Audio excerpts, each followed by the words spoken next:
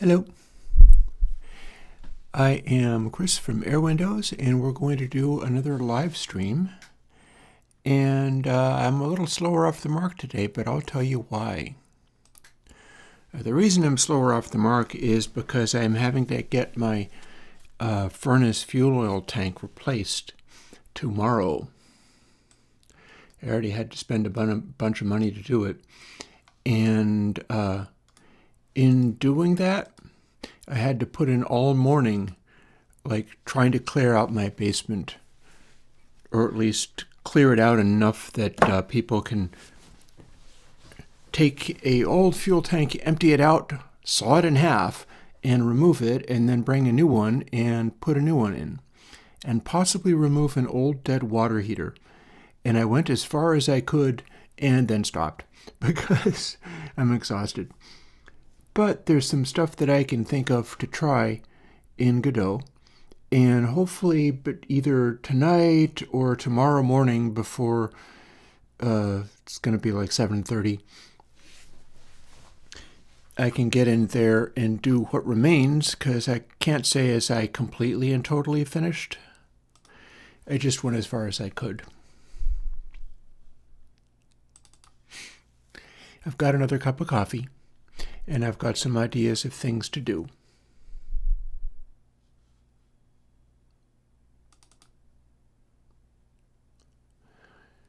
So I'm going to give that a try.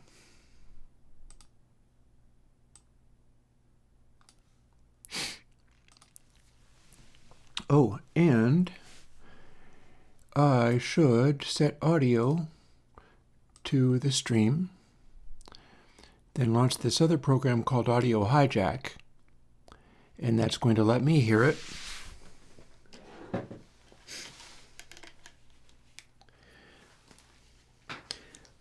And then put on headphones and turn off the speakers.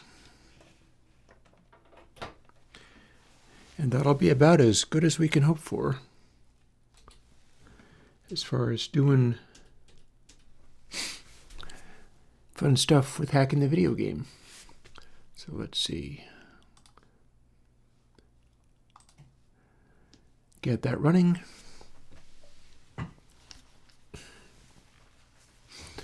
Now let's see if that worked. Also, we're not even going to get a wood stove cam this stream.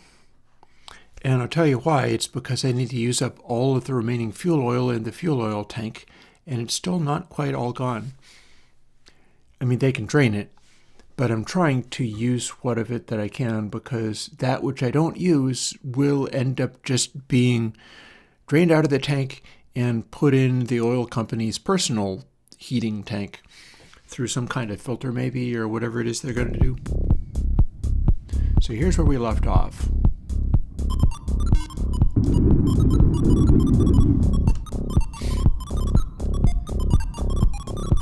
We can fly around. We can shoot zaps at these things. That's going to be unhelpful. It just blew up another rock, so... And if we touch these things, I might want to make these letters smaller too. We touch these very gently.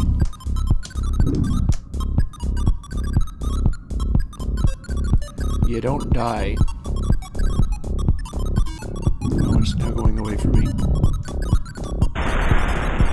It made a noise, but it didn't die. There's some adjusting that I can do on that. So here's what I was thinking. Oh, and we can raise and lower this little screen.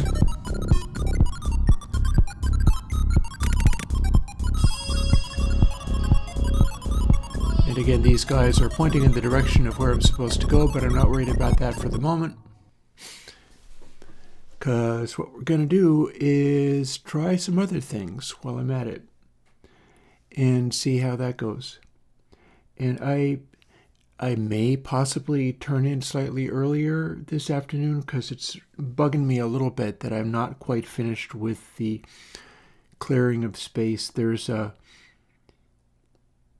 have this bookcase. Funny thing, it is a bookcase that my dad made when probably when he was a kid, honestly, or at least before I was around, that he used to put vinyl records on.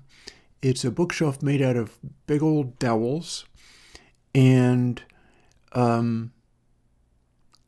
oak stair steps.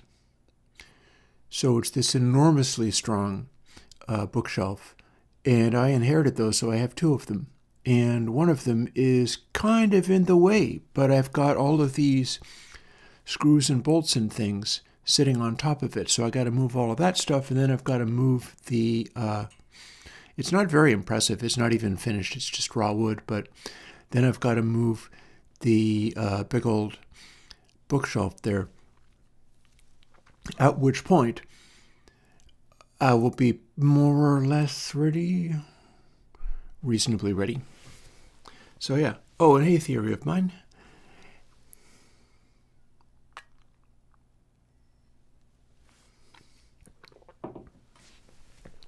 I really enjoyed that Artificial Life book. It's a really good book. It's inspired a lot of things by me.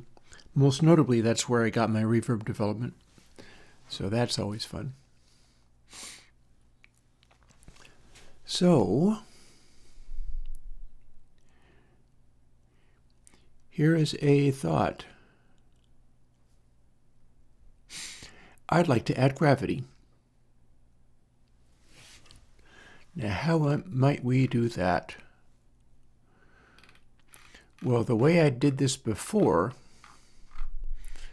and we're looking at Guardian, so we don't need to look at that. Here's player. We've got ready, notification, input, stuff like that. And here's physics process. So that's doing a bunch of things controlling the player. But I tried this before, and it actually kind of worked. Oh, also, I guess we're not dealing with this, but I'm going to leave this somewhere simply because I can put a control into the interface that lets you determine field of view. So let's see. We're going to copy that, or cut that, and then find somewhere to stash it that's not in the way. How about up here? And these two FOVs are what we need to do if I do change field of view. Put it on a control. I have not tried coffee lemon. Today I've got sort of my old traditional coffee. I am changing my coffee, but not by all that terribly much. What I'm doing is I am moving in the direction of buying a different brand of coffee, which is, when bought in bulk, about 60% the cost of what I'm currently getting. And I'm going to be buying it in 5-pound containers and sharing it, but also going through probably more of it, but it'll be cheaper. So I'm working on all of those things. I work really hard on my budget stuff and make sure that I can handle that.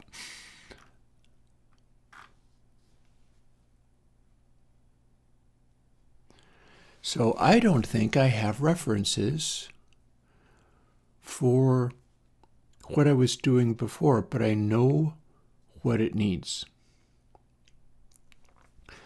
Essentially, in order to be able to have gravity for all these rocks around here, what I need to do is iterate through the rock. So I'm going to need a parameter here in player.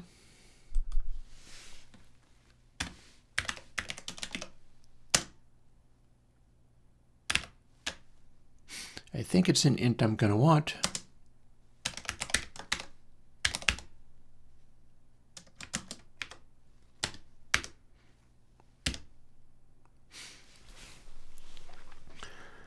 And this is going to iterate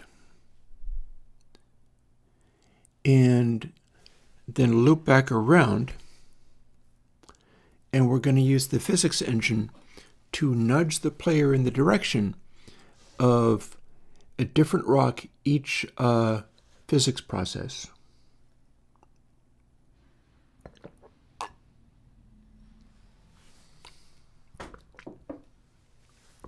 So that's 60 times a second. So, hey Chad, yeah, have a good troubleshoot.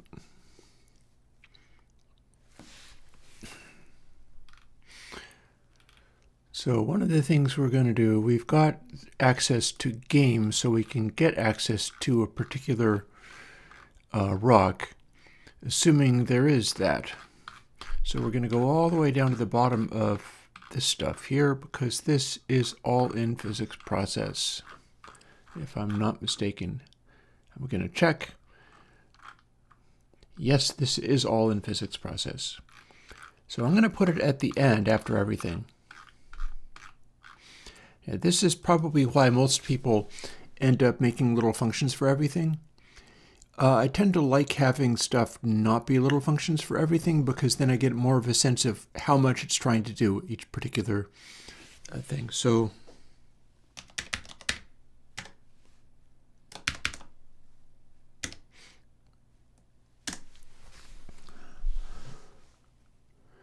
and the auto suggest is thinking of things to do, but it has nothing to do with what I actually intend. So that's fine. But what I'm going to be wanting to do is get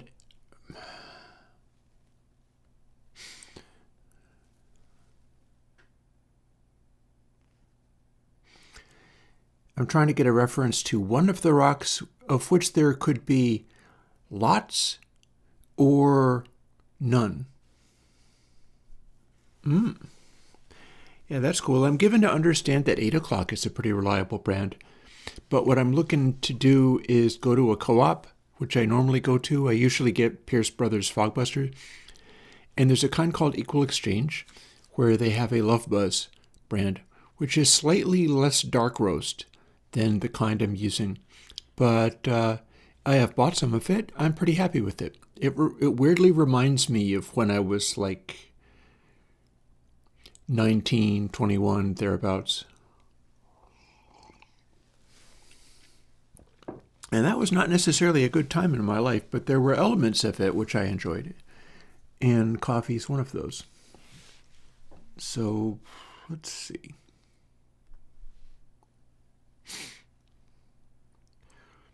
Let's start referring to stuff. Game.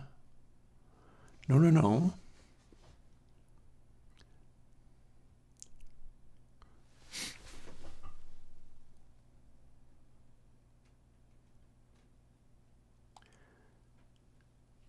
Okay, TotalBots exists within game, but I don't think that necessarily updates. Although I could update it. What I'm really wanting to do, and I can see this in the Godot engine, is go over to here's game, and I drag it over to here. And here's the stuff that's in it. I also thought maybe I'd like to extend the brightness of the glowing guardian, because we can go far away from it now. I want to get a good warning of where it is, because I've got it chasing the player pretty well. But here's game. We've got bots, bot sounds, rocks, rock sounds, zaps, player, guardian, a bunch of things like that. And then we're not actually looking at Fishbowl. Fishbowl is just a big old cube. One that you can't see very well, but Fishbowl is a big old cube.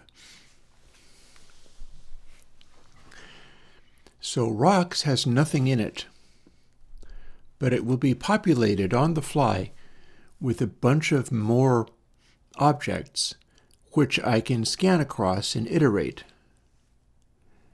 And I'm trying to think if I have something somewhere that does this work, but we'll be putting these in it. And there's a script associated with that as well. So if I iterate through or refer to the children of rocks, which is in here,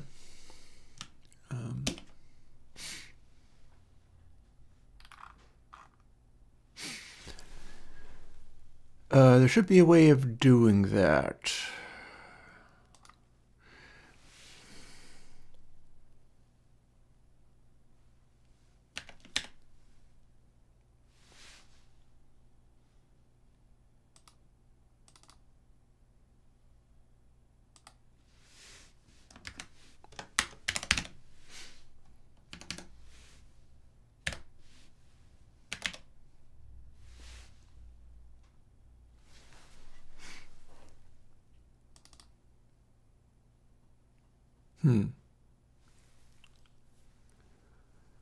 Okay, so that's interesting. I don't think it liked that, and I'm not really quite sure why. Although it is, well, we're doing things firstly, so let's call it int. So we'll do that, see if it works. It did not. It doesn't like this. I'm not really quite sure why. Oh, because getChild. Okay, so we don't get to do that. Parameter is supposed to be an int. That's quite interesting. GetNode. Okay, that's better.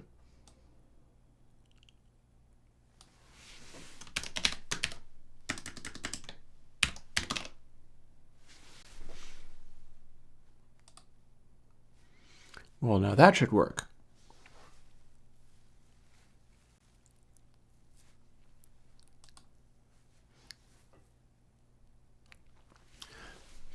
So one of the things I'm looking to do is be able to look through these and get a particular result based on which rock is there. So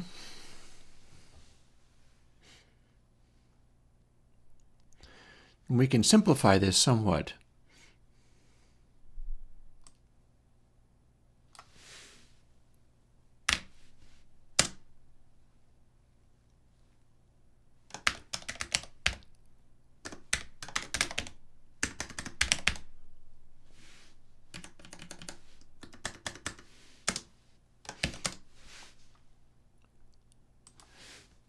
And then that is now a if statement, so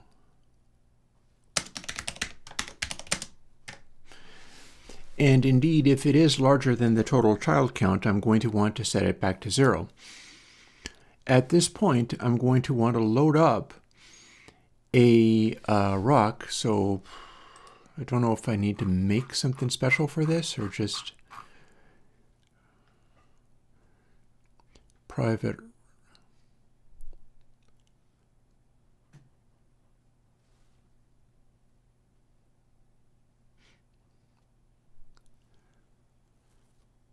So we can do the opposite of this. So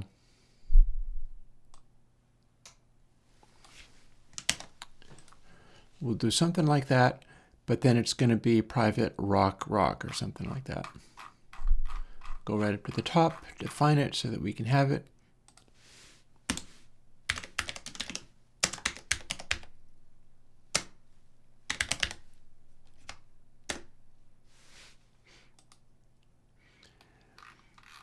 I could probably do that down here, but I'm going to be referring to that anyhow, so it's going to be fine.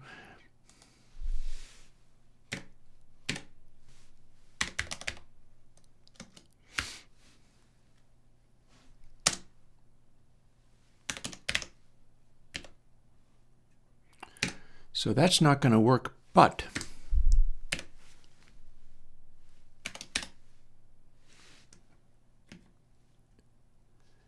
getChild int is index. Oh, that's wild. It said you could do negative values and you'd start at the end of the list. That's completely crazy. Fair enough.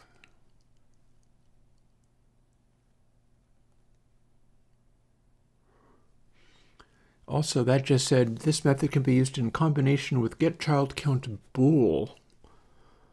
Why would that be returning bool? That makes no sense. Oh, unless it's include internal.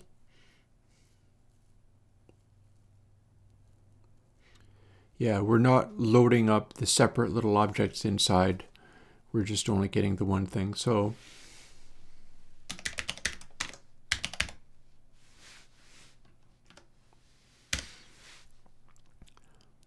okay, it didn't like that. Interesting. Why doesn't it like that? Do I need to... No, it's still not happy.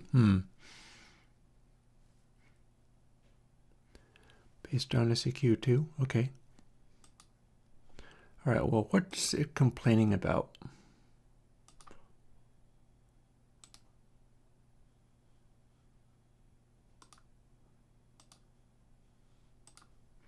Can we make this breakpoint go away? Come on. Stop that. I am unhappy with this. Why did it do that?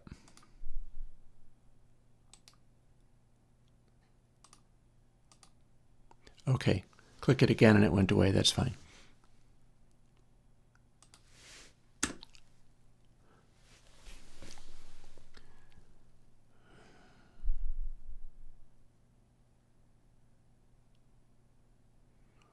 Well, let's see one problem, which is that getNode is not actually going to return a rock. So that's a problem. I can probably fix that.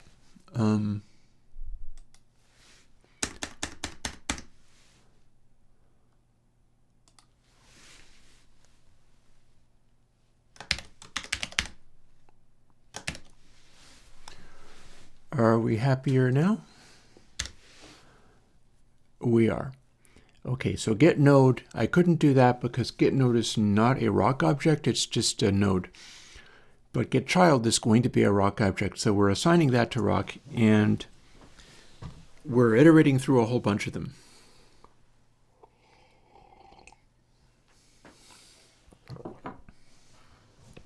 Since it's a rock object, we can also refer to some of its stuff.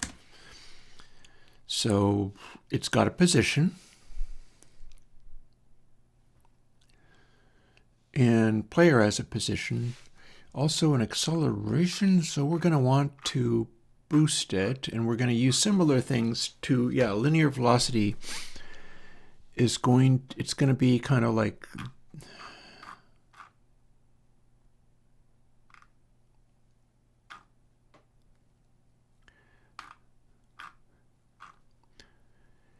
I know I've got what I need in here somewhere. Never you mind. I'll figure it out. So input, pressed, nodes, playing, that's audio. Okay, this is setting the input direction. And then we're going to linear velocity plus equals direction. But down here, we're going to do something else. I've got some fancy stuff going on with linear velocity. But what we're going to do is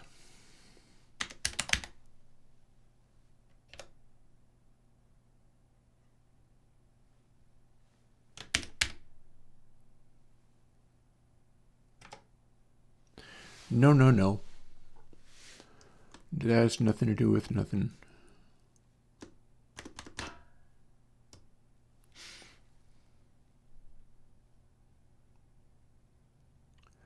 Or does it? I suppose we could see what it does. Shall we see what it does? I did meter back in black as much as I could. I didn't get to show all of the audio because they won't let you. But I metered all of it. You just don't get to hear all of it. Alrighty, so let's go back to game. We've just done a thing. I'm going to go back to level 100. So what is now happening is we're iterating through the rocks, and every single one is exerting a powerful gravity or a powerful repulsion force. We're not sure which.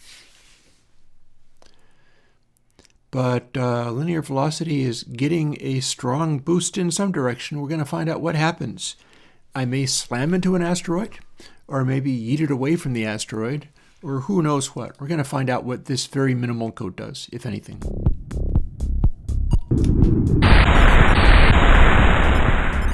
Okay, I am being pulled into large numbers of... So this is gravity, all right. I believe that means I'm being pulled towards rocks. And we're at level 1. I'm still being pulled in the direction of rocks, but it's kind of randomly. So the reason they're doing what they're doing, I have no correction for distance. I have no correction for the size of the asteroid.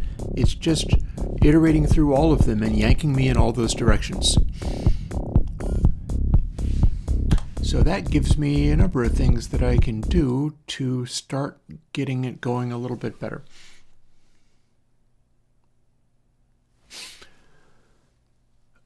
Here's one of them.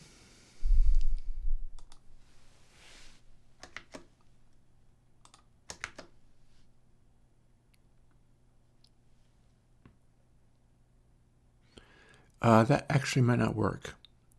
Tell you what, let's bust this into a couple of different places.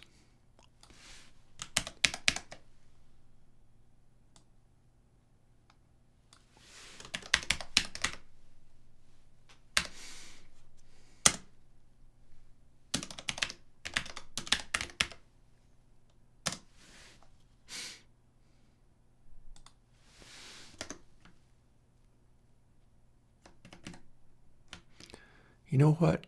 That worked fairly well.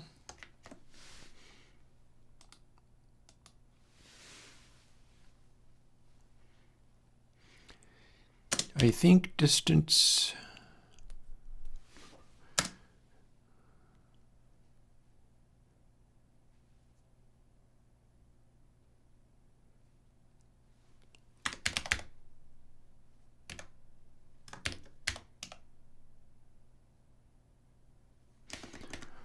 Let's do this in steps.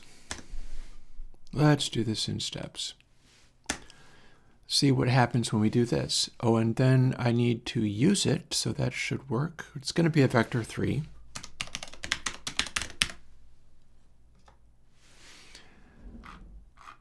I'm not sure if you used acceleration elsewhere. Nope, I'm calling it direction here.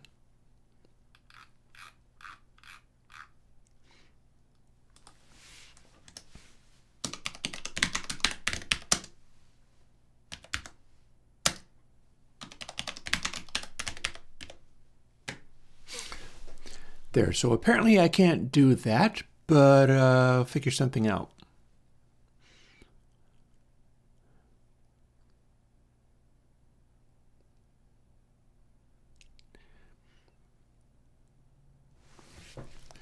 Are there things I can do with this format? Is it simply division it doesn't like? It's not happy about that, but I do actually have acceleration length as a thing. How about I simply cast it?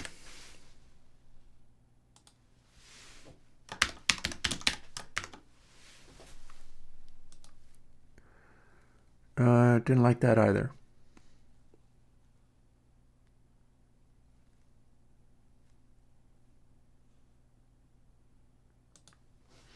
Method group A.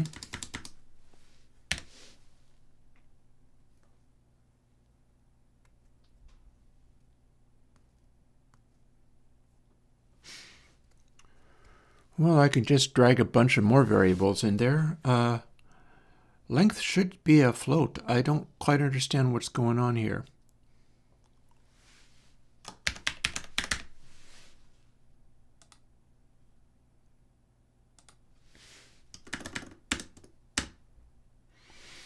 Yeah, it doesn't like that one bit.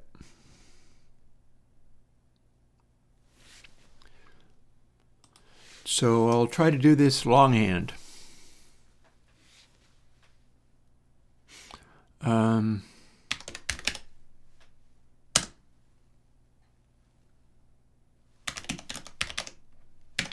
Let's see if it likes that any better. Okay. So it was okay with that.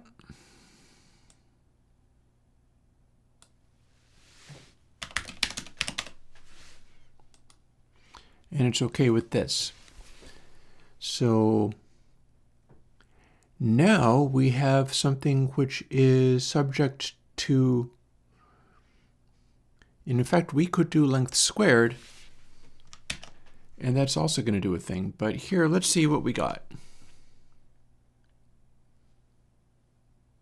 Okay, go. This could still be kind of messy.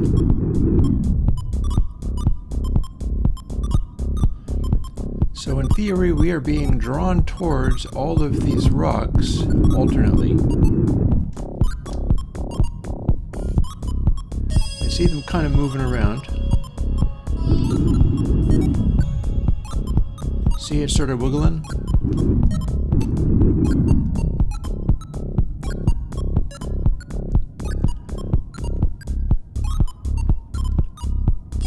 I don't know, I feel a little bit, though, like it's pushing me away. Look, I move towards the big rock. Hit the brakes.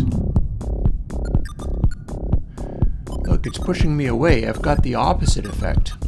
So that's interesting. I suppose it's convenient in terms of not running into asteroids, but that's still the opposite of what I was looking for.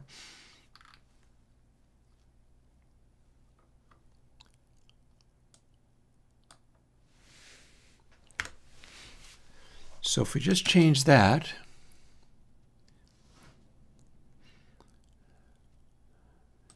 and then let's intensify it somewhat by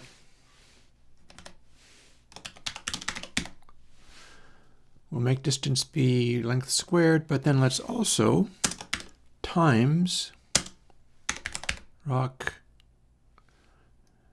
that being the one that we've made. And rock size.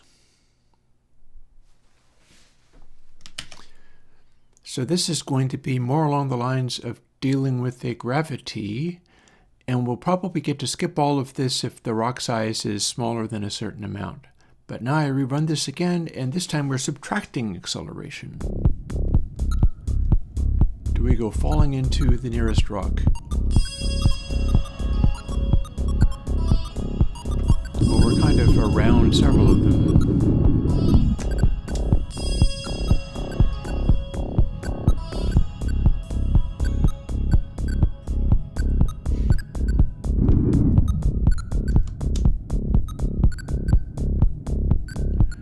Okay, so it's probably not going to do me any harm, but I'm seeing if I'm getting drawn towards this, and I'm not sure that's going to happen.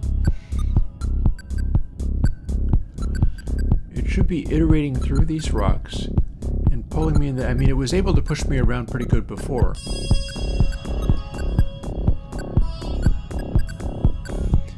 I do not see it pulling me towards the rock. That is a thing that is not happening.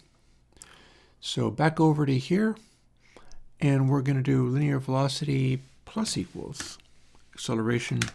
See if we can get back into what we're doing. Oh, also, I see a problem.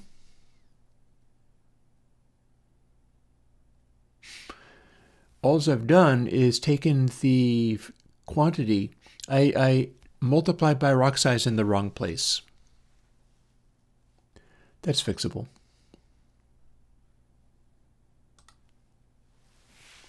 Let's see if we can do it here. That's probably the vector that we want. And then we'll see whether we can multiply by this in that position. Signs point to yes, that should make it pull towards big rocks much more drastically. Distance, let's take it back to length just to see if we can get it active, get it really aggressively doing its thing. And then we'll see whether we get pulled towards rocks or pushed away from them.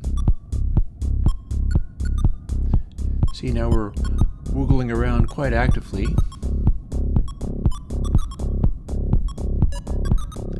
So we don't necessarily want this, but what I'm working on figuring out is, am I getting pushed towards or pulled away from the giant rock?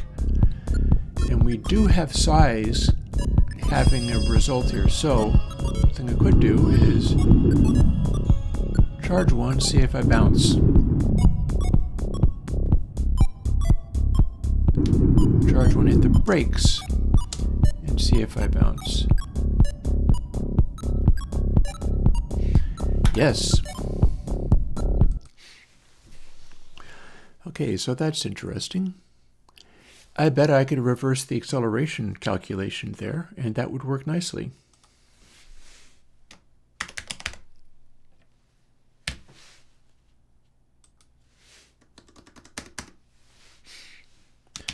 Let's see if that just reversed the thing. We're going to fall towards the rocks if this worked. Not sure it did. I might need to do a sort of direction 2 behavior here. Okay, hitting the brakes. Let's charge towards a really giant rock and see what it does.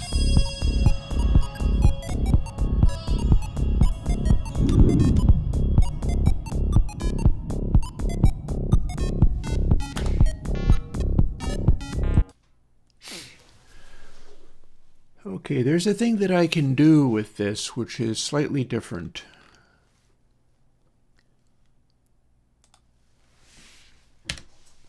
Position, direction 2.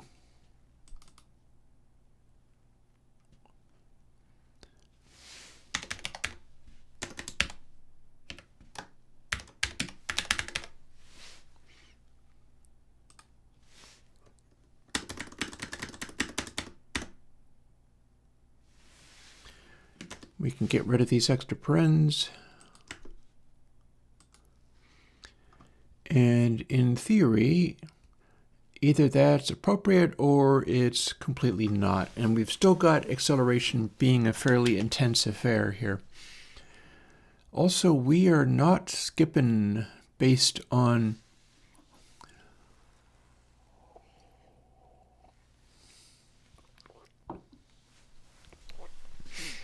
whether rock size is big enough. So let's see what we got.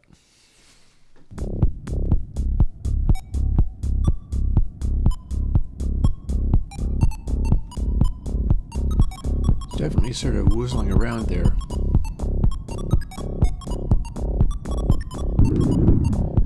So can we orbit a rock if it's close enough? No, it looks like I'm being pushed away from this one, although, is it because I'm being drawn to these other ones? Maybe. Let's get away from all these guys and see if I can find one sitting sort of by itself. Okay, hitting the brakes.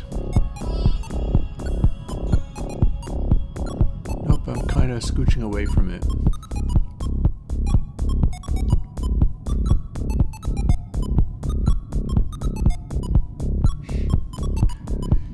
I feel like I might be looking at that repulsor behavior that I was talking about, where it's not actually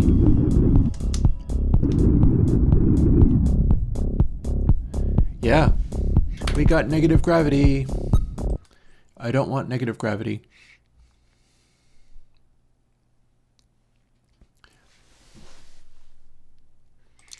So we'll reverse that again.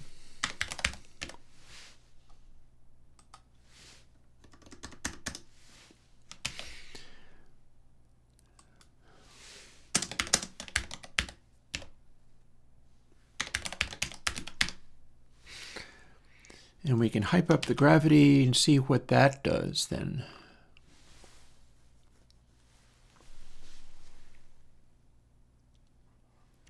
Ooh, I see a problem.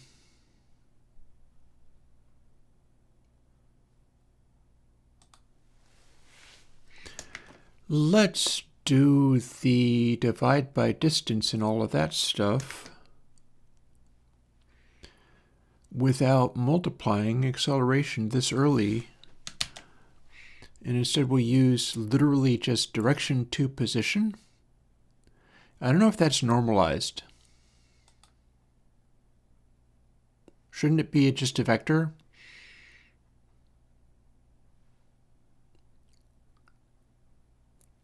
It does return a normalized vector, okay. So that is not what I actually want, but it's a start. So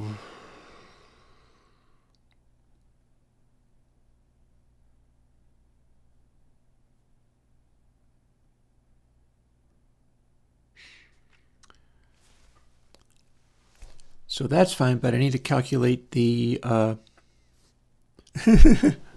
I'm glad that you're enjoying that.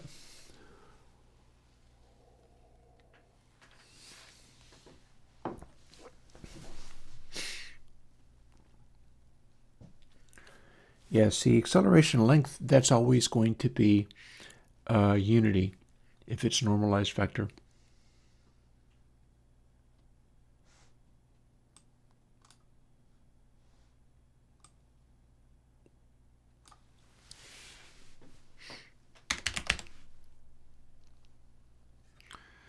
Okay, look at that.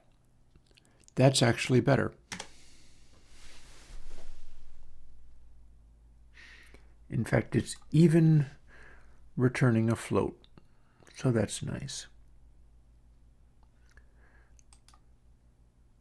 Can I do a squared? Yes.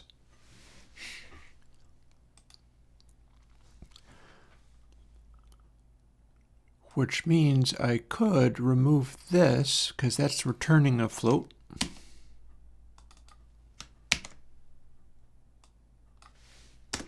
Simplifying that.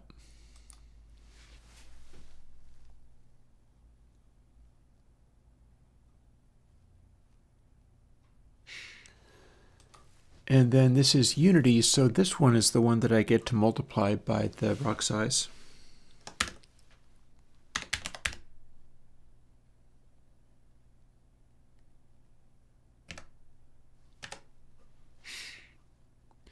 Alrighty. Alrighty, well, there's the thing. Let us now see what we get. Do we get pulled towards giant rocks or away from them? Here is a truly giant rock.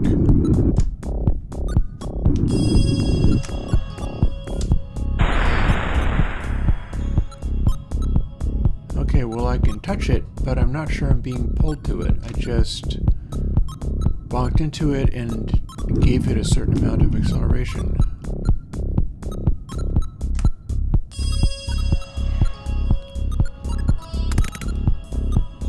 Let's approach another rock. This one's not as big.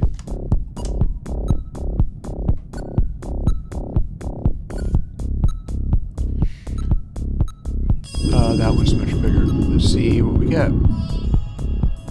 Do we get to orbit it?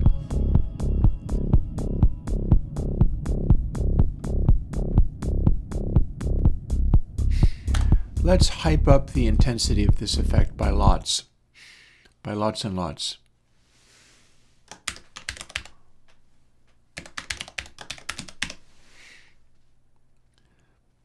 There.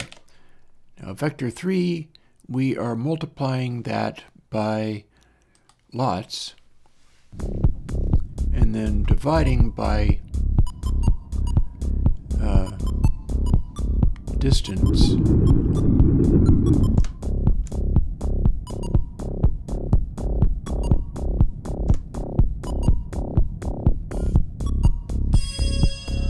I'm holding down space to use the brake on this.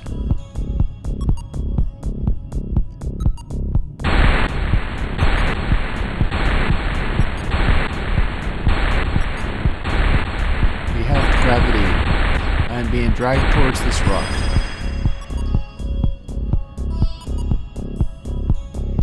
Although the thing is, as soon as I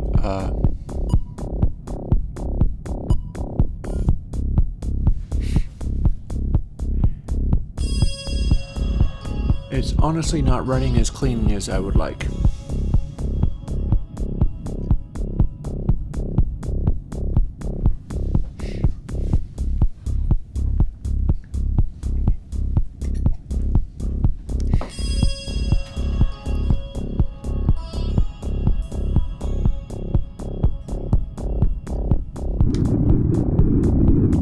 Hi there, Big Rock. Do you have gravity?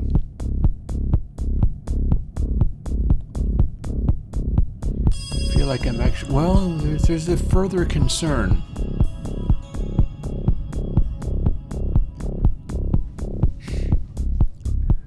There is a further concern. And I'm going to tell you what it is.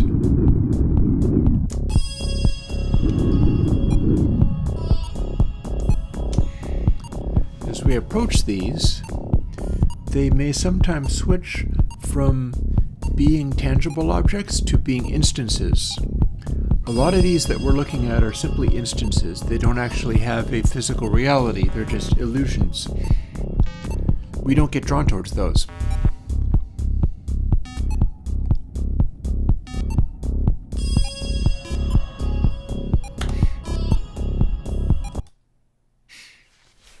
So,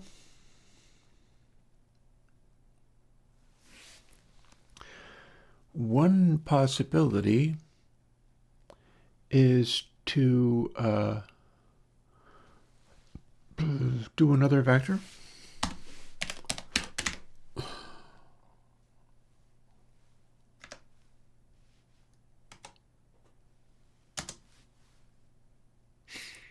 I think I can use the word distance here.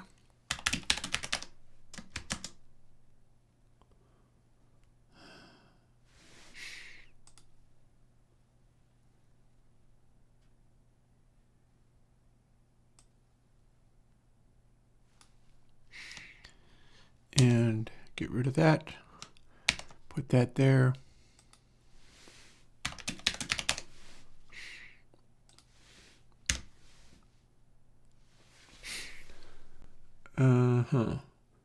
Well, the reason that isn't working is because it needs to be afloat. So that's all well and good.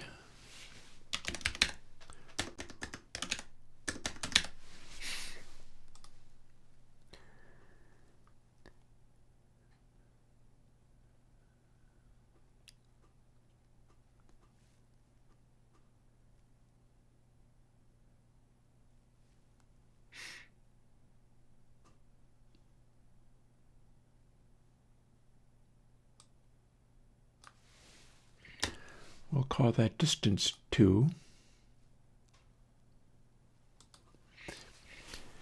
And then if you're farther or closer to a certain amount, see, the way this can work is, or maybe it can work. I might just have to abandon this whole thing, but whatever, at least I tried.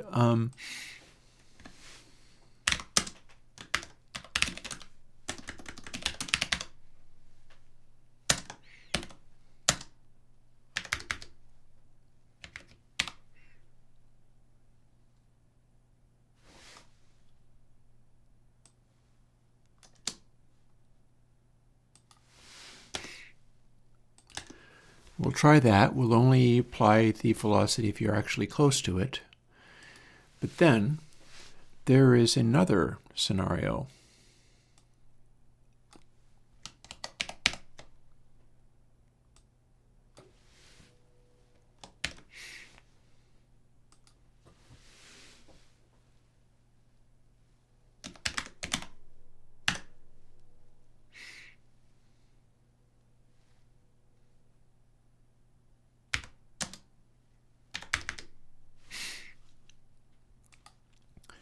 And the other scenario would have us taking the opposite result. If we are close enough to an instance, it means that instance is on the other side of the universe, so therefore we should be able to project it like this.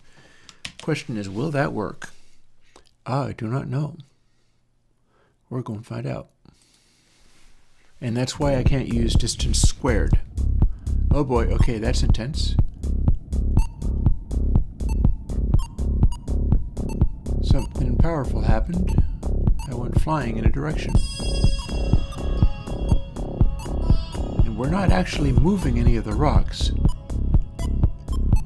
Okay, so if we go close to this one,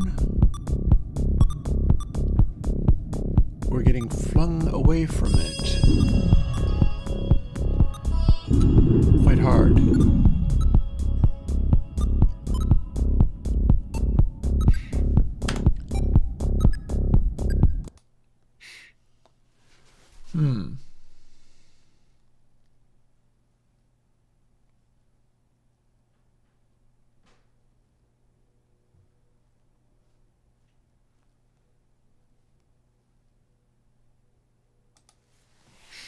Well, we can do the distance squared like this.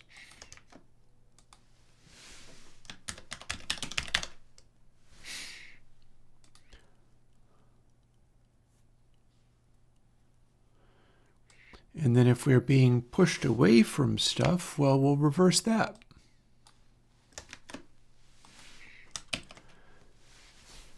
And then it's still not responding very quickly. So one of the thoughts in my head, okay.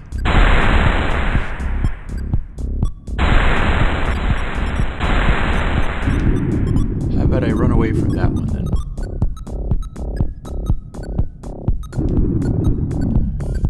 So if we are doing an orbit around this, I should be getting pulled closer to it, and yep.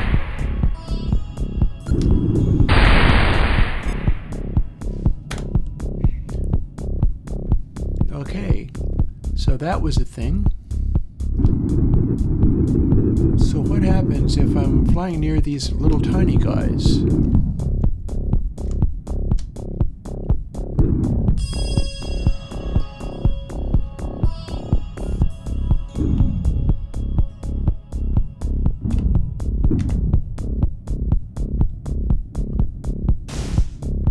A little bit of a gravitational force. Funny thing, as soon as it's moving now, the gravitational force no longer affects me.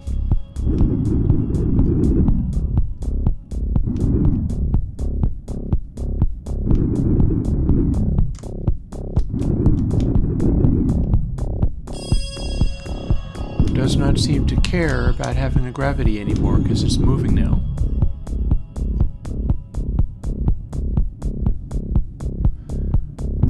That's not like gravity at all.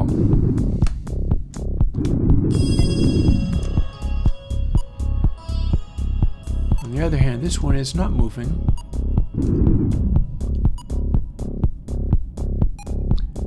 So I get to point sideways and kind of orbit it.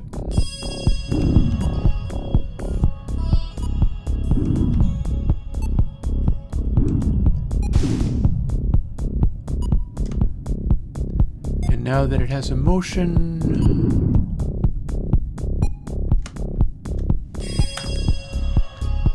okay, so if that's the way that works, then maybe I need to include its motion as well.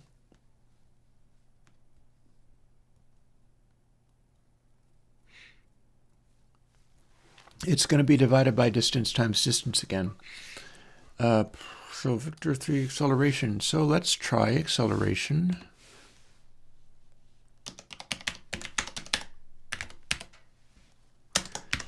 Plus equals rock velocity. How about?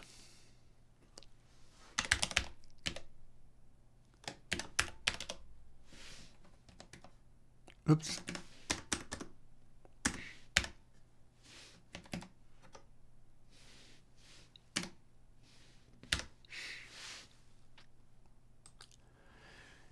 And now we're probably going to smash up real good, but then we can experiment with the tiny, tiny guys.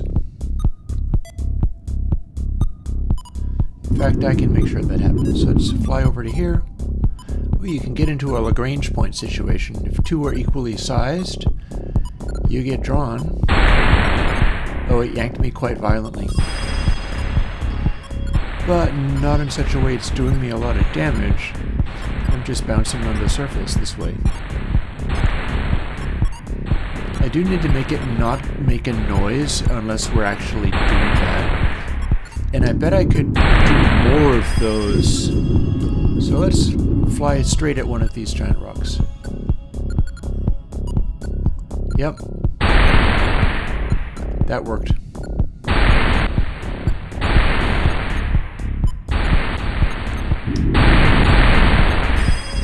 There. Now to explore the scenario of the little tiny rocks. These don't have much gravity at all.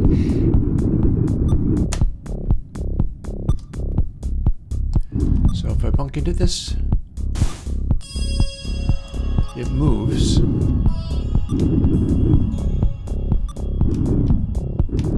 But can I orbit it even though it's moving? In theory, I should be able to.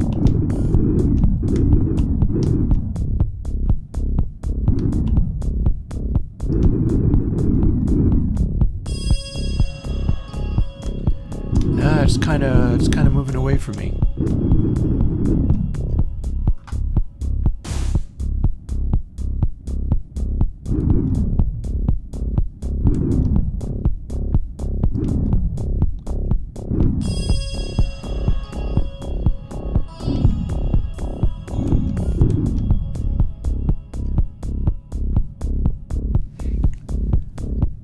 Yeah, it's moving in a direction, but it gets away from me too easily.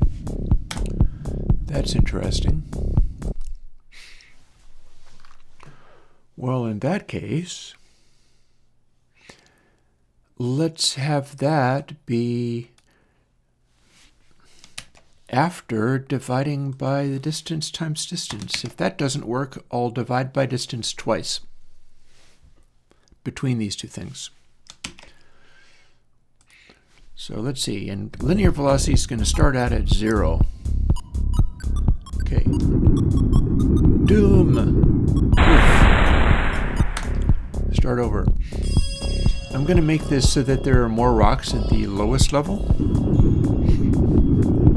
But for now, here we are. So these are not currently moving.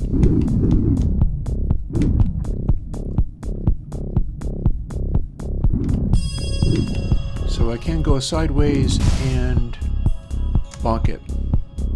Now it is moving this way. Spacebar is my brake. I get to stop. However,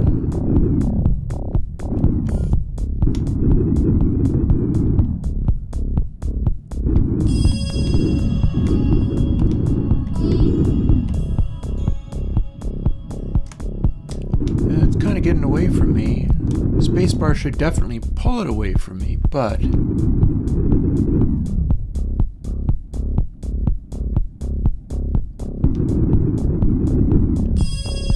can we orbit this guy?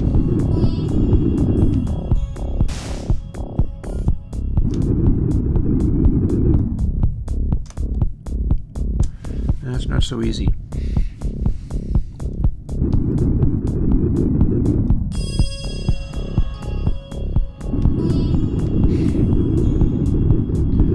Also, one thing I am quite sure of is that my distance calculation gets screwed up completely if we're trying to be gravitationally attracted to an instance. See, that's twirling? That means it's the real one. If it's not twirling, that means it's an instance. So, real one.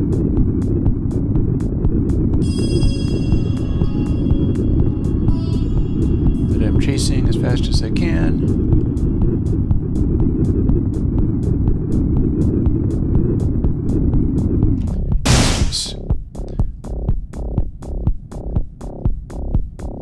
So it just acted interestingly anyhow.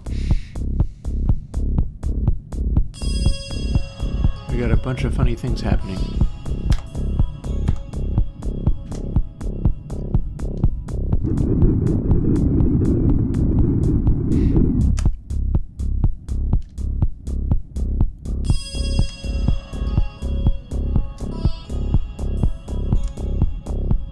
this is about me taking gravitational inputs in a way that's super not working. Interesting. See, it's pushing me that direction.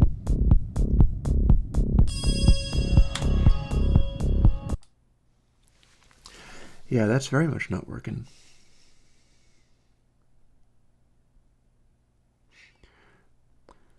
Thing is, though, the position needn't be the real one. I can update position on the fly to be one of the instances.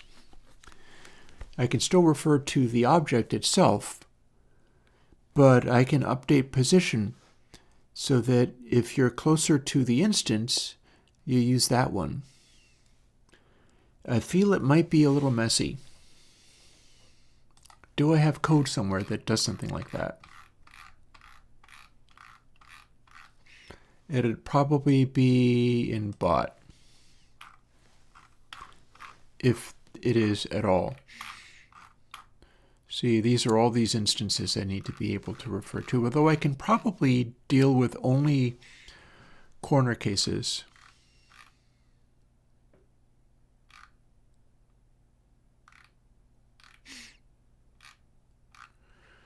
They were updating that. Here we do this.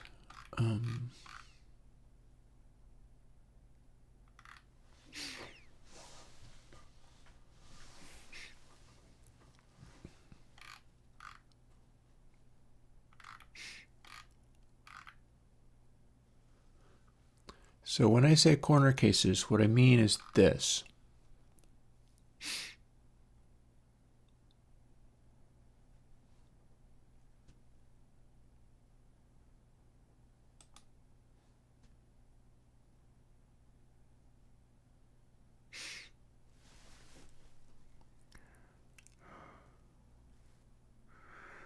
So I need to have the real one to use rock.rockSize. But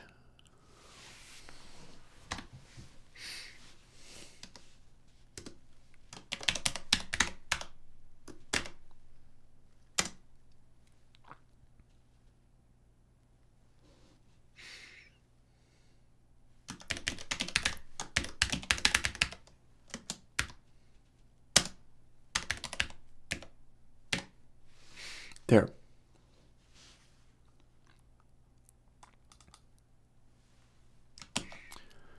If we do this, it's going to be the same, but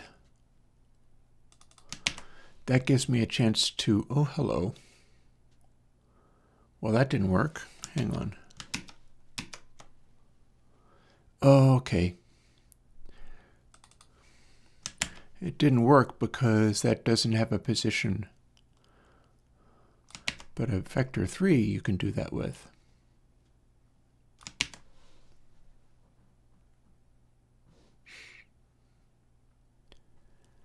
And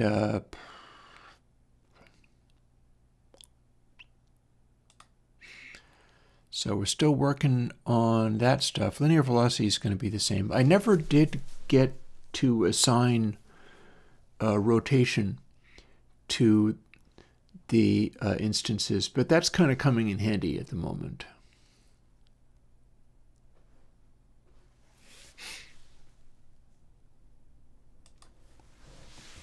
So here's what we're going to do.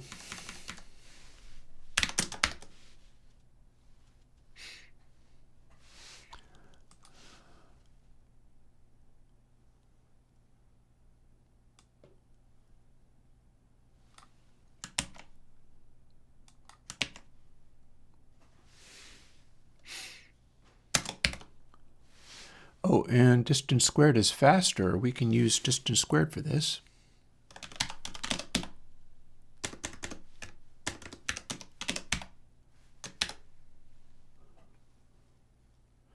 All we're doing is comparing,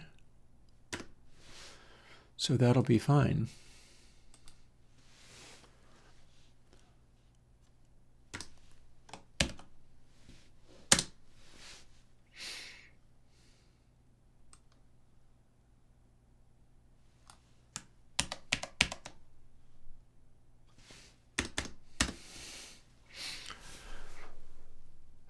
So now we gotta do parent position plus a vector.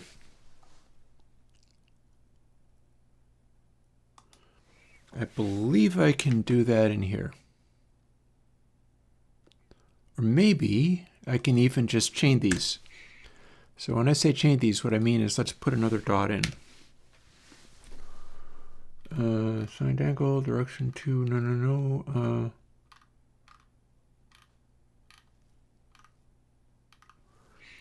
Lerp is not what I'm looking for.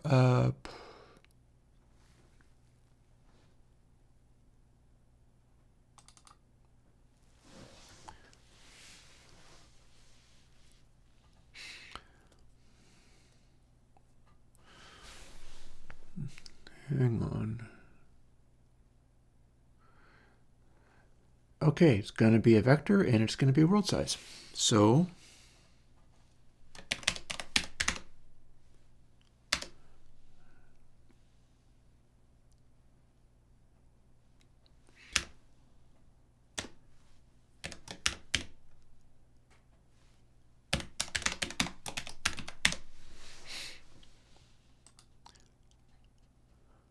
if move towards world size up is closer, then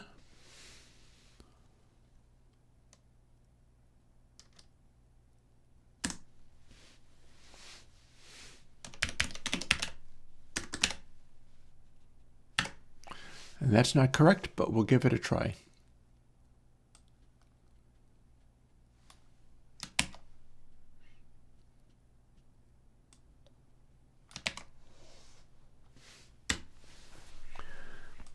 Okay,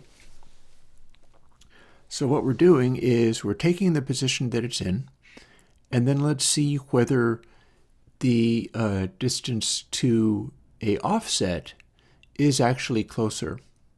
And I'm going to do it for 1, 2, 3, 4, 5, 6 orientations, not the full number, because those 6 are the closest cardinal positions that we might be approaching one of the. We'll see what we get. So up, down.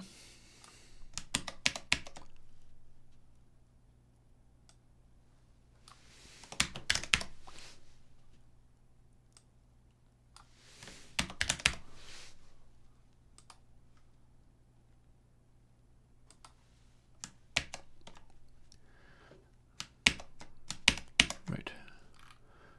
And let's see.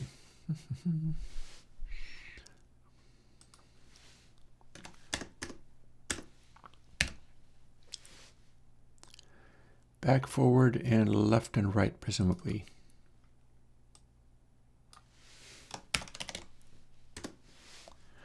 Doesn't matter what they actually are, because it's just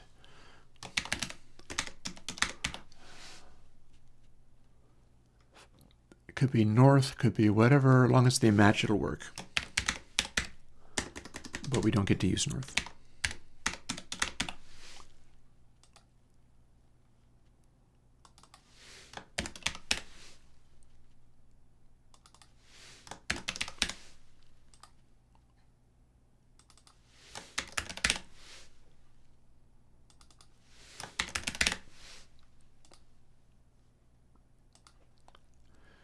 Alrighty. So that's a little bit more costly, but we're still only doing it 60 times a second.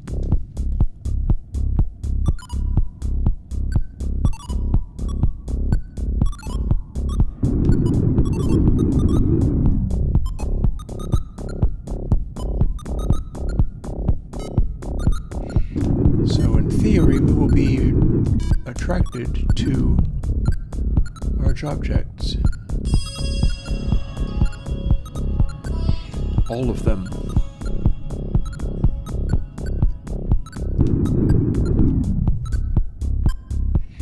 Indeed, we are kind of orbiting.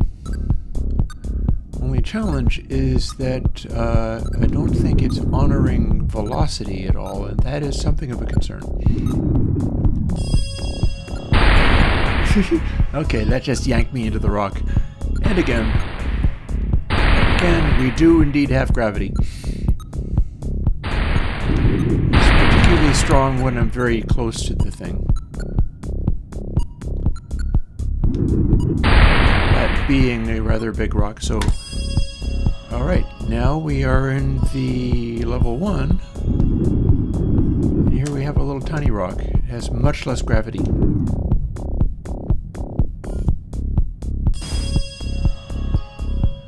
Now it's being bounced in that direction, and I'm having trouble pursuing it.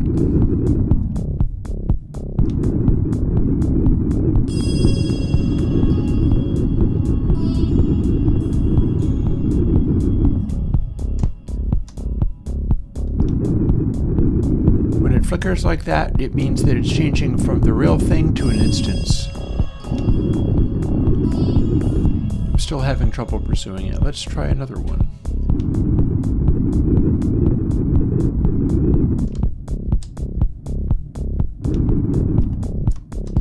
Can we orbit this fellow?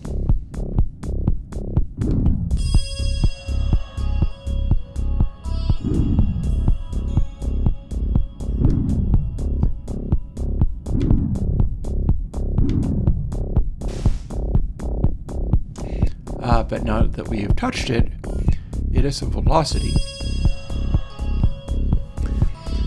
And that velocity is... Oh, and now something funny is happening.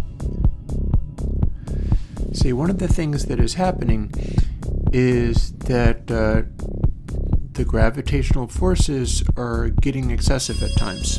So let's get closer to this guy. It is moving now. Let's see what happens.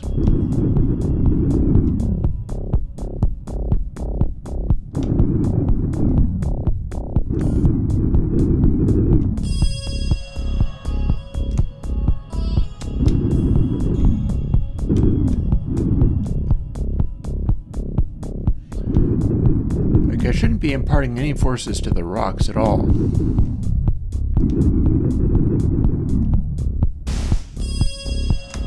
Okay, now we can see whether that one is a real one or... Oh, it's going that away. So what we're seeing there is me getting shoved in a weird direction. Which is not supposed to be happening.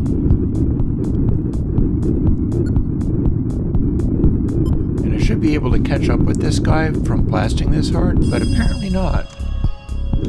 Apparently my thrust does not go in this direction. Well, what if I... So if I can't catch you... What happens if I reverse thrust? Alright, that seems to work.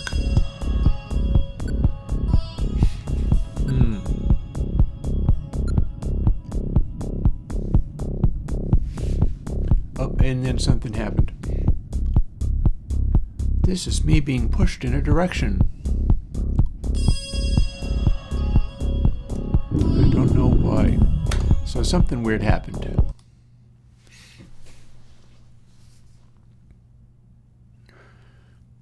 So in theory, we're checking all of these cardinal points, and it's capable of... If the distance is closer to one of the instances, it will switch the apparent position to the instance. It'll do its calculations on that, but the rock size part still remains. One thing I can do is dial back rock size so it's not as huge. What I don't know... Oh, hello. Oh, I bet I know. I think I'm... Yeah, if we're doing this, we no longer need to do this. This was for the purpose of putting a negative effect, so we don't want to do that. We're going to be drawn towards the nearest one, so we probably don't need to do that. And maybe we need to add the negative linear velocity. Let's find out.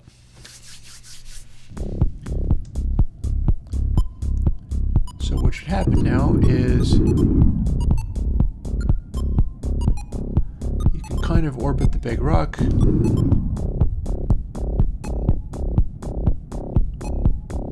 It's not pulling me towards it real hard, but oh, I'm getting pulled in a direction. Fairly firmly too. I'm getting pulled towards this. There we go. But why am I being shunted off in that direction? Okay, that's weird. On the other hand, it's consistent with what was happening before. Like I'm really getting some velocity added here. And it feels like I'm being pushed away from the center of the big rock, so I've got this backwards somehow.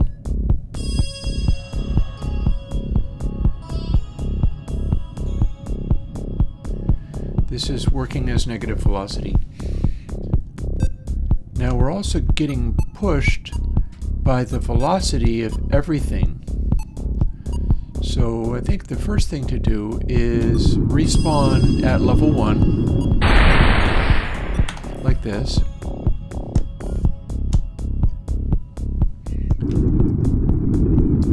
See if we can orbit one of these rocks. They should be motionless at this time.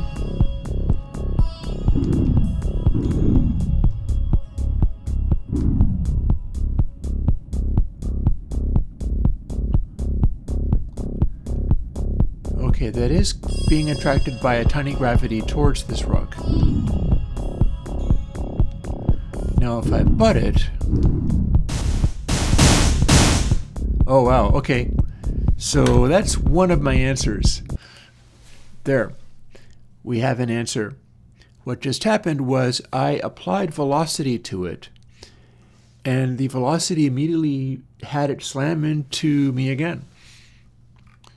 So one possibility here is move this back to over here now that we know that it's a negative effect rather than a positive effect.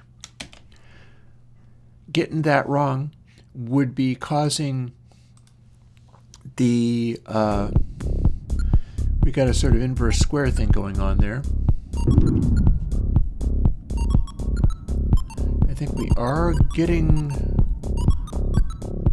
It's a little hard to tell whether we're getting gravity or not. Honestly, I would feel like some of these really big rocks I should be getting attracted to, and I'm not sure that's quite happening. But there's the small ones we can play with.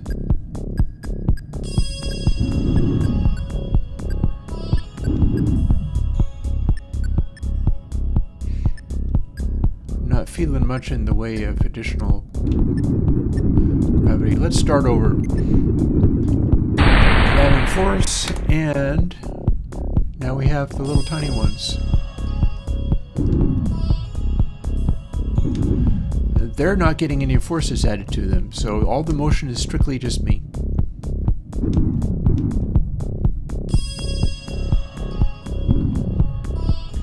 So last time I bonked this and it went crazy. Let's see what happens this time. Okay, it's moving.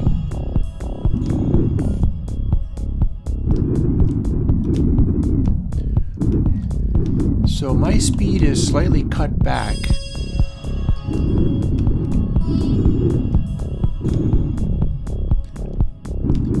Whereas its speed is not. I'm not really quite sure. Actually, no, I do know why my speed is getting cut back. I've got a function in here that's doing that.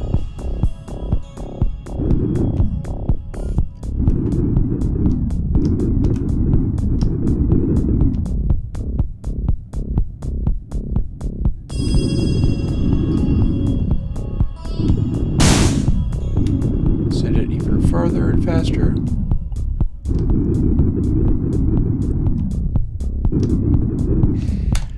And let's see what happens, since I'm having trouble catching up with it, if we do the thing I said I was going to try before. Namely, let's affect this twice.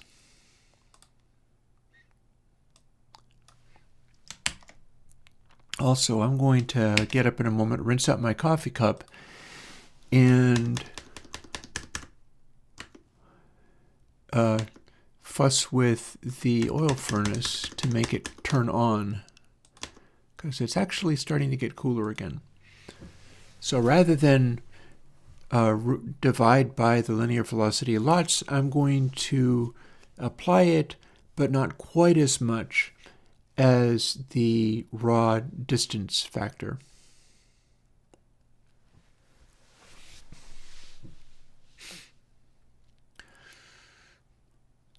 Also, I can have, depending upon how this works, I could also have one of these be acceleration divided by equal the square root of the distance. That will make it less of a proper gravity function, but it might act more normal, or might act more as expected. So firstly, let's see what we get from this. We're sort of doing half the gravity.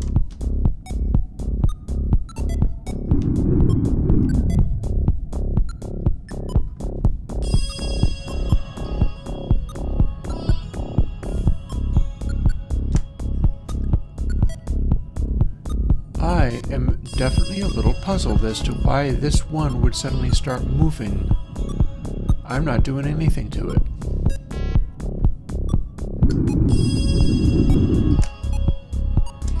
How about this fella?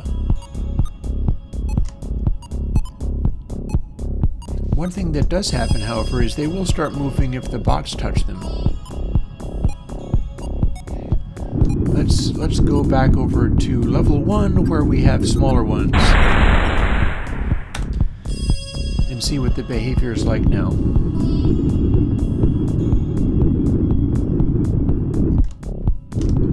Here's a smaller rock.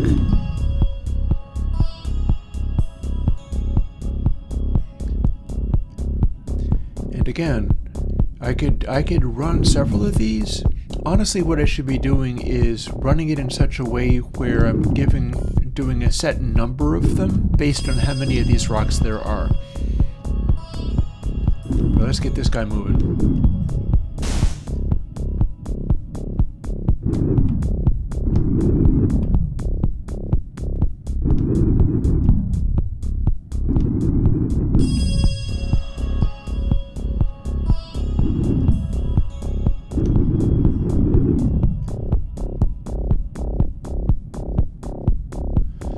It's really not doing as much as I'd hoped.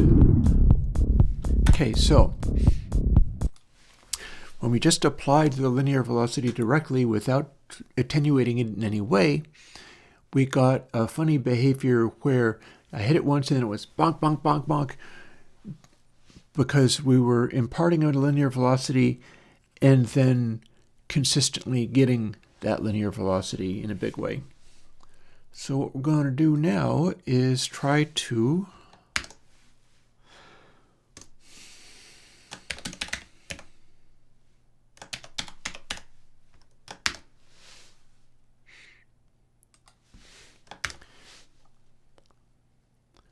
hello. Don't need that. It's returning a double. There we go.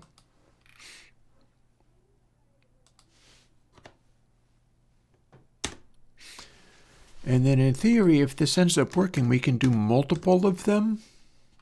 Just kind of stack them up, just keep adding which rock.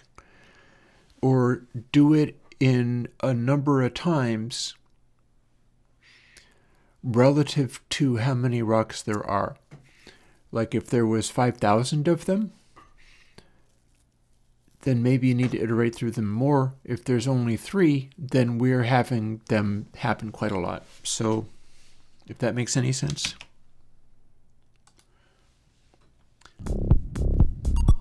So let's jump back into here. Look, a giant rock.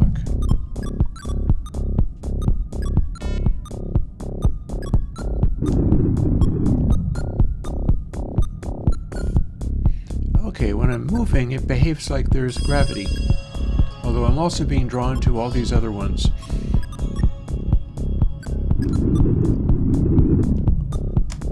Lagrange point. I'm equally between these two, and so therefore I am not colliding with any of them, except for it's a little harder to deal with what was happening. So we're going to start over.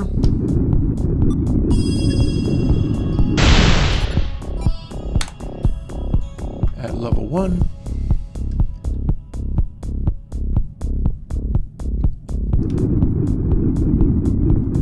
Now what's our behavior this time? We are orbiting the sky because it's updating quite often.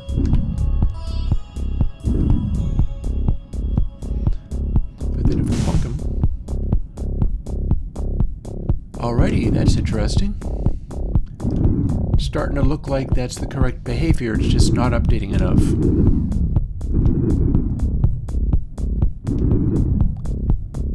So getting the velocity added. I orbited around it a little tiny bit.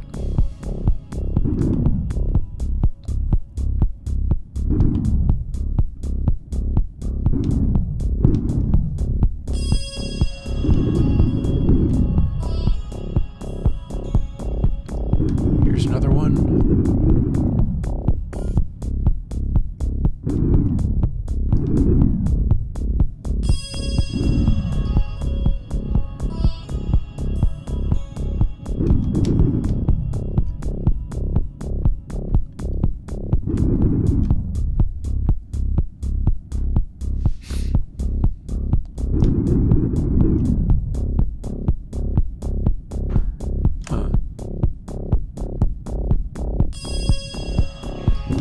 Not being pulled towards this fellow.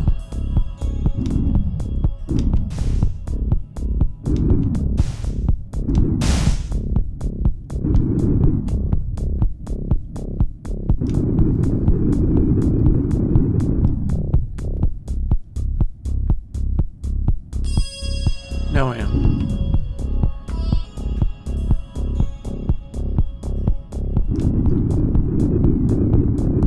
So that's a little funny. Bonk.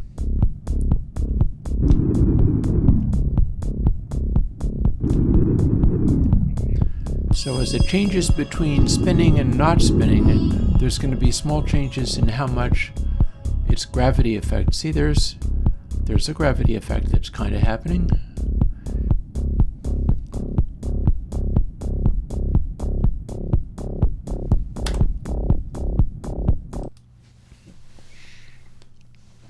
So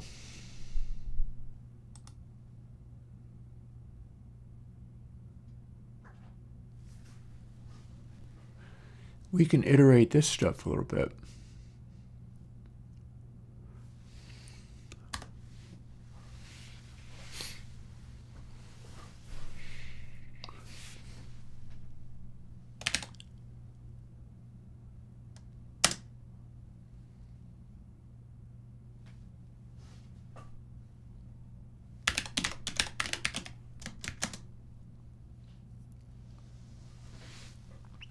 Then this.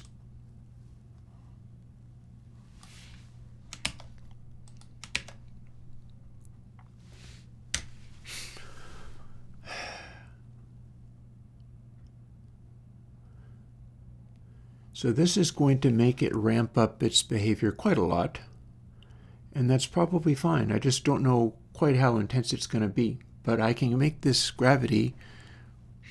Hey there, Nicholas Strom. I can make this gravity much bigger.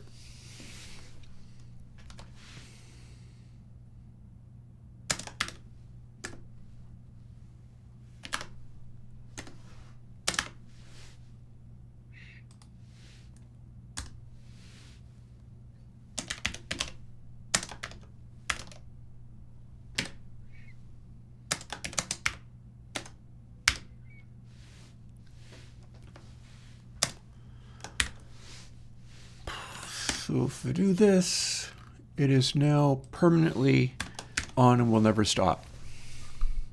And that is because we need to do this.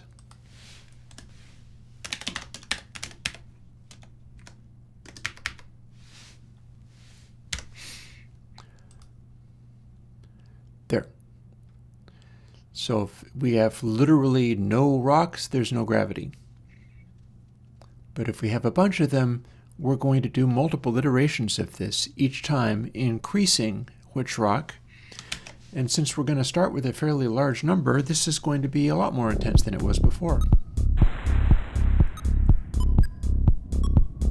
In theory.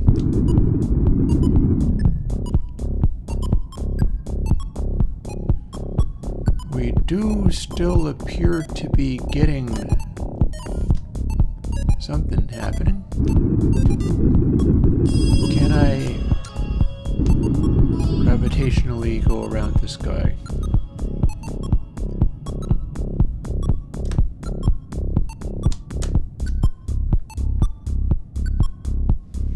A little mysterious. Oh wait, I know. Let me go back to level 1 again. Bonsai! Level 1. I think I still had velocity there for a moment. Let's see what happens when we...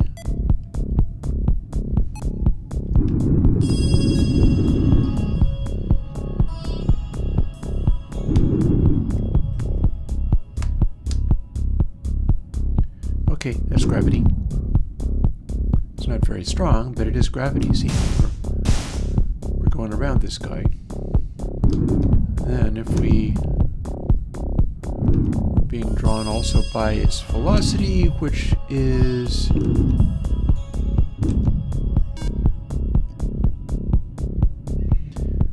excessive, but the idea is since space doesn't actually have any drag, I should be able to orbit this even as it's moving.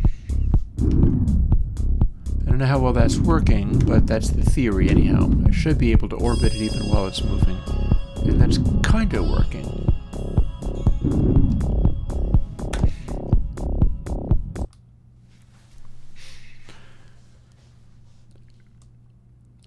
So if we do literally get child count, what's going to happen is now our witch rock is literally just always going to go through every single one. It might be slightly offset, but it's always going to include every single one on every single gravity count. And it should not be moving any of these because they're not doing gravity to each other. This is only happening in the player.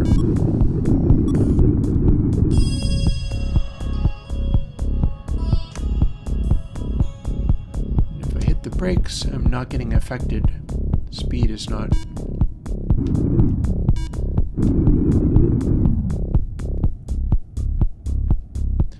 Perhaps I also need to have it be affected by the player's speed?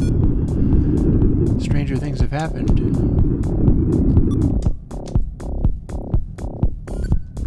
See, here's where I have something of an advantage, is I dare say there's a way to do it properly, and I do not care. Only thing I care about is can I make it act the way I want it to act. If I can do that by cheating like a madman, I totally will.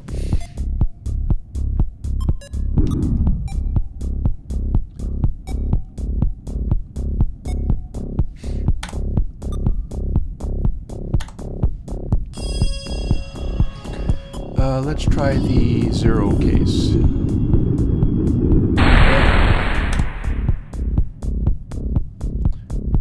And I think it was, in fact, imparting velocity. It did not neutralize my velocity for some reason.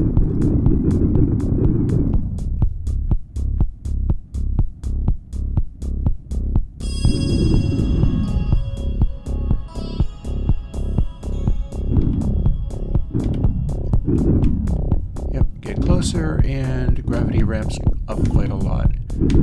See, one of my problems here is the fact that you have to get so damn close to it to actually get a gravitational effect, and I would like it to be a little... I don't like the curve.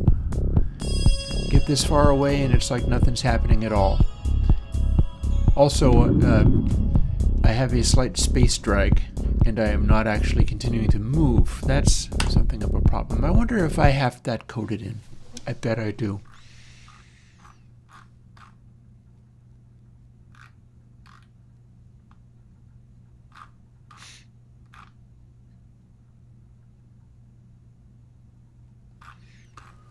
Those are steps. These are directions.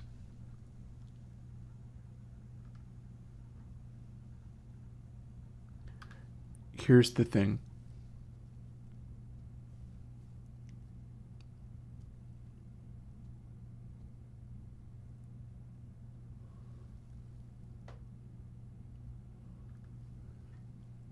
This is what's causing that.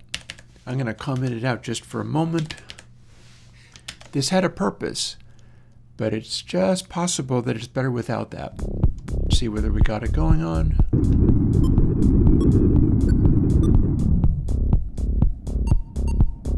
Yep.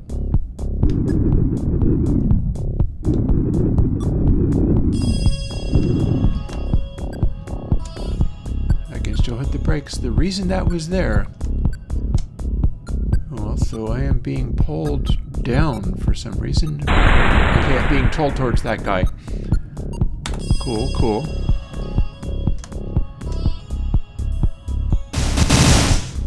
Oh no. What on earth was that?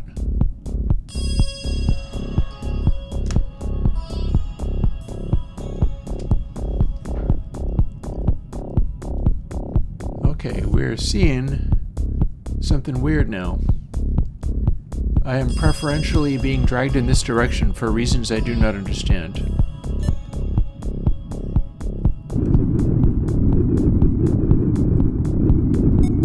What's making that happen? I do have a brake, a space brake. I can hit the brake and then it'll kind of stop. Oh. Why was that guy moving around that way?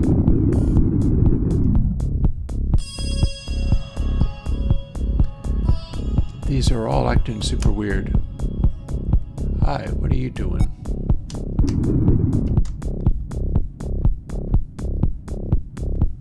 Why is that one coming this way and these other ones are not?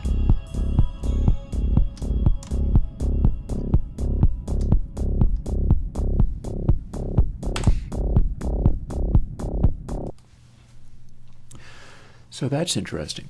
So, what input dir length is larger than 0.01, linear velocity, lerp, this normalized combined with the direction. I've just removed the unrealistic being able to bank and take curves in space. And it has unmasked a problem with my gravity code. So that's interesting. So the problem with my gravity code is it seems to just pick up speed in a direction and everything's acting kind of strange. But this thing up above probably needs to go back at some point, because that's the thing that enables you to fly through really complicated asteroid fields and have it be flying more like an airplane than a spaceship.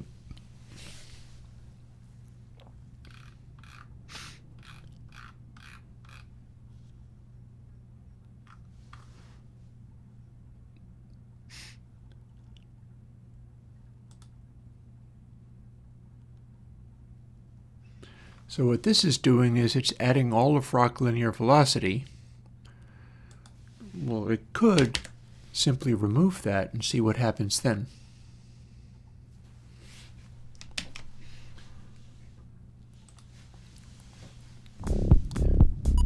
So now what we've got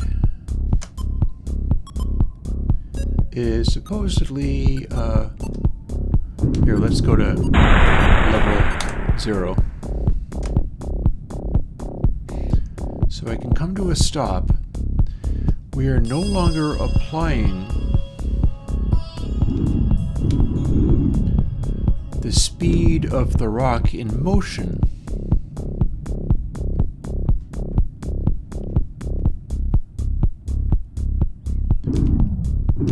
So in theory, I should be able to orbit this guy, but I might have to get real close to do it.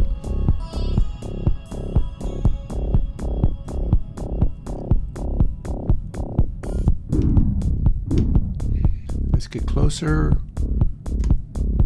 do a little side velocity. There we go. See, the gravity started to kick in.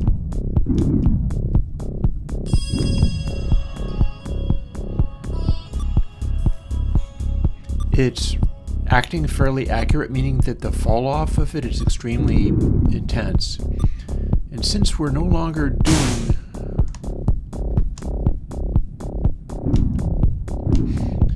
now, I don't need to add velocity because my velocity is not being attenuated in any way.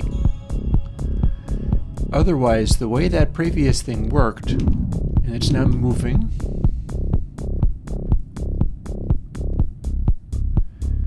but I can orbit around it even though it is in motion.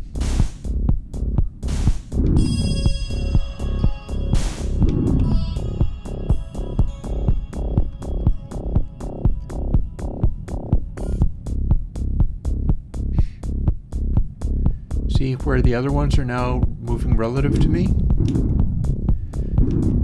Because I don't have that funny behavior where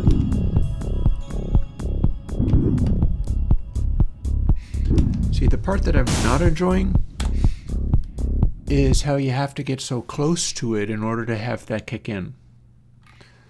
So I think what I'm going to do is cut back on some of this as well. Let's cut back real hard.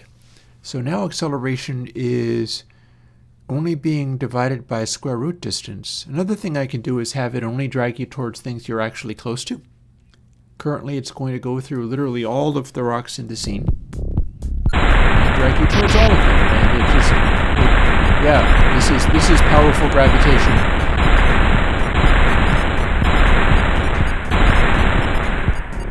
See, that's the closest one. I did bounce away from it though. Let's see what other ones I bounce off of now.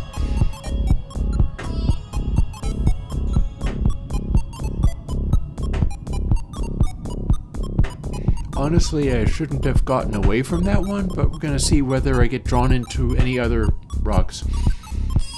Like this one. Because we're being drawn towards all the rocks.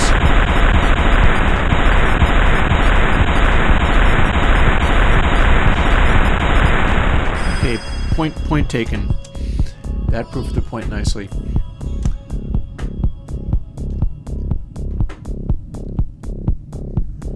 And we are still being drawn towards all the rocks, including this one. So now, can I orbit it at a reasonable distance?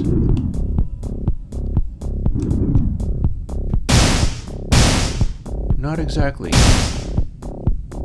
But I'm being drawn harder towards it even though it's in motion. But then get far enough away from it and I'm no longer being drawn towards it. But I'm getting a force applied, which is now causing all of these to start moving real fast. So this is the thing I was concerned about, where the gravity towards these is so intense that now we're just picking up speed for no good reason. And that's interesting in its own right. So one of the things I can do, however, is put in a cutout. And I could also, we're doing all the iterations, so it's every single physics tick, it's doing literally all the rocks, which is going to add up a lot in extremely high levels. So that's a non-starter. But what's more of a non-starter is that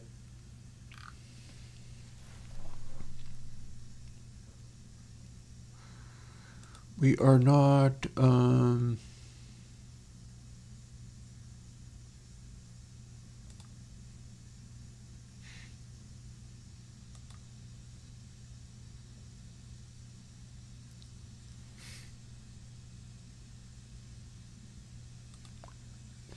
we could also amplify the rock size a lot, but that's another story. So I feel like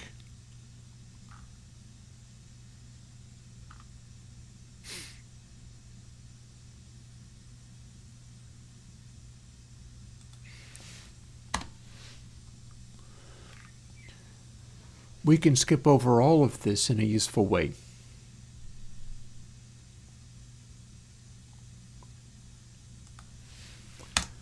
So we can place all of this into a subcalculation, which is going to make this run easier. Rather than having a linear gravity being drawn towards literally every rock in the game, which is causing the speed to go crazy. Like, if they're all slightly more in one direction than another, it's causing it to impart all this extra velocity. If instead we're iterating through all of these, but then if they're past a certain distance, maybe we just skip them and don't even bother updating a parent position. So there is a thing to keep in mind, which is if you're either closer by a certain amount or far enough away that you might be closer to the other instance, then that's legit. So here's the question.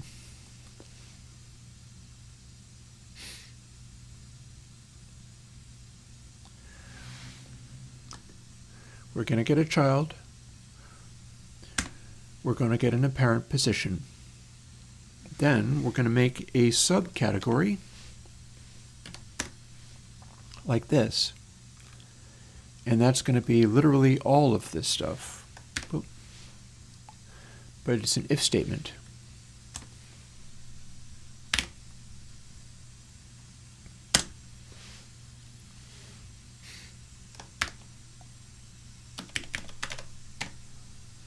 That's not what I want at all, not even close. But at least I got an if statement in there. So distance squared 2, except for we're going to want distance 2.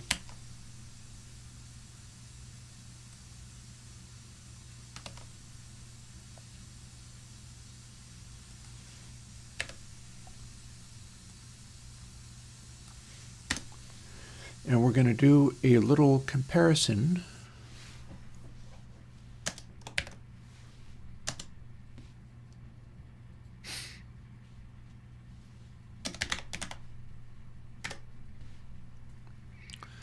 Or another thing.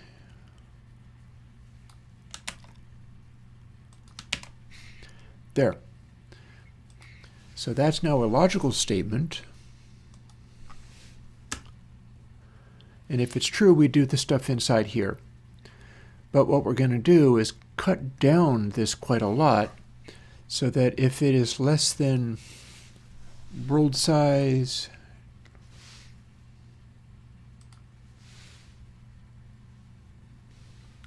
times 0.1 or larger than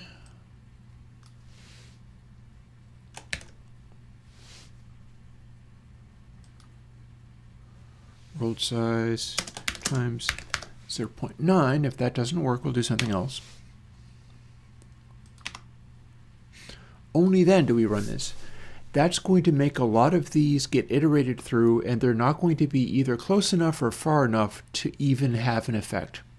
And that'll make all of this run faster, because we're never going to have all the asteroids in literally one place. They bounce off each other. So we don't actually have to do all of the rocks. And we'll see what that does, because we have ramped up the gravity a lot. Okay, that was fatal.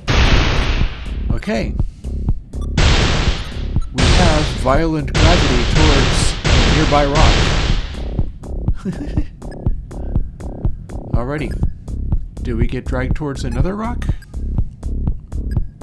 I feel like that had an effect.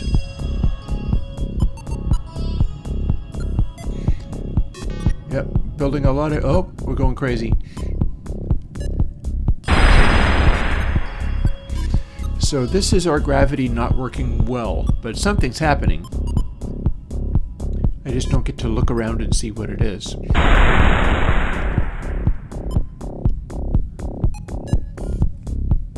So one of the things that happened was I ramped up the gravity super intensely. I think it is still reacting the way it's meant to. Amazing that we're not hitting more of these. Okay, there we go. Now let's see what happens with the little tiny rocks.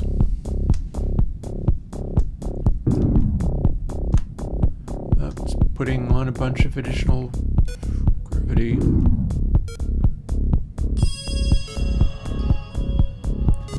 Yeah, from the way that it's swaying, I can tell that it's acting a little weird. I'm having trouble catching up to this one. Hitting the brakes works fine, though.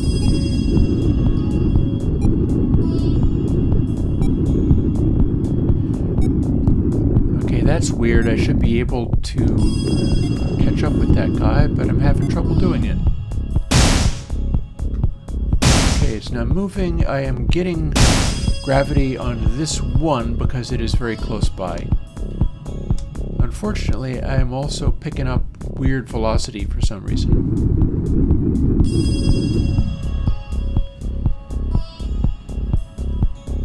So I'm not loving this velocity stuff.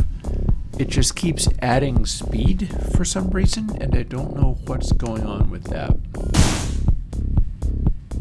And I just hit another rock. So... okay, so here's something else I can try. This is actually kind of maybe working, sort of, kind of.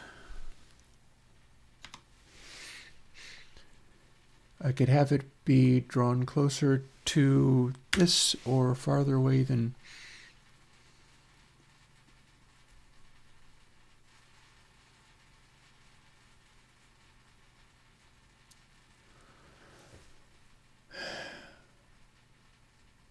yeah, the reason that's going the way that it's going is because I can simply do, if you are close enough to the real object, which is represented by a parent position, then we can just orbit that. But if we are close to one of the instances are all as far away as possible, like literally one world apart, one world size apart. So your distance to that would be arguably larger than world size, or not really, but it would be close to the full world size.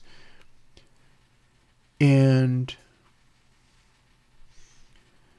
that's where we update to have a parent position switch to one of the instances if it needs to. So that much working okay. We're not adding linear velocity any longer. If we don't do this, it's going to go crazy. But we can divide by distance rather than square root of distance, and this is going to cause it to be more localized. And then we're still only applying it if we are close by. So let's see what we get this time. Insta-death.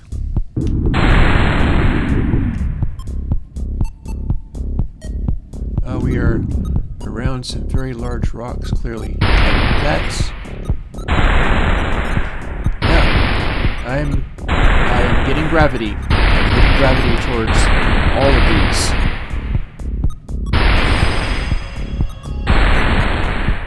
That is definitely gravity, all right. Let's see what it does at the teeny ones.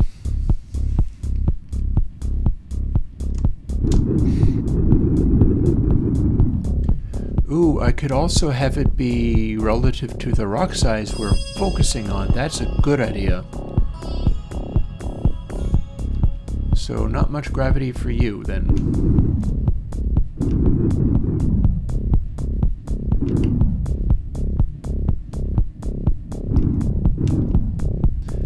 I'm pretty much okay with that. Like in theory, we should have a kind of orbit around this.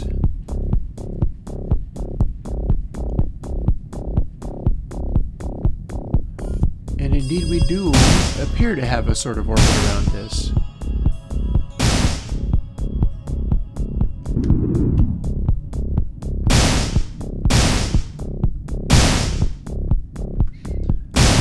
Okay, so that's unhealthy, but on the other hand... oh, and it was even working in velocity space. So what happens if we have orbit around both of these? Can we now do orbit around this?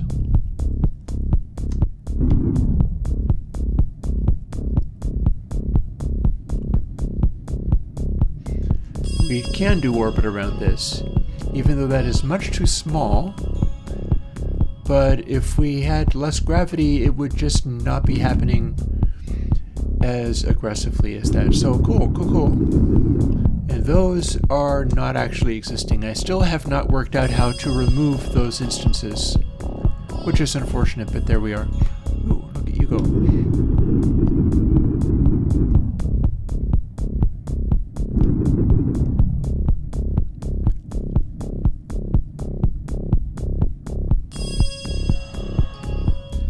That's a gravity. So one of the things that we can do is tone down iterations. We could have it be get child count divided by 2, and then it's going to have half the gravity. Hey, all right, Chad. Excellent.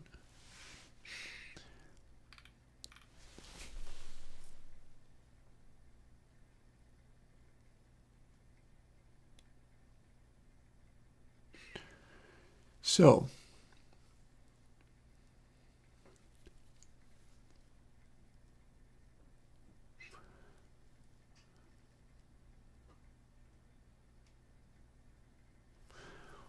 or we could have this literally operate on rock size. So let's see what that would mean. It would still work, I think.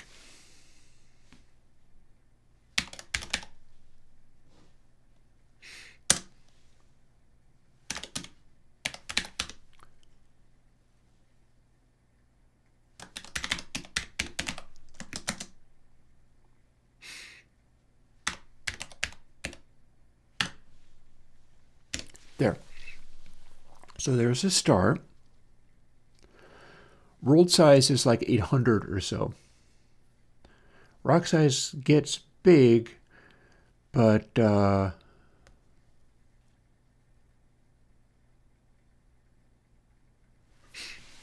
we could also have that be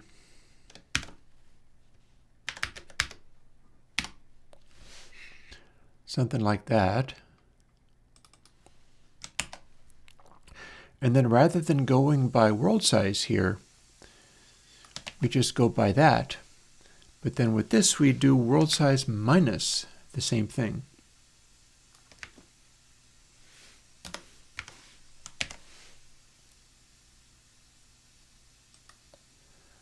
And gotta have a closing paren. Oh, and that doesn't need to be in parenthesis because it's on one side of the, yeah. So that should actually work, and then we can dial iterations back more just because it's so incredibly hostile when immediately starting it up. And let's see what happens if you insta-die on starting this. I do insta-die starting this. What was the rocket I was close to? That one.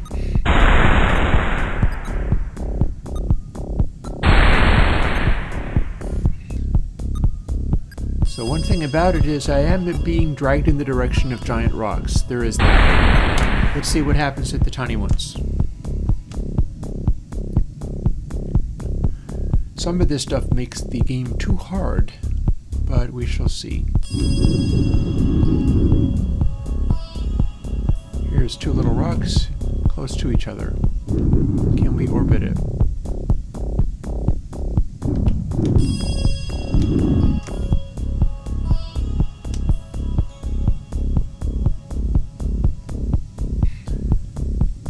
Okay, we're kind of hanging in space now. Nothing's close enough to attract. These are also meant to be too small, except for if you're patient, they'll have an effect.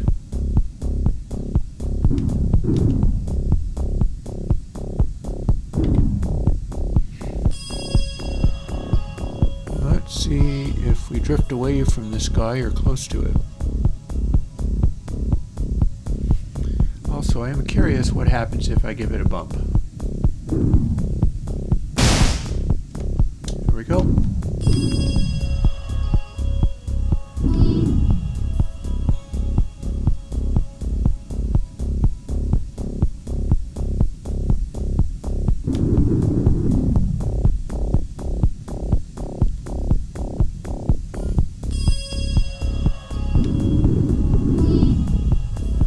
Here's one that's moving.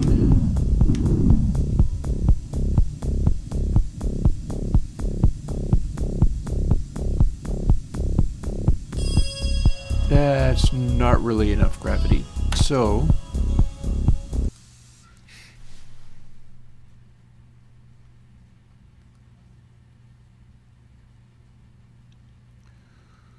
that threshold is probably enough.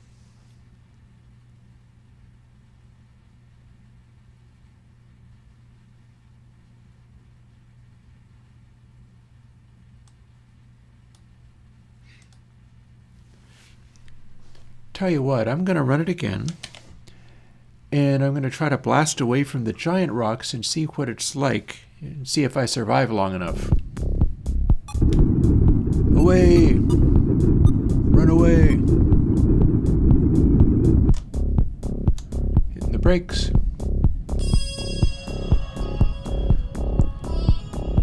So I should be orbiting big rocks with gravity. Oh yeah. Have to add a lot of thrust to get away from that one. The gravity well was pulling me in real good.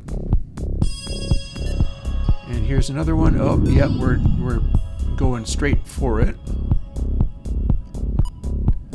So this implies that the largeness of the rock is having an unreasonable effect. Like, gravity, yes, I love it. That's great. But it's maybe a little too strong. And it's going to have something to do with the... See? It's going to have something to do with the rock size. So rock size is taking too much effect, although these are basically... This is basically working. But the amount of rock gravity I can get out of this is too excessive. And one thing I can do is ramp that up a little bit so things do take effect more easily, including the small ones. But then, okay, so divide it by distance. That's fine.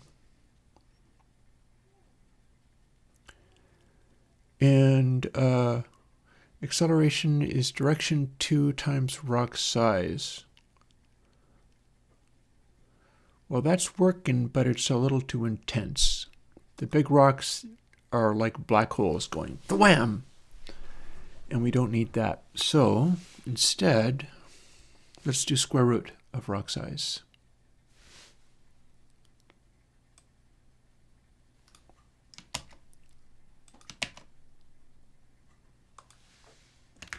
Having done all this other stuff, and then we're going to have to make it afloat. And we're good. Alrighty. So now we should have, and I may have to blast real hard to get away from the big rocks. Here we are.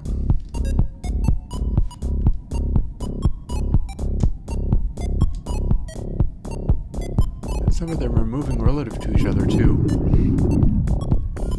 So if I do this, I should be orbiting around this guy a little bit.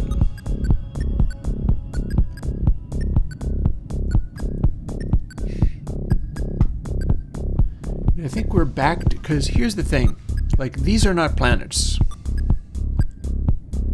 These are big heavy rocks, yes, but they are not planets.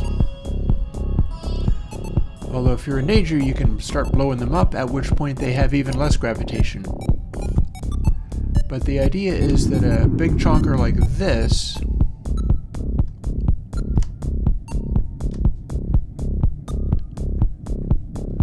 we're going to be gravitationally attracted to it, especially if we get close. So it's going to change the direction of my motion.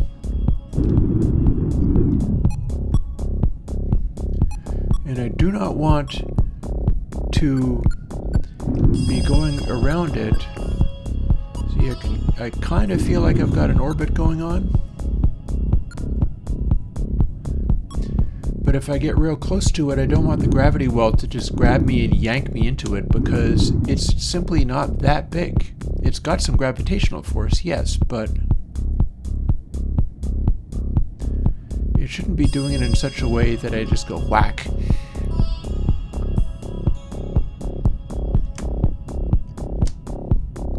However, if I try to make a landing by hitting the brakes, and then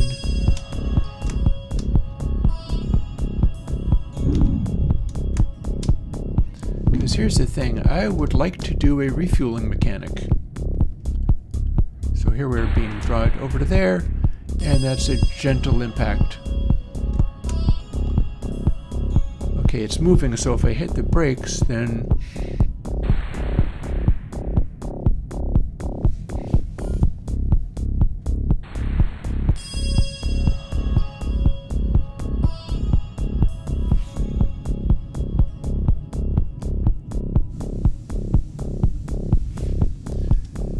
I just floated away from this guy. If I zoom in a little bit closer, I should still be able to, well, maybe not. I feel like I've gone too far and I'm no longer going to... Okay, now I am. That's a gravitational effect.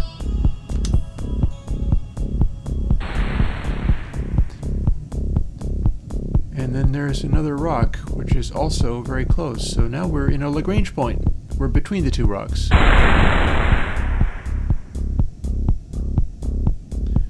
And this one's now pulling harder than the other one.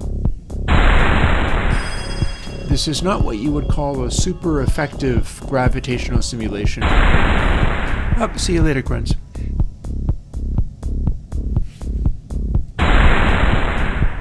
But it's kind of doing a thing. And I haven't lost too much health either, so that's cool.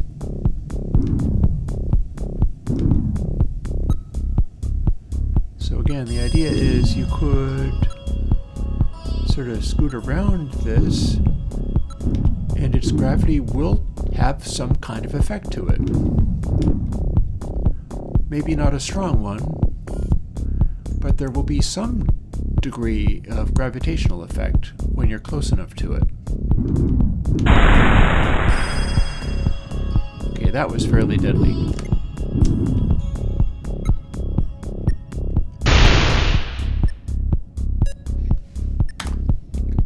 So then the next thing is, let's go to, I guess it's rock that happens in.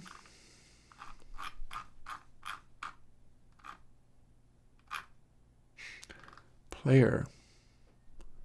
So here's where we play Rock Bonk. But, oh, and it is in fact playing a sound regardless.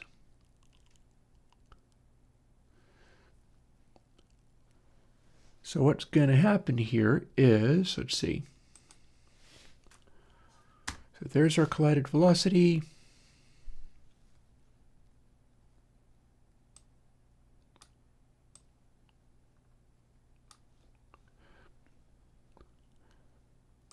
So this sound effect stuff only happens when you're actually taking some damage.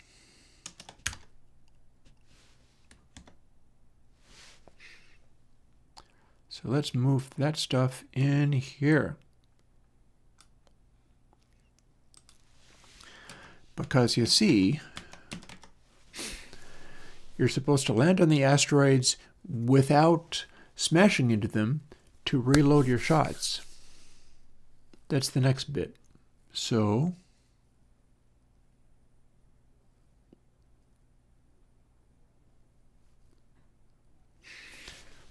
and we should not need to update get node unless damage is actually updated. So there we go. Now, if we're here, we have a collided velocity. So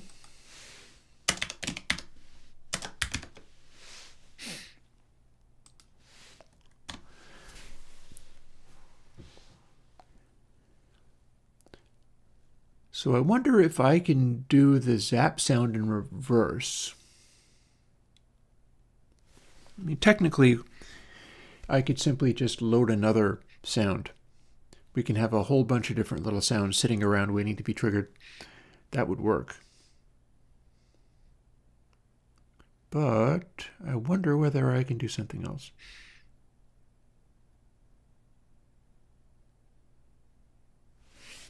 So what sounds do we have in here?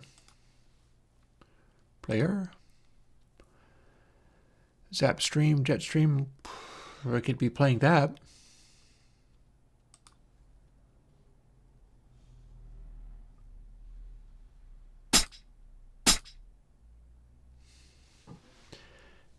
Can you tell it to play backwards?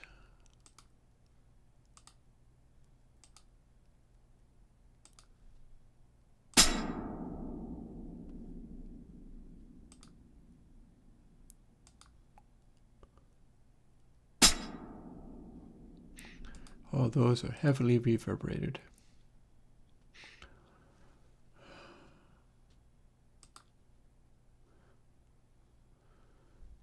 Doesn't have a loop. Pitch scale seems normal. However, that's a possibility. I could just update the pitch scale so that it could be a click noise. That could work.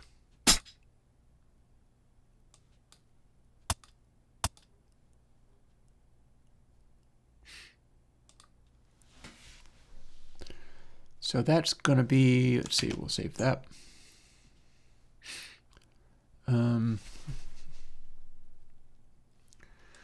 pretty sure if, well, I don't know if I have, just a moment.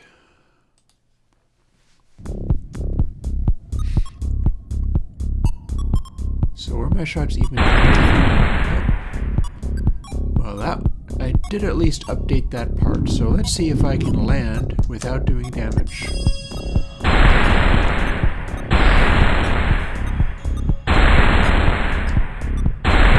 Yes, but it's a little sensitive.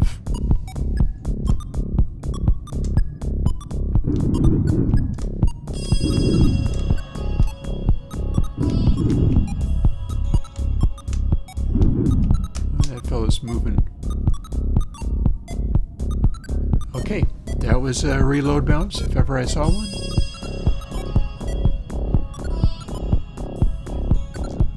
This should probably be like a fill-up sound. And right now, I am not keeping track of the shots. Health is what score was. Rocks don't actually need to be counted necessarily, because we're no longer winning by removing all the rocks. In fact, if you shoot them, what happens is the guy gets mad at you.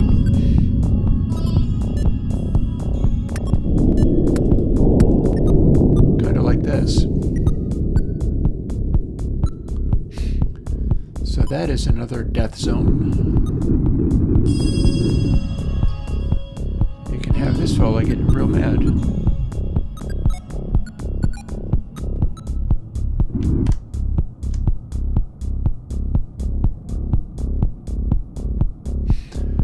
Although you can hide behind rocks from him.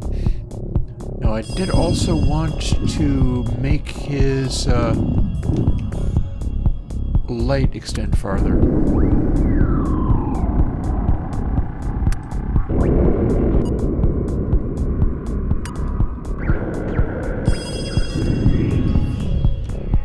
Oh, finally got mad.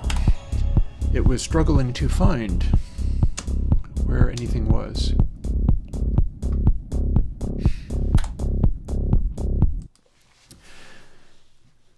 So yeah, we've got various goofy things going on.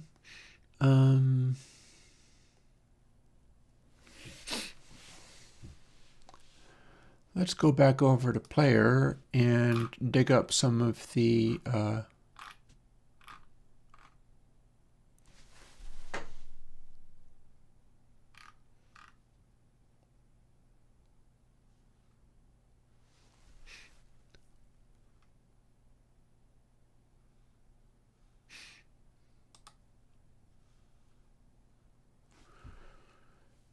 So damage and health, that is actually working.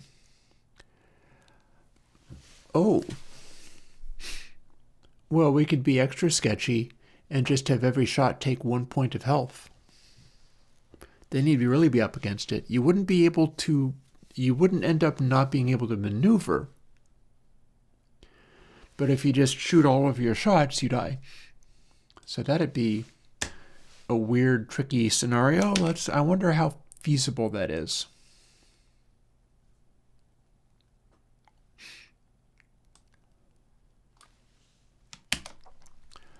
So game damage.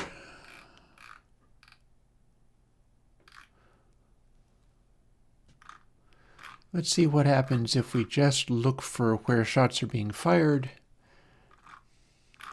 If I can, yep, I can find that. Here's several different places where that's happening.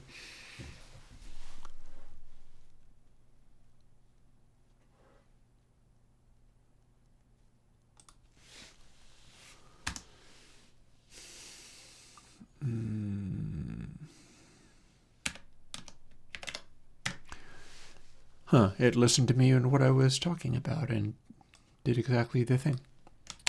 Cool.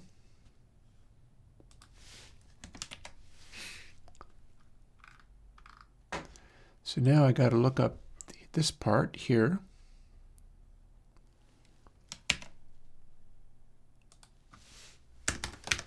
And then if you have landed on a thing, you get health back.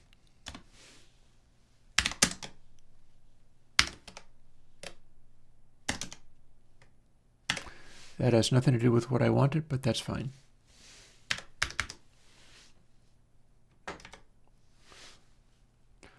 That's basically what I had in mind. Cool, cool. So,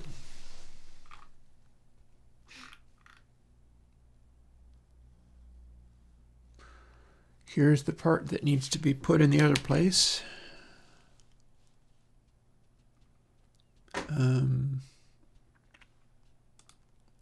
Here's where it goes.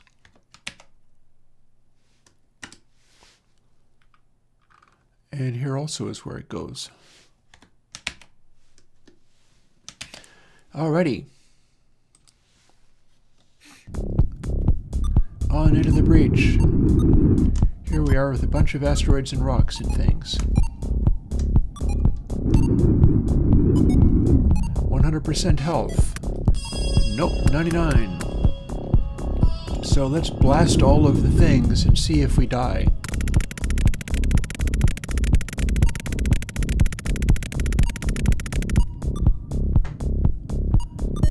Okay, need to track that.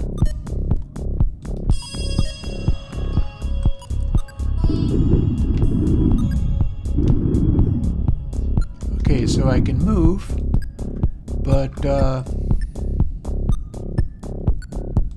I can't fire. Which probably means if well, let's find out whether the thing works. So that part works just fine. And I'm pretty confident if I hit a rock in this condition, I die. What I didn't expect was to not instantly die. Maybe we need to rename this. So let's see whether I can touch a tiny rock gently.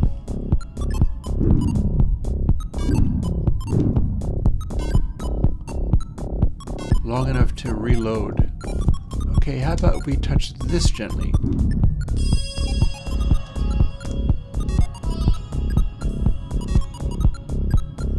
Okay, I'm on the surface of it, but I'm not actually recharging.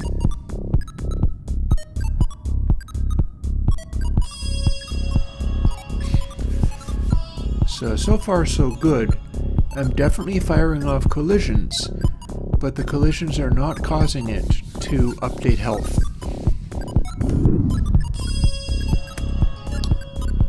But it just wasn't updating health.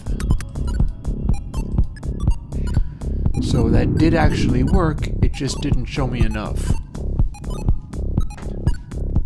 I'm not sure why it wasn't updating that part. Because it worked.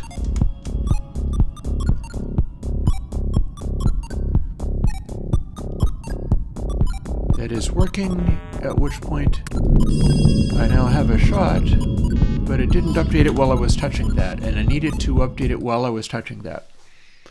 So let's go back to rock and figure out what's going on there. Oh, I see. Already.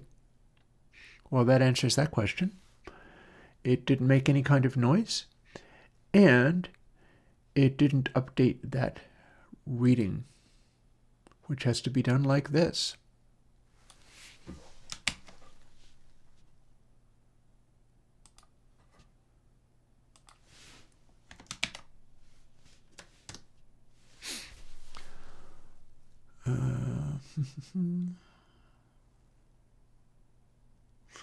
What in the David Lynch Chase Novaks? Oh, this is a weird game. I'm developing a game. Works kind of like this. Let's see if that part works now.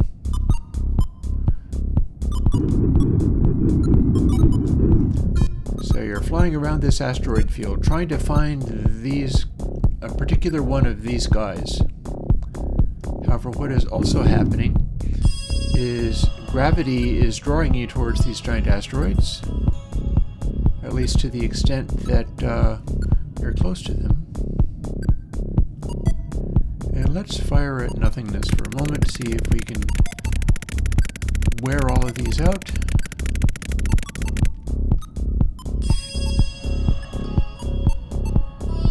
I don't think hitting any of the rocks will increase my energy at all at this point. But what's supposed to happen is I can land on an asteroid. Okay, that went poorly. I hit it too hard.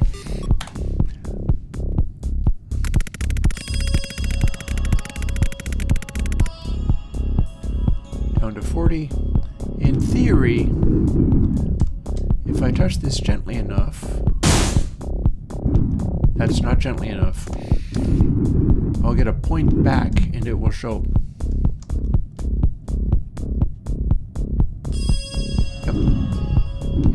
So you need to just boop it. Boop. So there we go.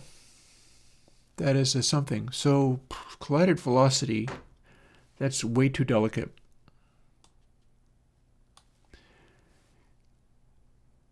Also, the velocity is relative to rock size, so there's that.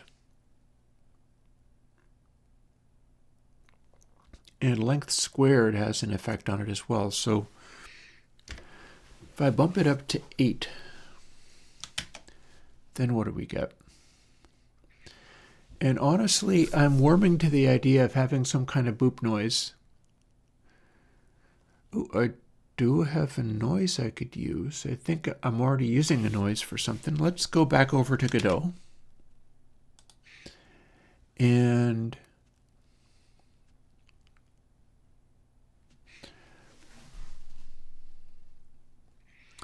there is totally something I can do here. And we only need, I can keep running these things and it's fine. Audio stream player. Doesn't have to be in 3D. It doesn't have to be a child of Zapstream.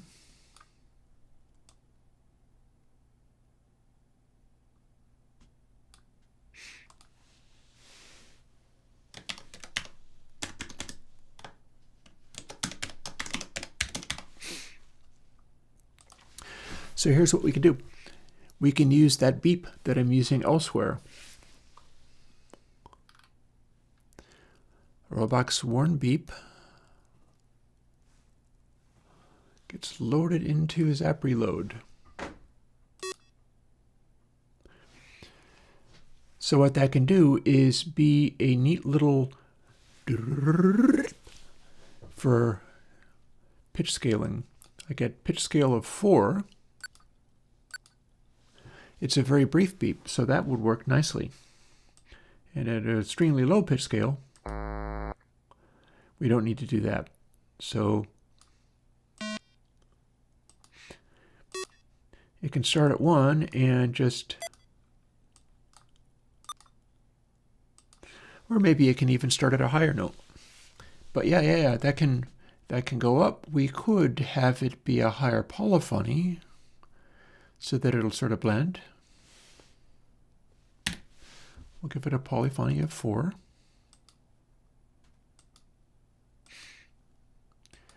Doesn't have to be a reverb bus, but if it was, it would sound like this.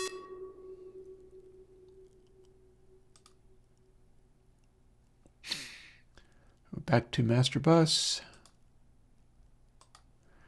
Don't need to worry about playback type. That is experimental, so we don't need to deal with that. So pitch scale, and we could have the volume be down a bit. Not that much.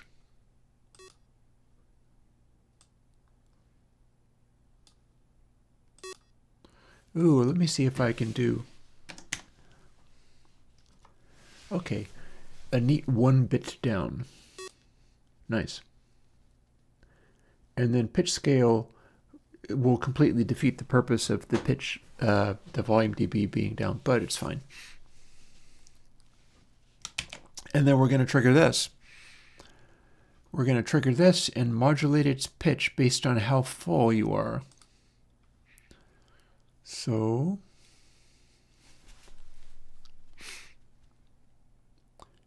that'll be like so. Then copy that in, but what did I call it? Reload fuel, reload beep, something. Zap reload. Zap reload. Oh, no, down here.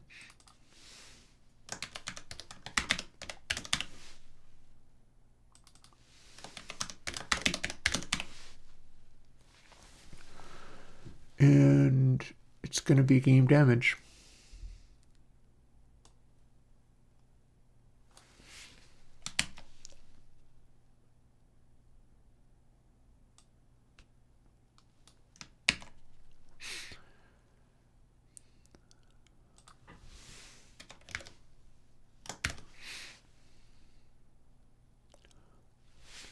And that has to be an F. There we go. So that'll be interesting. Now we have a visual feedback. We're calling it health. And I feel like there's a better metaphor for that. But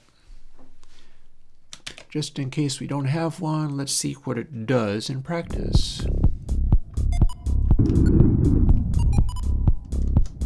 First, empty some of those out.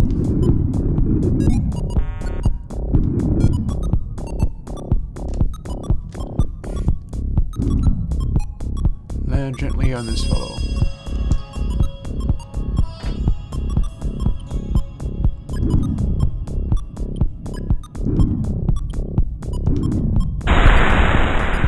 Ooh, I hit too hard. It's too large.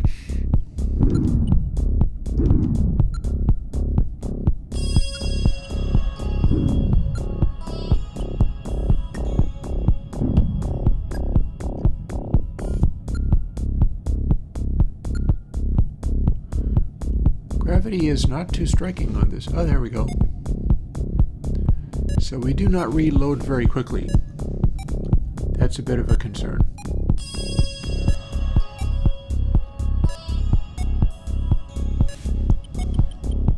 Oh, there we go. Oh, that's because I was bouncing off of that guy, huh?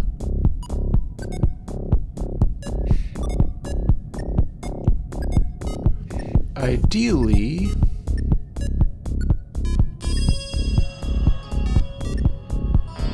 it would chase the frequency up. So when we're doing this, so that's 1 bip.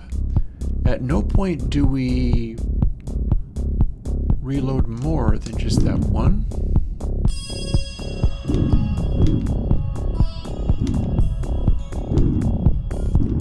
Retro rockets. Here we come. Oh, that guy's transparent. We went right through him. I would call that unhelpful. I just tried to... Oh, no. Okay, I was just trying to reload, but something else happened. I think I ended up inside it when it changed from an instance to a real one. Hmm.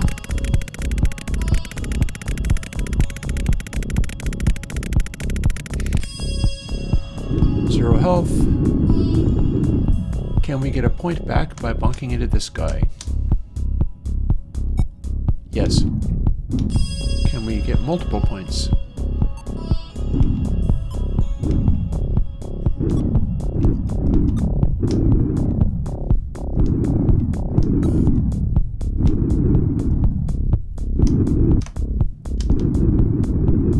Get back here. I'm trying to extract zaps from you.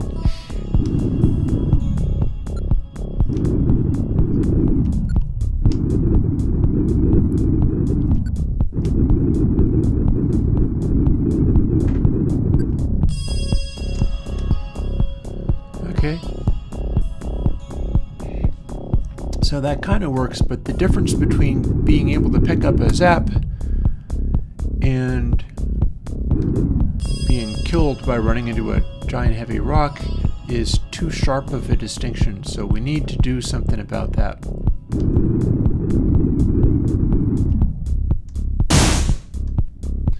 See, that was just far too deadly, although I only had like 5 points.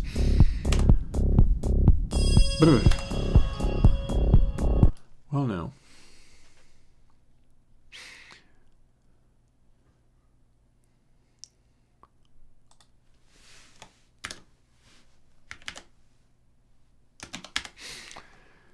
And we'll be square root of 25 at our max.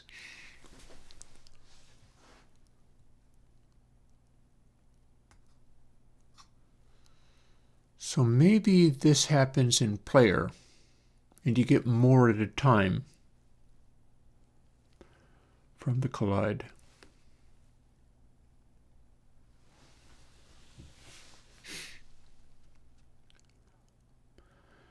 Also, let's make it be 16.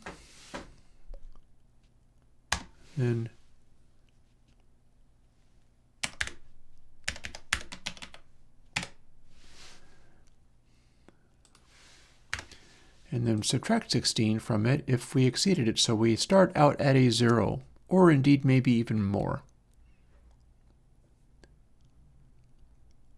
We shall see. But doing that means you don't instantly start getting lots of damage if you've just exceeded the threshold for boop. But then here's what I'd like to do.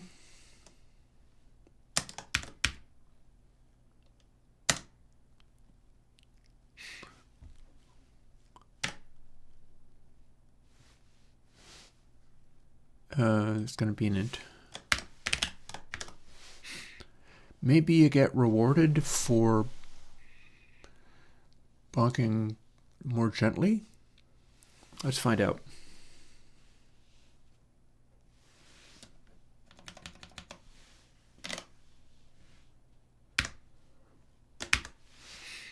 Let's put this in parens just for general purposes.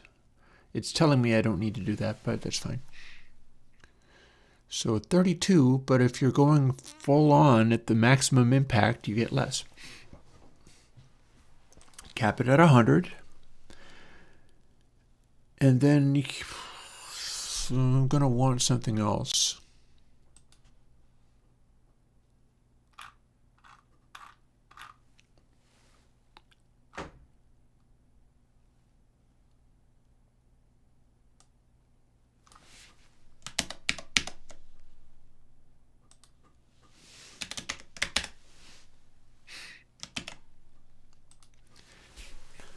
So target damage gets to be what it will get up to,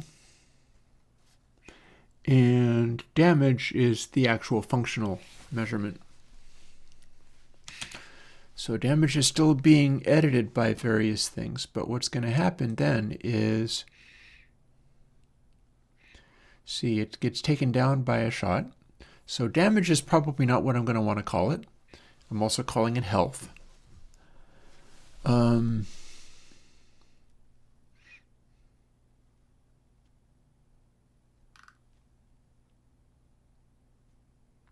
Yeah, that's getting decremented.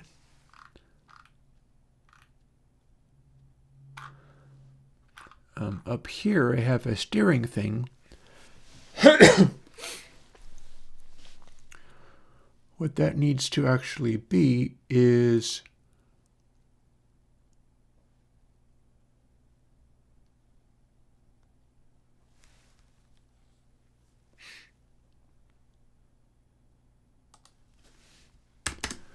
that might work all by itself.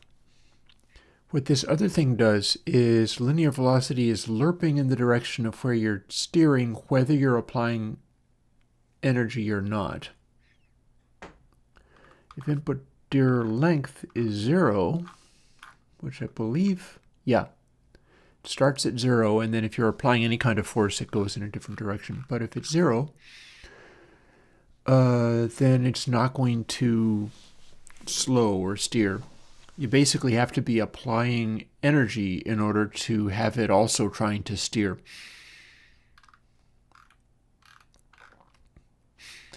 Then going back to this part over here,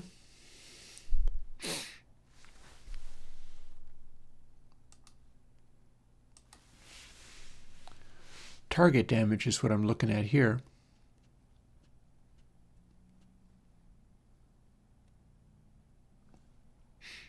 Which would also mean I will be incrementing this in the event of a collision.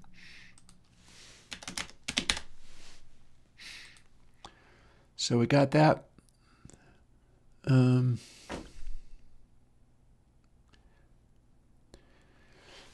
So if you take a hit, then we're not going to be scaling back up to it. Instead, it's just going to... Don't even need to do that math twice. We can just do this.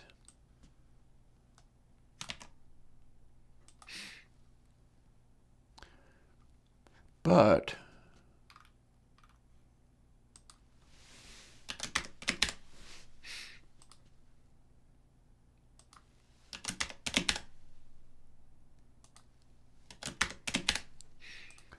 now we're not updating damage at all, because we get to do this.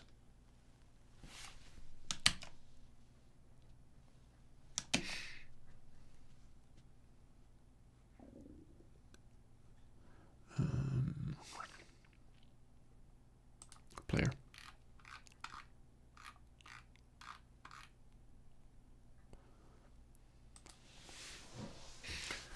Now, do I have some form? No, perhaps not. Physics tick. Okay.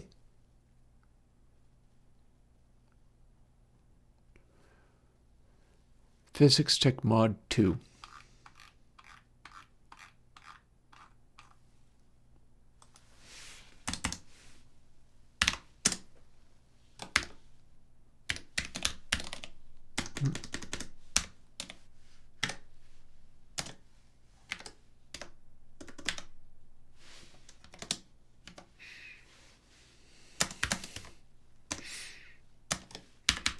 And, okay, how about none of that?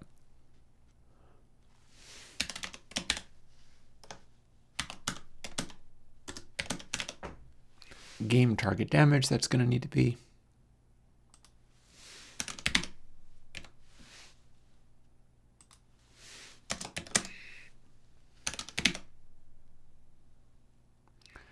Wrong way around.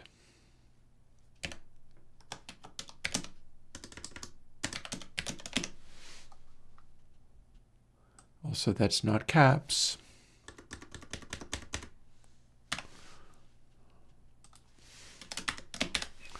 Alrighty.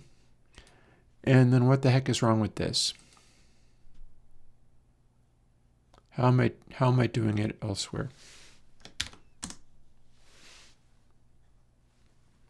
And here's where we paste that stuff in. But also, one further thing.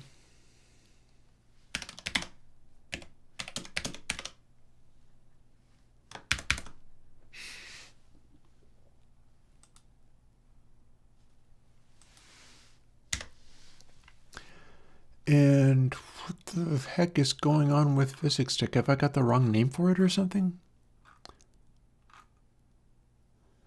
Okay. And physics stick mod 2. Oh, equals. There we go. We were trying to assign a value to that, which is not correct at all. Instead, we want this. That wasn't so hard. And then we got to update the damage indicator so we can see it go.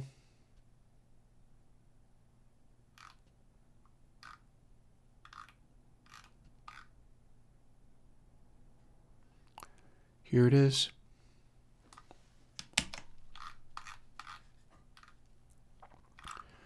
And a little higher up here. There we go.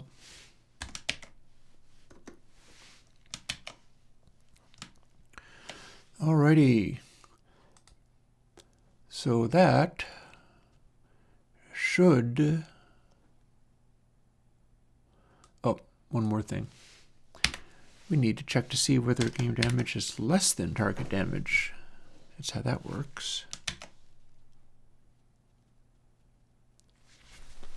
And we probably also need to instantiate it.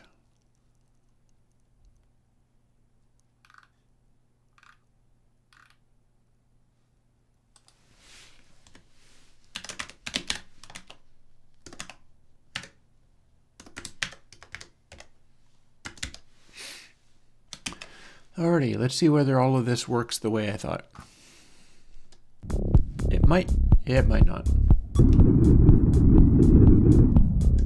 First, fire into the blackness. Okay, it did not take... Oh, I know why.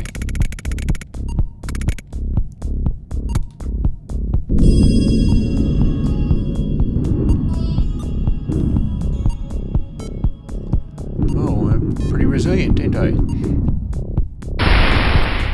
Oh, spoke too soon. So what's happening there is I'm decrementing damage, but I'm not decrementing target damage when I fire a shot. Hey, floaty devs. So it kind of sort of worked, but then it also kind of super did not.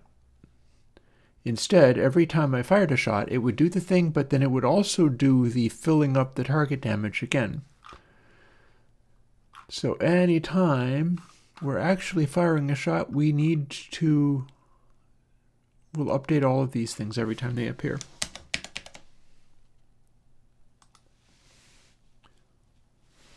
Ooh, or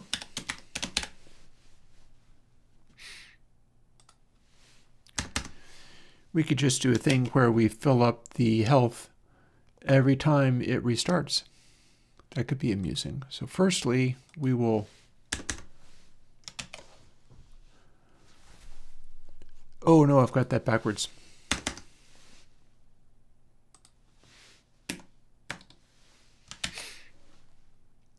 I had that backwards.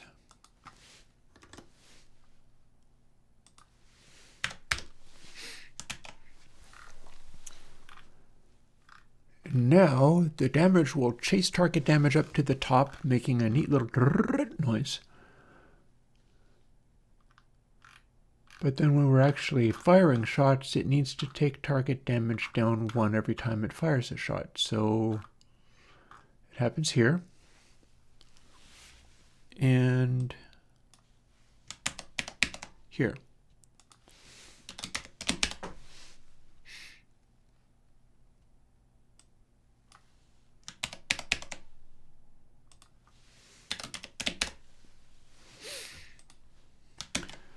Alrighty, this time it should work, probably. Yep. There we go. Zaps are spawning the way they go. Now, let's use them all up.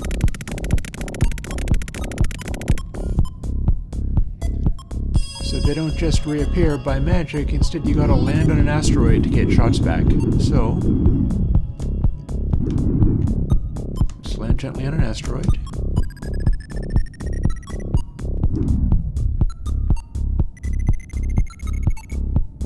got there. And now we can blow them all up.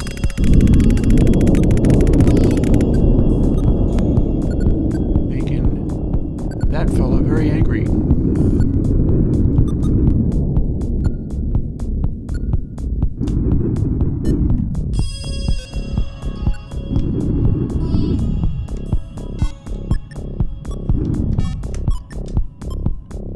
Does he see me? Can I land on this? Yes, I can.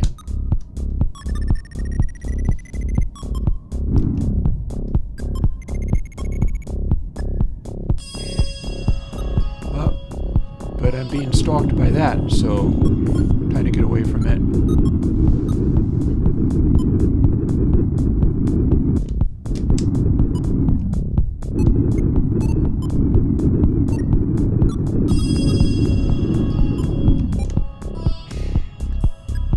Okay, the vector thrust is working pretty well. Like I can do a neat little UE around that.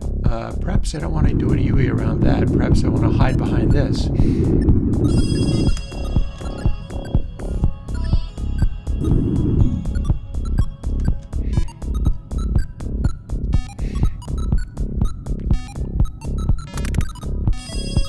Oh, didn't respond.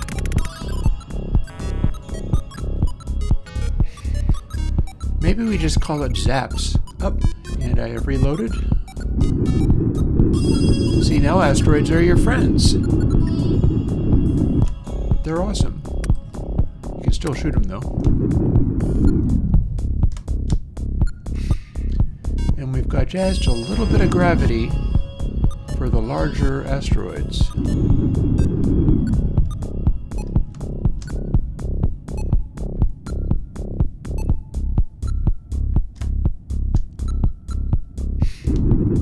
Not all that much though.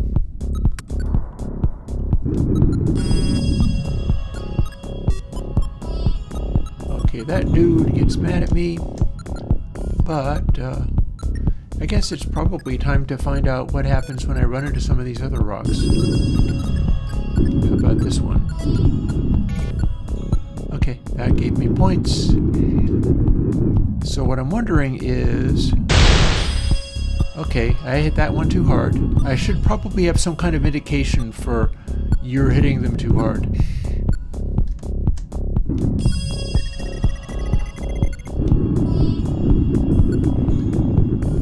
Like maybe a warning light of some kind. And the little ones are less likely to do damage. Big ones more likely to do damage.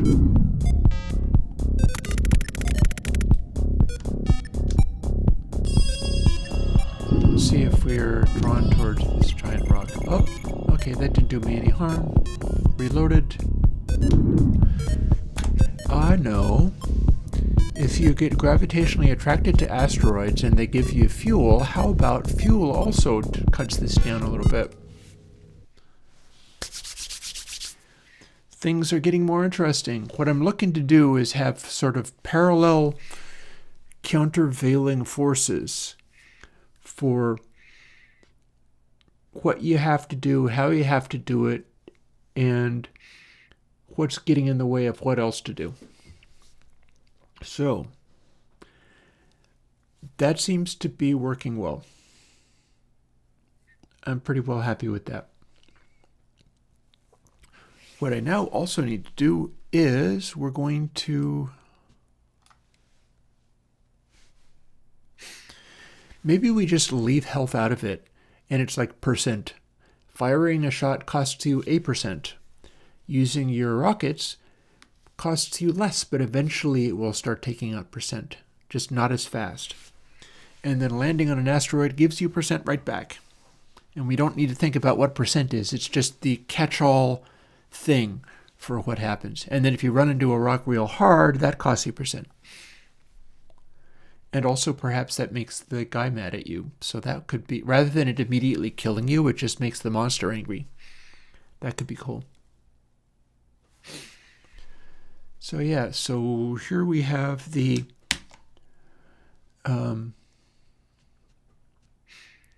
subtracting damage times health. I'm going to do a global search for health and just make it go away. And now we want to do this with a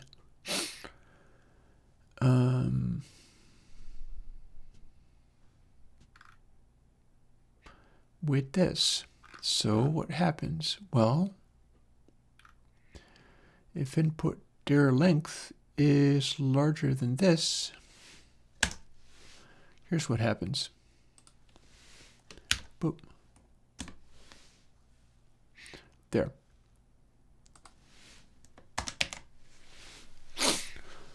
And then rather than damage minus minus,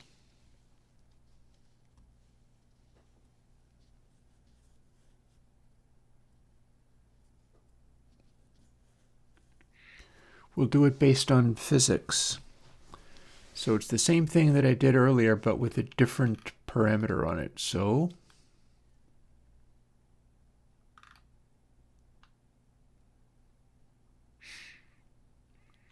and by parameter, what I mean is we scroll down here. We find where I did it. Right up here. And then we do a thing like this. But it's going to be much slower.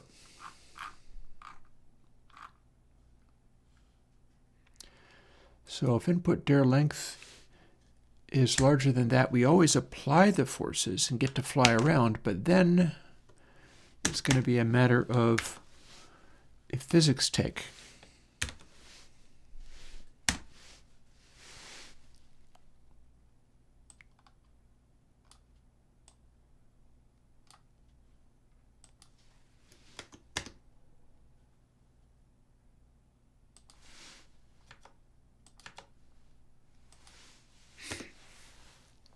And that ought to do nicely. So rather than being physics tick, we can have it be like every half second, quarter second. Let's find out. It's still going to say health, but so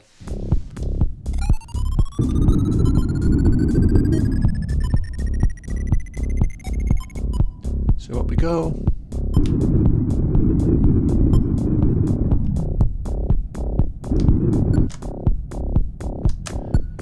And the brakes don't have anything to do with that, but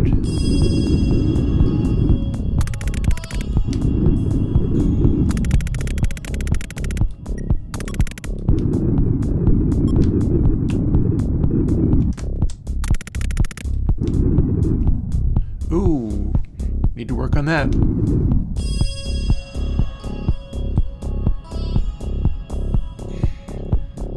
So that needs to be fixed so it doesn't go to negative numbers. I am dubious about whether it would be good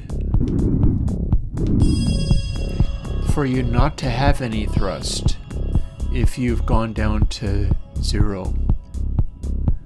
Because that could be tricky, that could get past you, at which point you can no longer even moderate colliding with rocks. So what we're going to find out now is, let's pretend we don't have any power.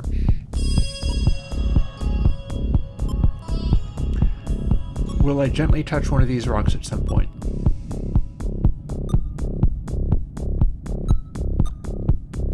I don't know the answer to that. Although I feel like maybe I'm going to be contacting this one. Because here's the thing, is that could be handy. And it could be tense if you wind up without any power. Other than maybe hitting the brakes, that would work.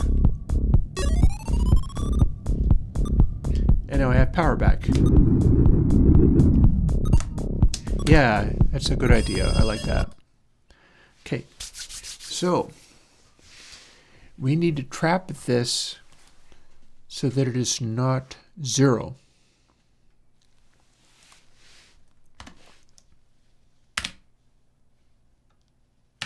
That's not what I meant to do, but that's fine.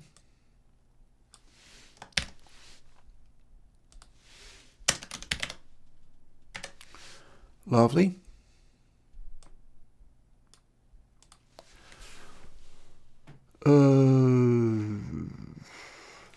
And it's bleeding fuel too fast. Let's make it once per second, because we're going to have some penalties if you can't manage this.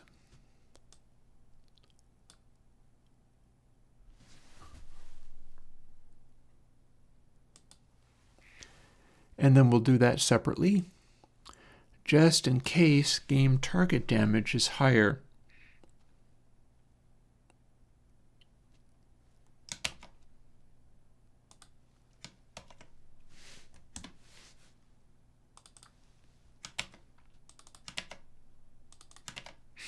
There. So they're clamped to 0. So now we've got a separate thing going on where if input dir is this, but also game target damage is not 0.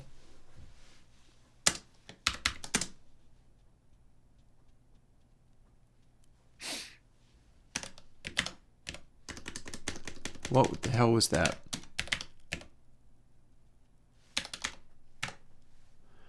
Game target damage is larger than 0. Then you can do stuff. But I believe, okay, so those things operate on their own. Left, right, forward, back, up, down. That's all legit. That's all triggered on whether you're doing target damage. However, brakes should still work. Let's see. Okay. Brakes does not check for if you have target damage. So if you're going rapidly towards a rock, you can still make a gentle landing if you need to. Brakes are free. Brakes will get you out of a jam. Let us now see what we've got. And then I'm going to zip off and start dealing with my tacos. Yay, loading up.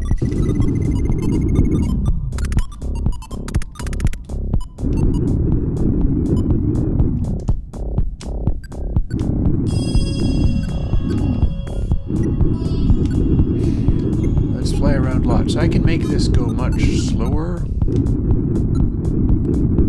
I think.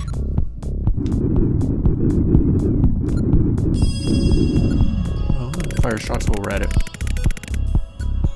Okay, so now we still have acceleration.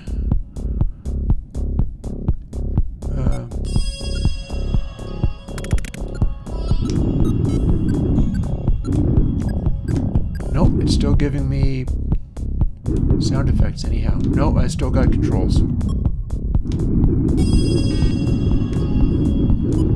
So that part's not working right, but it is stopping me from...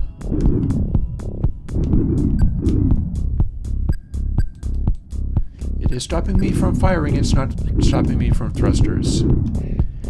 I bet I need to check for damage rather than target damage. I bet that's all. However, we can resolve this by going boop. Oh.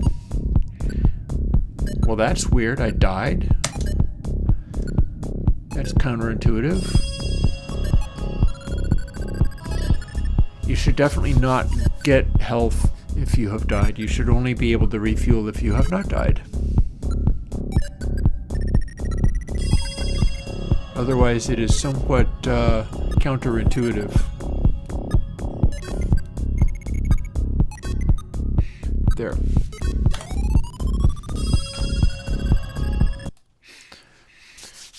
So that's cool. I like this part. We just don't have all the details set up. So here's thrusters.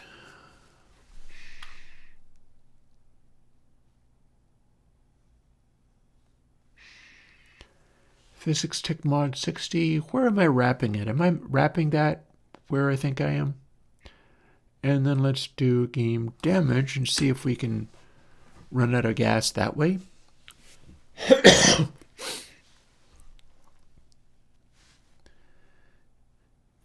because that's the thing. Yeah, that makes sense. And then I need to check another condition, which is, have you died? You can't refuel if you are died. So there's burning fuel. And then down here, we've got the cheerful refuel noise. I think under this. Oh, these are the rocks. Here's the refuel noise. We can have it run a little bit slower. Maybe half as fast as the other thing. Physics ticks equals 0 and damage is less than target damage and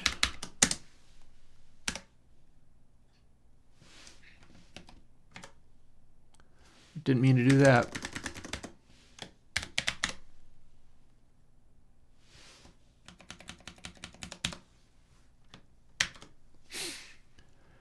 And not game over.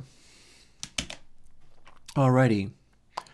So in theory, this will now work.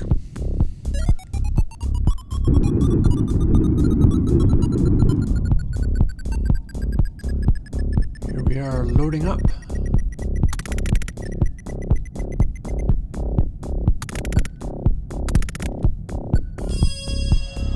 Let's not fly at these. Oh, hello. I think I just hit a rock. That was an explosion in the distance, is what that was.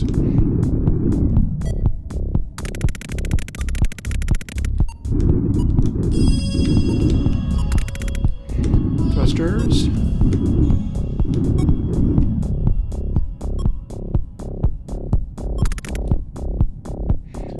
No shots. Thrust is still working. Okay, so what's going on here?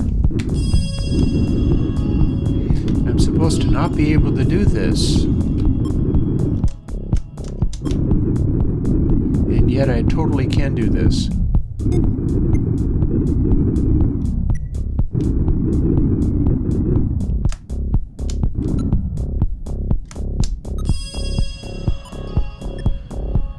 Okay, that was too deadly. Although one thing about it, at least that part is working. It's no longer refueling if I hit the thing too hard and died. Also, that refueling is too slow. It's boring sounding now.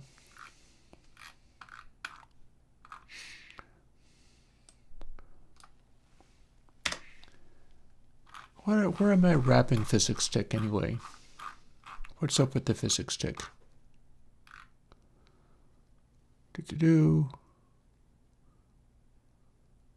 So that part at least is correct.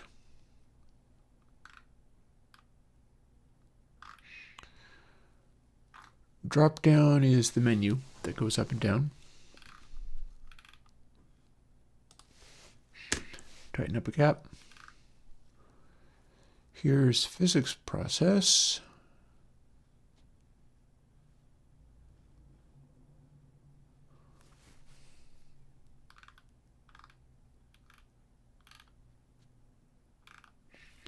There's the sonar ping. Oh, physics tick only bounces up to 10.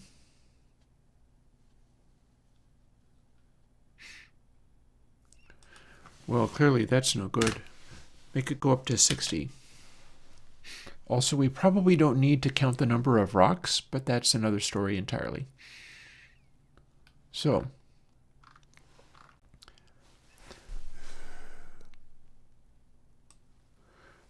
there is a separate way that I can handle this. Oh, I see one of the things that's happening.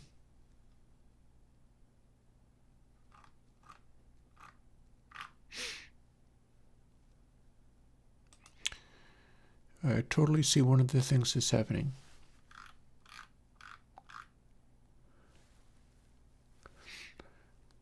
So game damage is going to control all of this. Zaps, you didn't get to do zaps. You do get to do breaks if the damage is at 0 because that's important. So, and the reticle. So,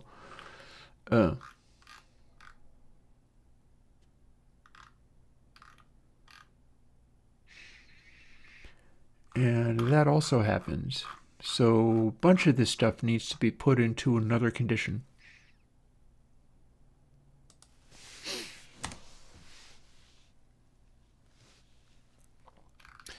And we don't do any of this stuff unless we have some points. So we'll tuck them in closer to each other.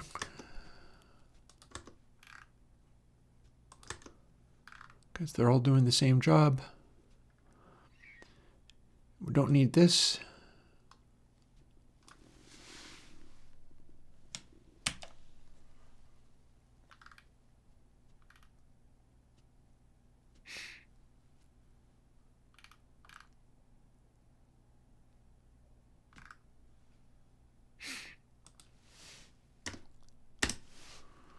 Or indeed this.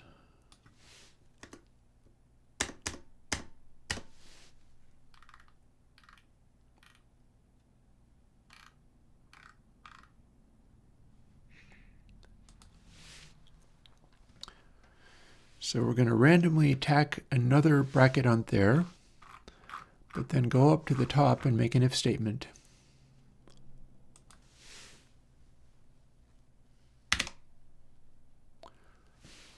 That looks completely dumb because it's in the wrong place.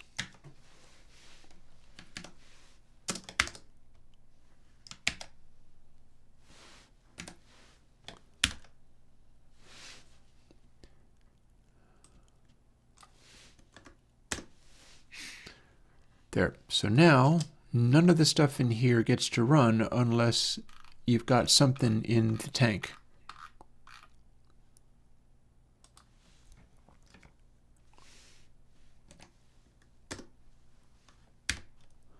And then we reflow everything, and that should probably do it. I guess we'll find out. All right, good night.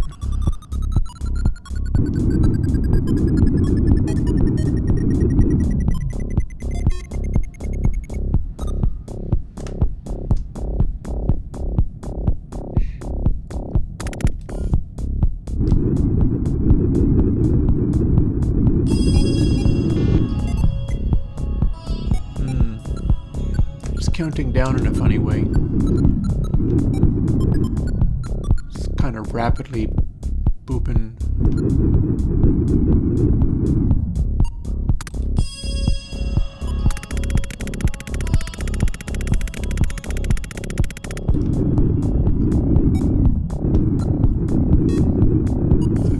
Five, 3, 1%. Do we have the rocket noise going off and end up being helpless? Yup. Okay. So 0% energy. Maybe we'll call it energy. You fire zaps and it takes a lot of energy, but your rocket also takes some energy.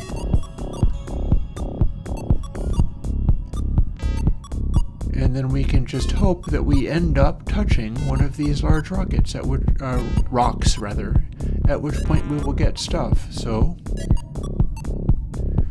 brakes should still work.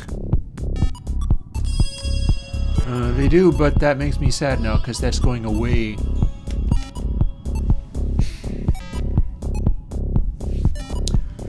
So now we end up with a sort of chill motif of waiting for a rock to get nearby so that gravity can do its job. What do we got? How about you? Come on. Because the thing is, if the Guardian is pursuing you, it is very likely to be able to get you if you're in this condition.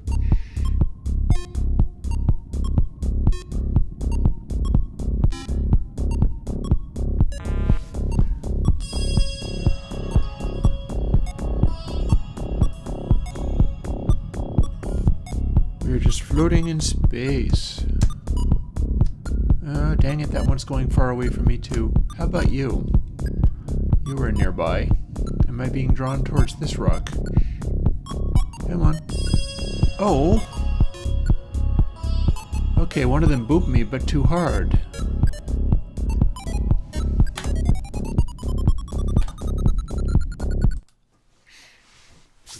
Huh.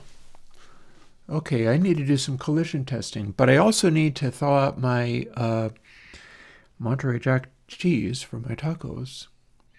So I'm going to do that. I'm just going to set it going.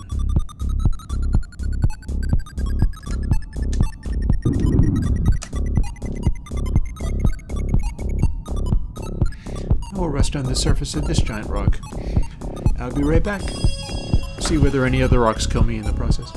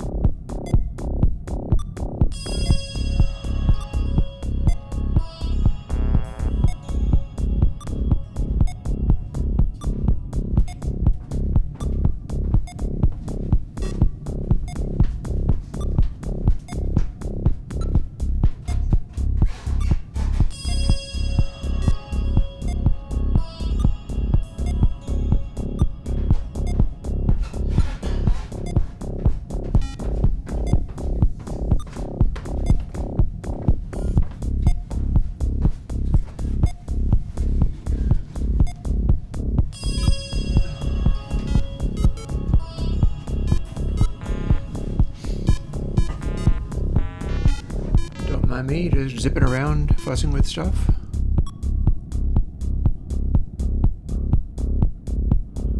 Apparently we are floating through space and taking on some velocity, which I'm not entirely sure why. I wouldn't have applied any force.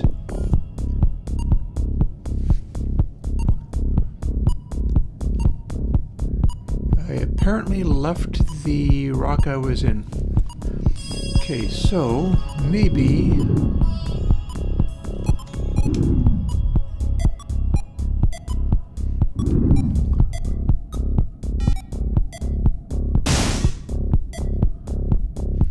okay, that did some damage. I think a thing that I need to do is amend the way that the larger rocks can do more damage to you. Because that's the thing. The larger rocks can do more damage. And I don't think that's good. Also, I feel like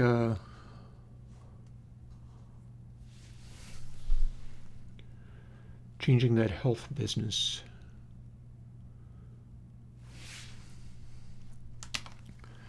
Let's do a find.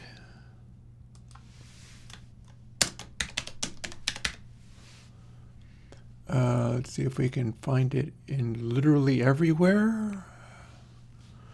Do we get to do that?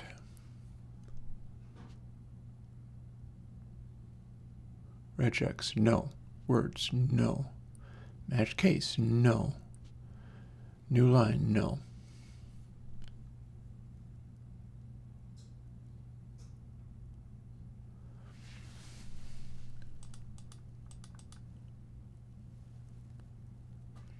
Okay, how do I tell this dumb thing to search in the entire project?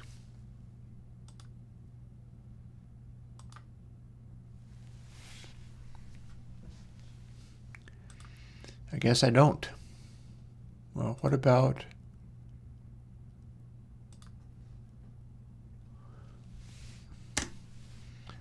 select all occurrences? Okay, well that's in player, but did it do it in rock? No.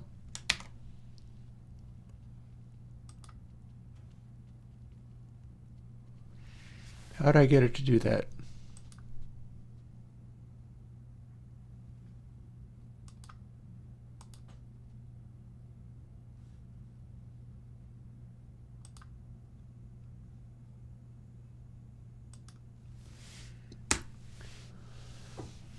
Okay, don't think it's there, don't think it's there. Maybe it's in game. Find.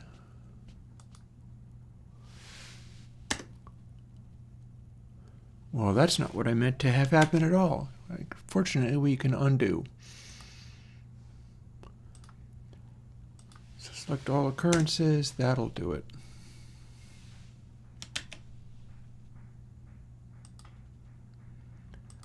And there are no further instances. Rock is where I wanted to be because I wanted to deal with it applying too much damage. So that's going to be in the collision. And let's see, so here we are. So times 0.001 times rock size, that's the problem. It should be more forgiving than that. So let's find out. And I wonder whether length squared is even what I want. Let's learn.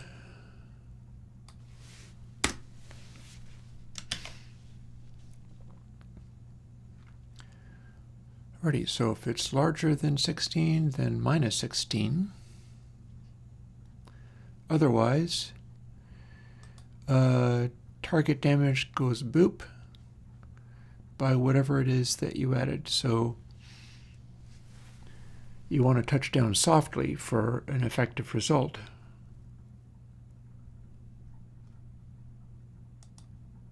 Oh, and the pitch scale is responsive to rock size, but the damage should not be.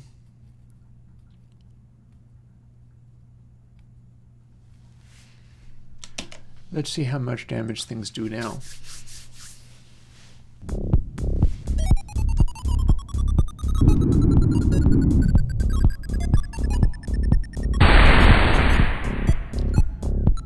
Okay, that was a violent collision. On the other hand, we can do a soft landing.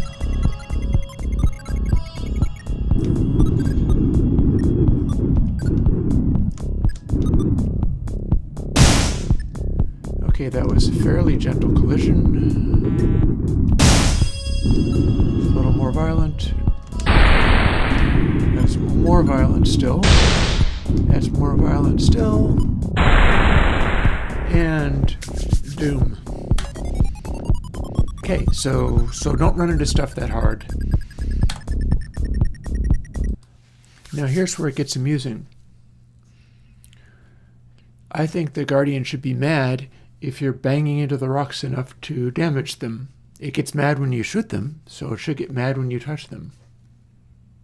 Maybe even when you're taking energy from them. So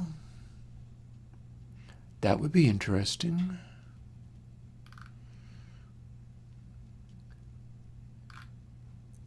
So let's go find.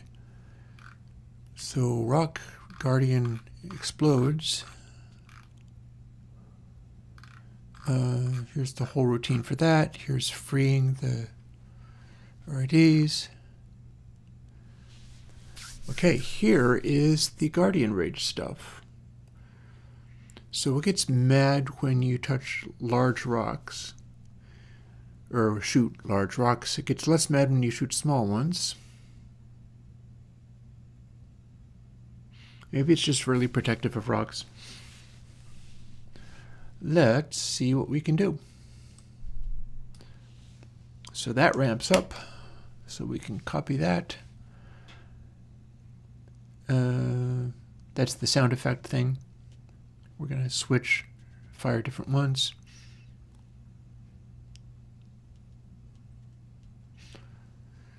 The verb stuff does appear to be working, so that's cool. I wanted to make that be a little more visible. Alrighty. So player collided. You didn't die, but all the same.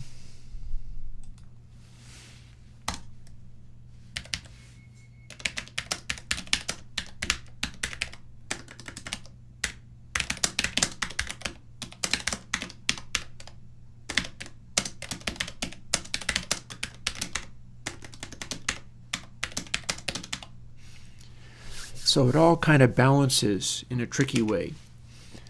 And then we've got Guardian here, so what can we do?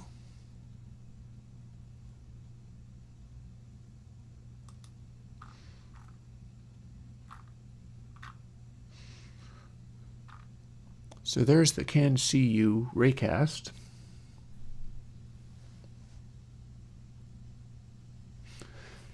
That's not to say this is necessarily working. It might not be working perfectly.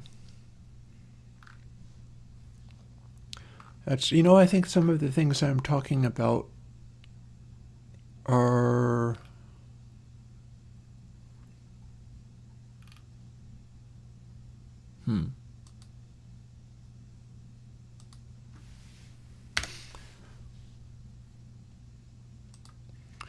So we'll make Guardian Rage slow down much less than that.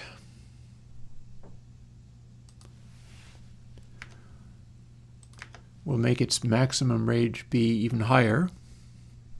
Pitch scale, that works. Physics counter.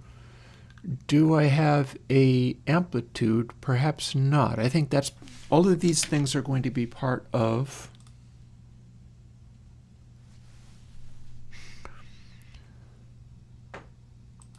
this in the actual Godot. So OmniLight, well that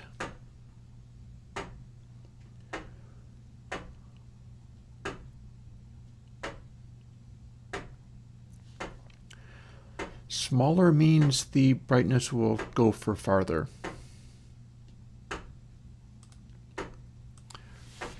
So we'll go slightly smaller. We can also give it a little bit more energy. Or indeed, I could have the energy track to Guardian Rage, but that's another story. And then audio stream player is going to be continuously going.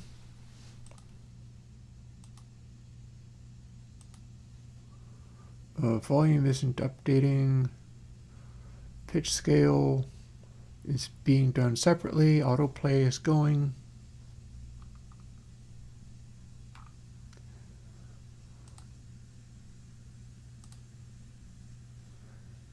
That is probably fine.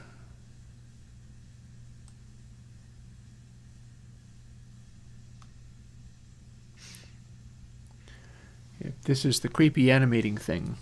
This is the monster that chases you and is doom if it hits you.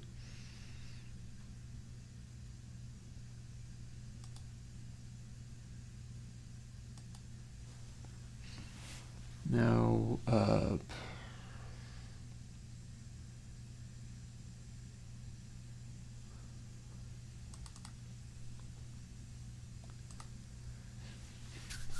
I do wonder whether I should be turning this up simply to make the attenuation model work.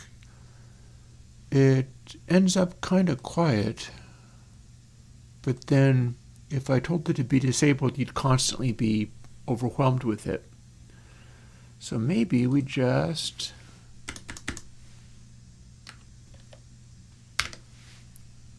allow it to be super loud.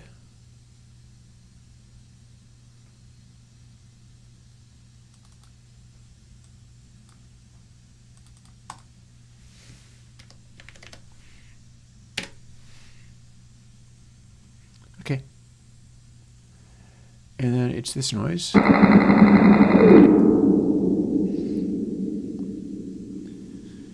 We'll hit save and bail out of here.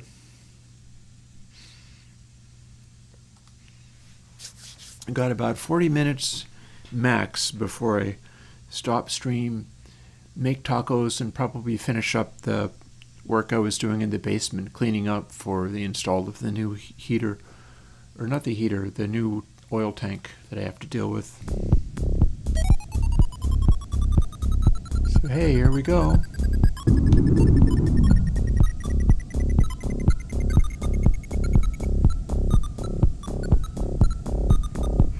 I see the signs of a scary monster.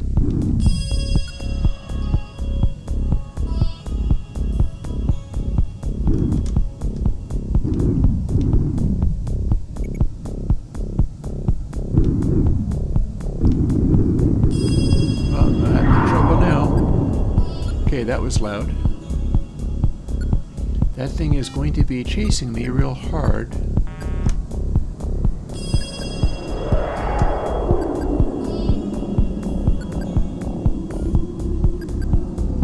Although it's going to kind of orbit me. And I can beat the feed out of here because I can probably go faster than it.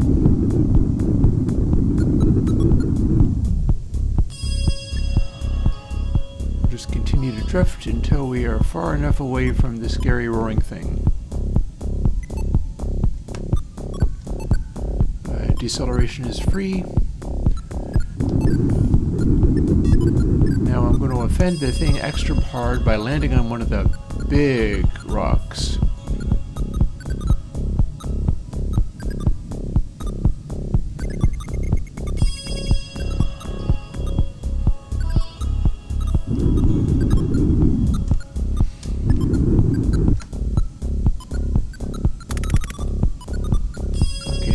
There.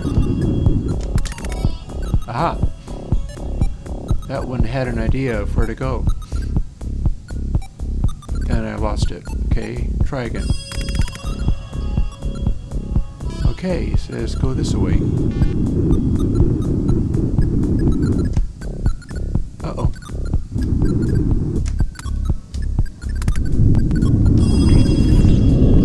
Ooh! No, he got way too mad. I got cold cocked. And I think that was the one I was searching for too. Wow, okay.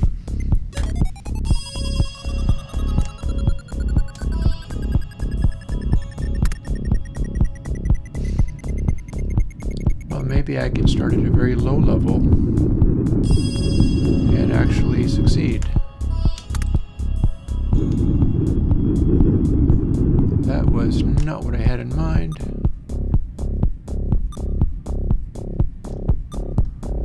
Dude's now angry. That is the one. Okay. Hit end for next level. Ooh, I did not restart energy. I still have the same amount of energy as before.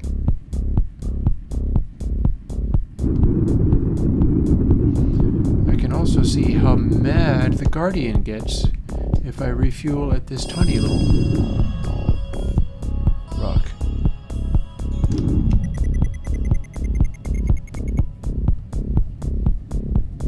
I'm gonna say that got real mad.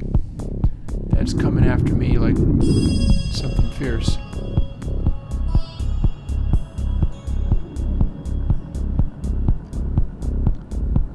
Well, what I have to do is find the bots rather than just derp around with these rocks. There's one.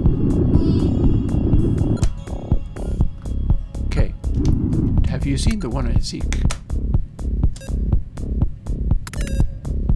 Yeah, it says that way.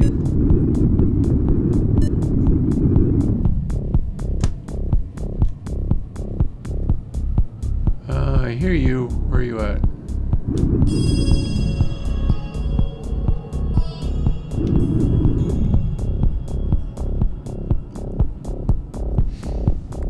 This thing's bad news.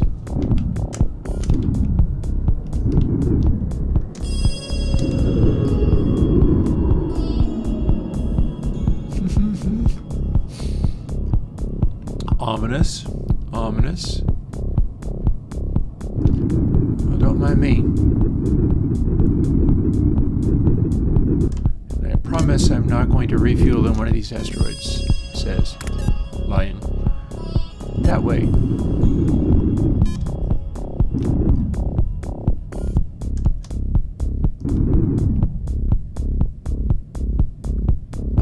I see something.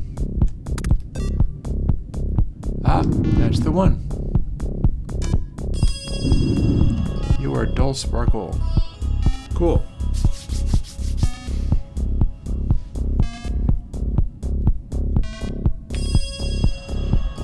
Level 3. I need to make more rocks be in these levels. These are these basic levels. Also, does this get mad if I shoot it directly?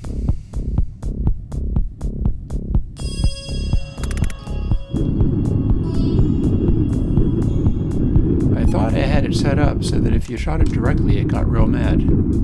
That's a very chilled looking one.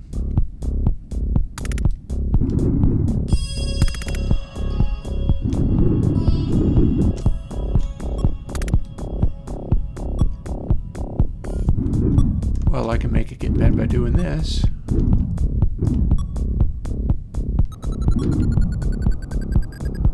And now I'm in big trouble.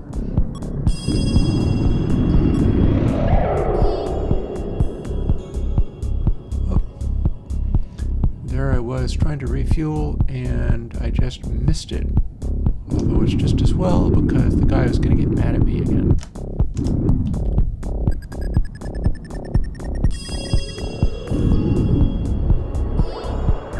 I feel like I need to set a maximum mad on there. Make it max out at like the difficulty level or something.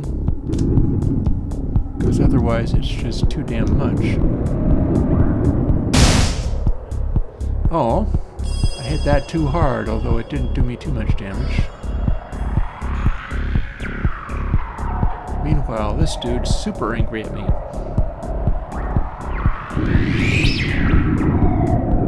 Let's refuel quickly at another.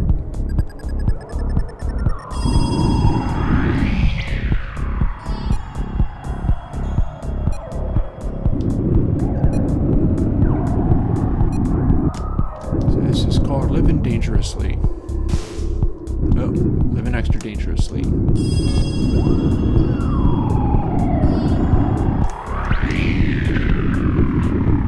I don't even know where it's at. Yes, I do. It's right there. I need to make it so that it's reflecting on the edges of the screen if it's really close. It's a very ominous beast, isn't it? Ah. Ah, I recognize you. You were the bot known as Bob Marley. For obvious reasons. Boop.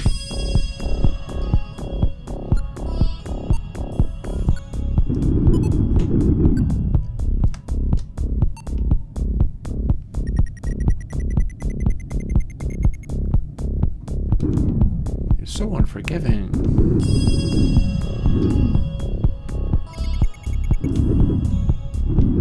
It just flies into a rage as soon as you do this.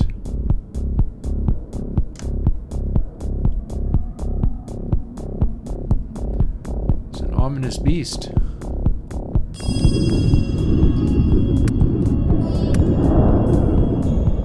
It'll get even madder if I shoot stuff, won't it?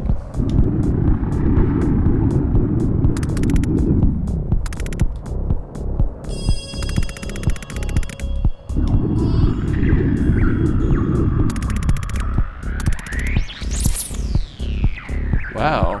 Okay, that got me a good... Alrighty. Probably should neutralize velocity while I'm at it. For restart, you should definitely reset velocity. So we fire a new level when that happens. The orange sun... I'll show you. I'll show you. Nothing better to do. It's this. So this is called the Guardian. It lights up and glows and attacks you. You can see it in game, and it does this. So it is, and Bob Marley is the little ball with a sort of pot leaf logo on it. Not really, but it's just green, and it had some sort of palm-like patterns on it. I didn't design it to be like that. They're randomly generated.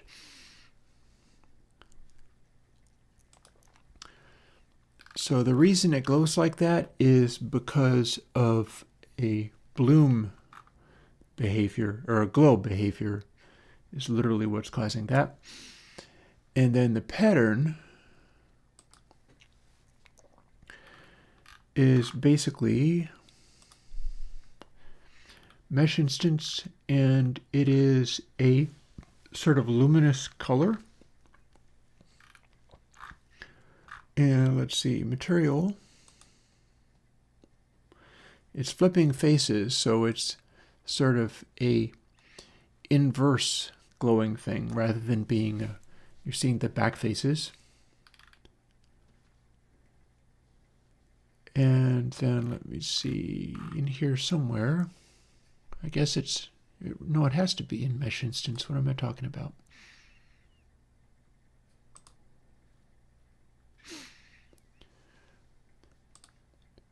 So there's a special thing in here where it's doing some kind of weird mapping. I'm having a little difficulty finding it, but it's doing some kind of weird mapping.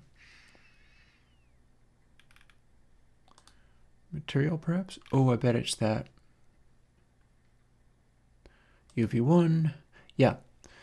So this effect is a nearly transparent texture, but it's triplanar with a very high sharpness and nearest neighbor.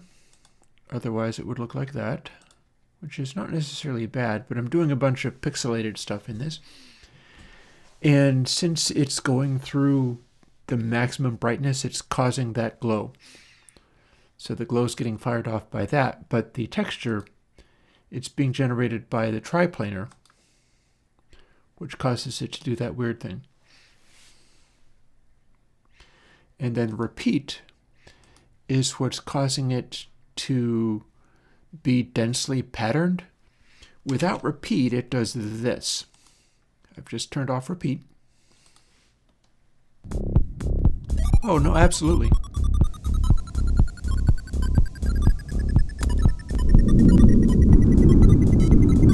Without repeat, you're getting that sort of flashy effect, and indeed it is quite deadly.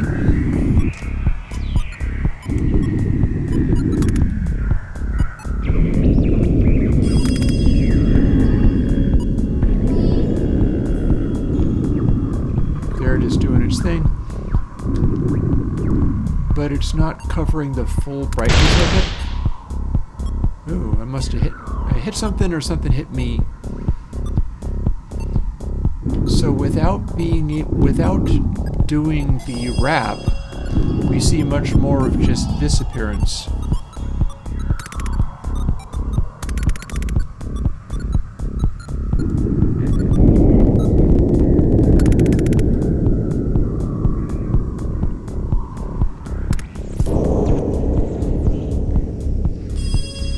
was acting a little weird there because it was not attacking, and then all of a sudden it was.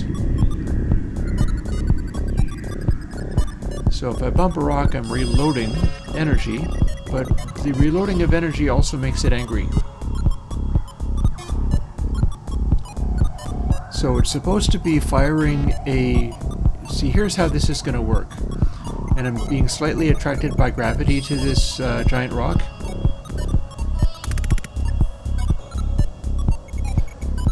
So when you do anything to the rocks, either shoot them or touch them, then the Guardian gets mad. But what it's supposed to be doing is watching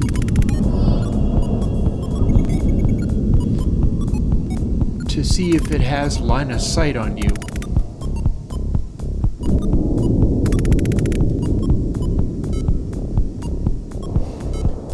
And it does not, but the degree of its rage is such that if I get within line of sight of it,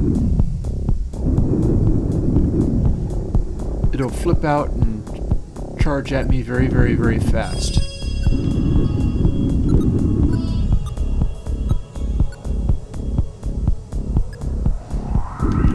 And that was what it just did then.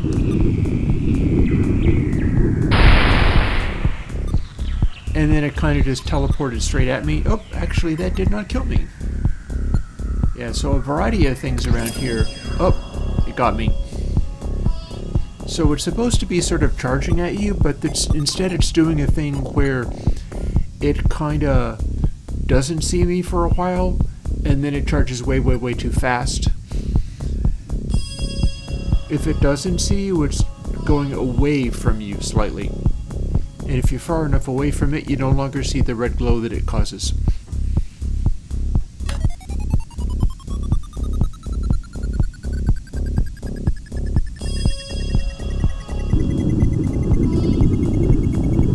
And see, if I fly straight down,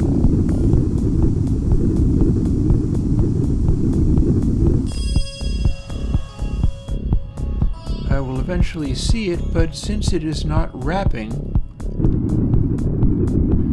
we can't see it at all. But if I shoot one of these small asteroids, it will then wake up and become visible. Somewhere.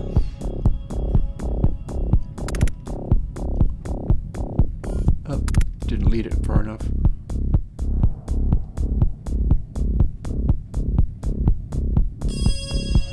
Oh, it was up there.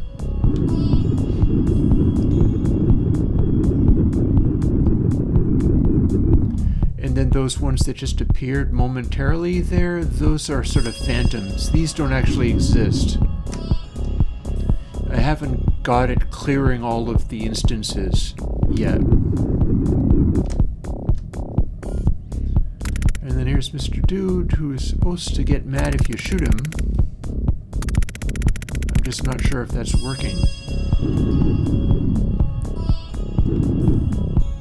But he does at least get mad when you refuel by touching one of the asteroids, so watch this.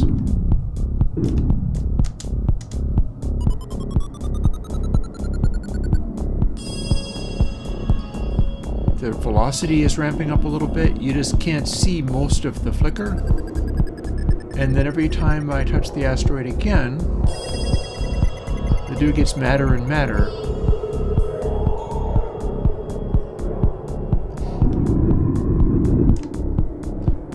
Also, if you hit an asteroid too hard,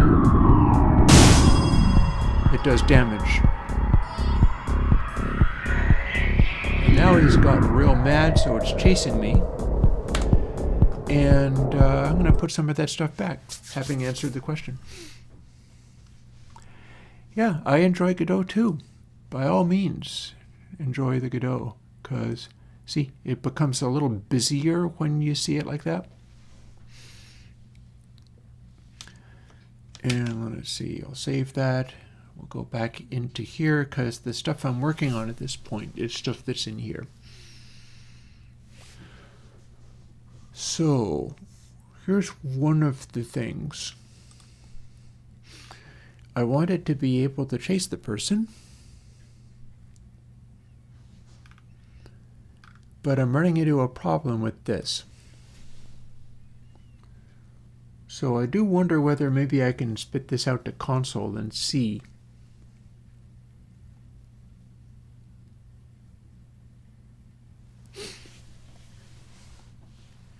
So here's one possibility.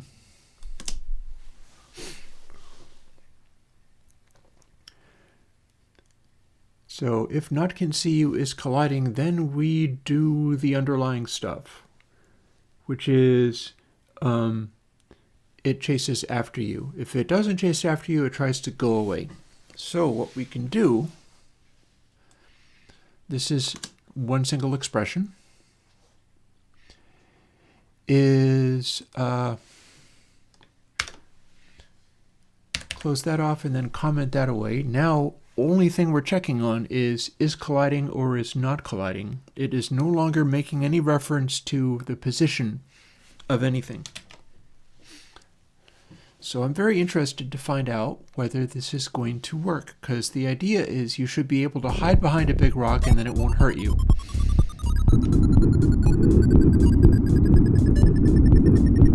I can fly downwards until I see this thing. And if I shoot one of the rocks, it'll get mad.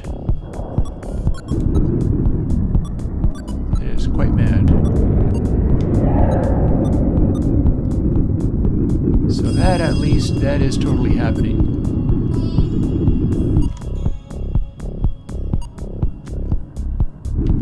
But it looks like it might still be coming after me. So I could also do another thing in the if statement where if it's not actively coming at me, oh, it's also going to get mad if I reload on this. So blast past here a little bit so I can still see it. Let's see where to go. There it is. Oh, I'm in trouble now. So it was charging me right then. It is charging me now. Also, if it hits the rocks, it will blow them up. So I kind of got to get away from this thing before it destroys literally everything.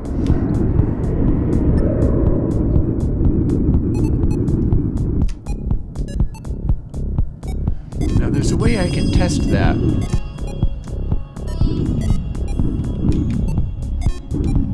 See, what I'm trying to do is hide behind a big rock, and it's supposed to not have line of sight through that rock.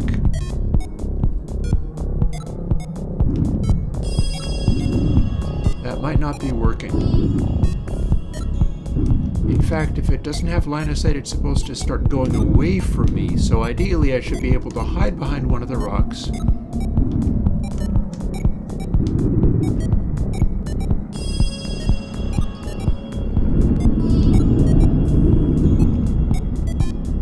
I think it just came right through the rock after me.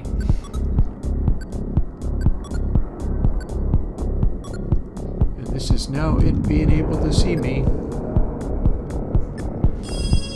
So the idea here is I can make it respond in a more useful way, even if I'm like making it angry. It doesn't want me reloading like this. Touching the asteroids or shooting them.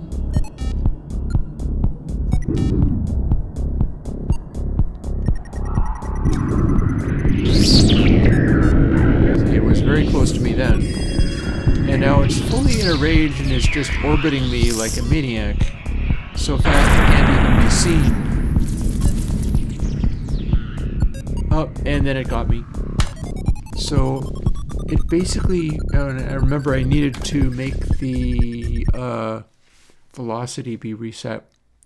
So that's going to be in game.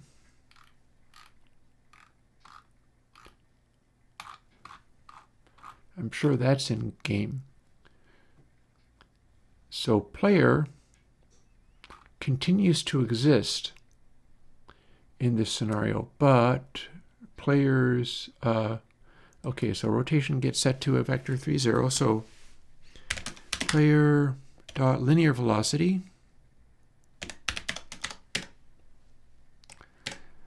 does indeed also get to be vector 3, 0. So cool. So that will neutralize the added motion from restarting the level. Back over to here, I would like to have it, I should be able to see this working if I make Guardian Rage not shut off, but times equals, that's probably not too aggressive, but you know what? I can exaggerate that quite a bit.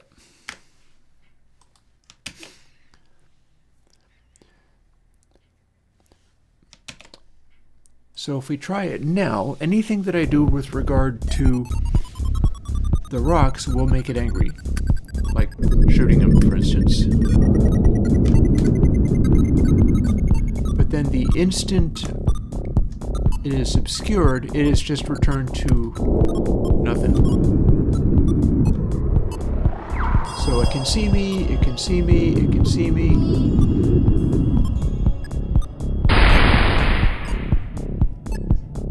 But then it stopped being able to see me. Oh, also it calmed down so much it went to 0. That's not correct at all.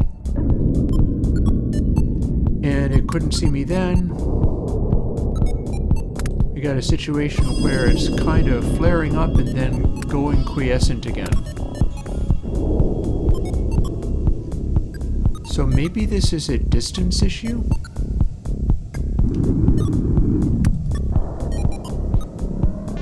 Oh, now it can see me and is within a distance.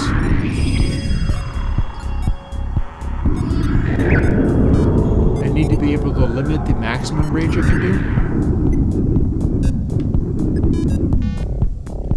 And I guess I got far enough away that it calmed down. Ooh, and then it killed me dead. So that's interesting.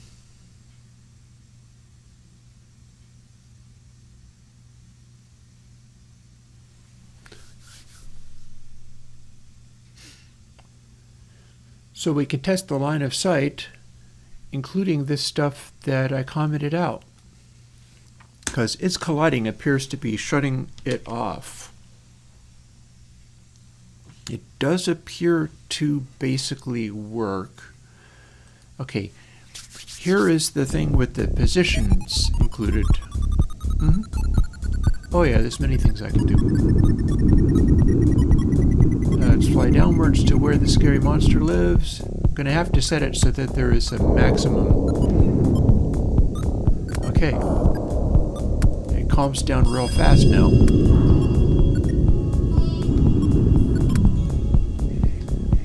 So it thinks there is collisions. So this was in place before. So how close do I need to get to this thing before it... Oh, and then it... So it rather rapidly turns to I can't see you.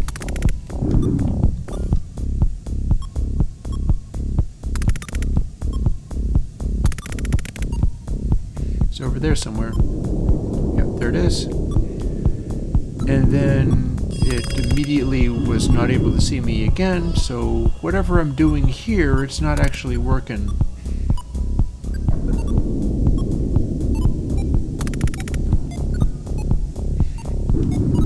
How close do I have to get for it to remember what it's doing? That close. Okay.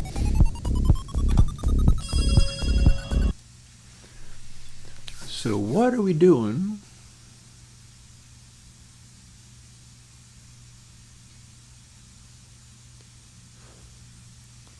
So is colliding and position distance to where player, which is target position also, is less than distance to collision point.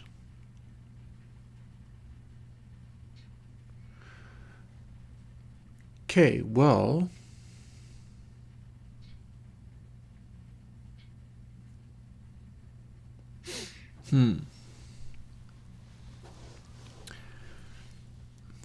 So if the collision, so that doesn't actually make any sense. How about I reverse it and see what happens?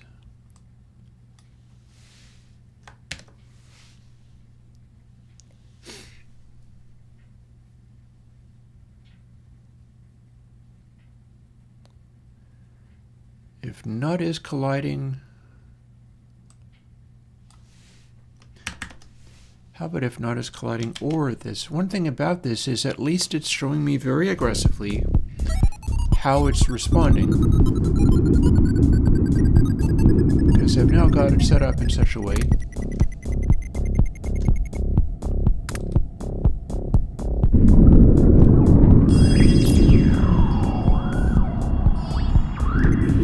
still mad.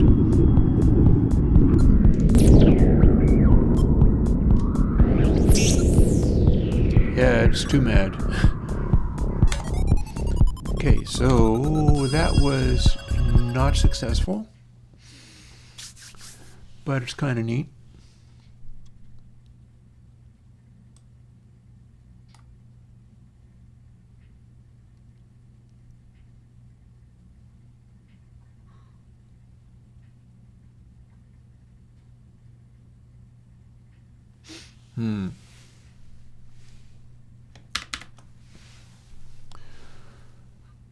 I keep feeling this part is not actually working. If nut is colliding, meaning there is nothing in contact and distance to the player position is larger than the distance to a collision point. Actually, that should be less. The idea is if there's something else being intersected between you and player position,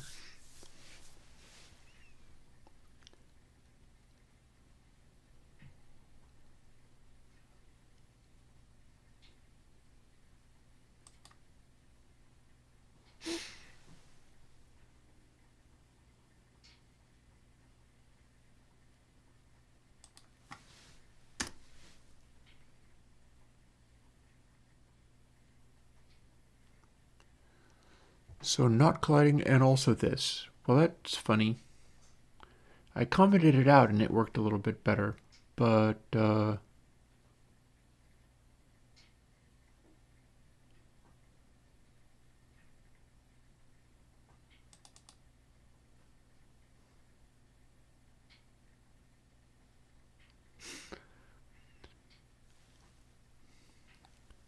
if it's not colliding, apparently, I mean, if it's not colliding, it's supposed to be line of sight.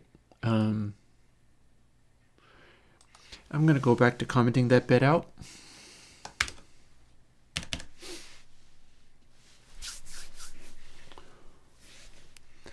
And this ended up being unfruitful information, so we're going to comment that out too. So here's where it charges and roars, and here's where it shuts the heck off really quickly.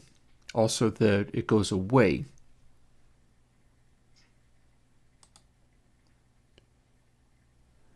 And I just wonder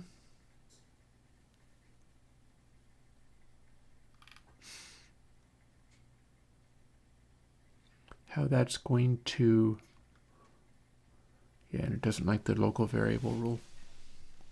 Fine.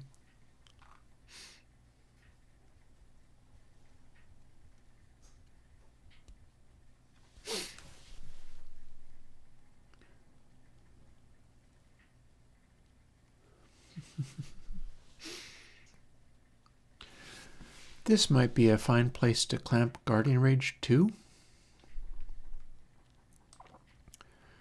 Also, we needn't have it scale back like this if we're having it scale back elsewhere.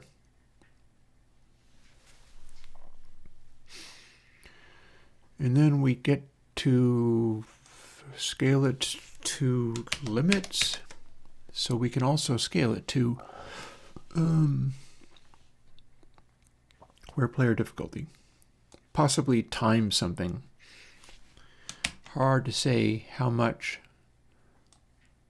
that even is.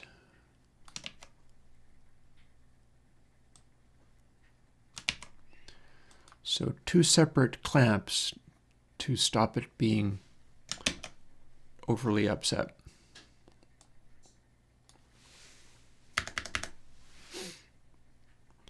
And there's where we can have it slowly calming down. But I would like to see, so this is level 100. I fly down a little bit and we're going to find out how mad this thing can get. Apparently not very.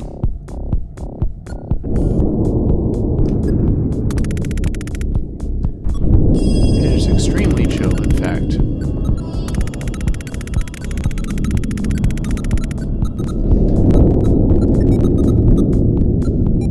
That is clearly a matter of Guardian Rage and this clamp. Clamp is way too lenient.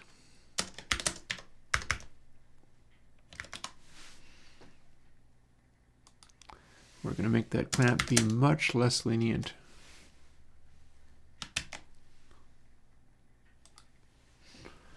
All right. Almost done for the... Oop.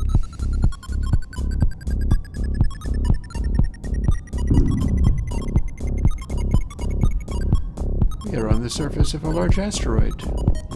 And it did not hurt us because they don't necessarily hurt us unless we hit them real hard. But I'll tell you what, this is going to have made the Guardian very angry. Ooh, and I just got damaged real good. Oh, it calmed down.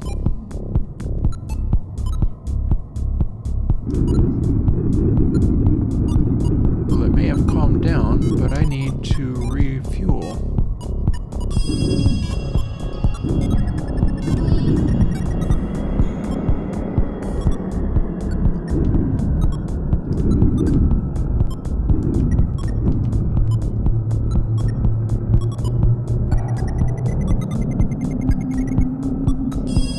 So this would be infuriating it if it knew what it was doing. However, it may be calming down and backing off, because if it was coming at me, it would come right through this asteroid. And that appears not to be happening. But as soon as I'm visible, I got trouble. Oh, and I just bonked another asteroid.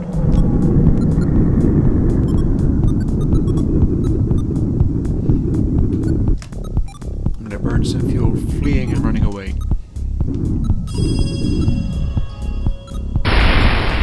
Oh, hit it too hard.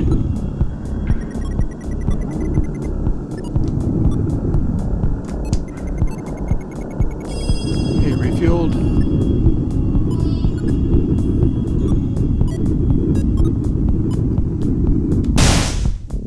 Ooh, I shouldn't have hit that asteroid too hard.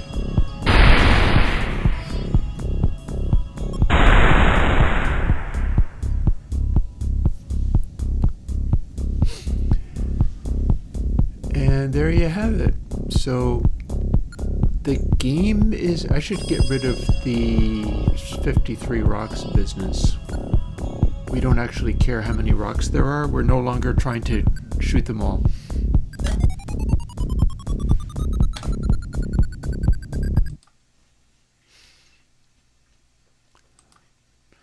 Let's do a few more tweaks. I think it sounds better when it reloads faster, so we're going to go Physics Tech Mod 2. And a bunch of this stuff is now working, so that's pleasing. We can increase the amount of gravity like this, or indeed like this.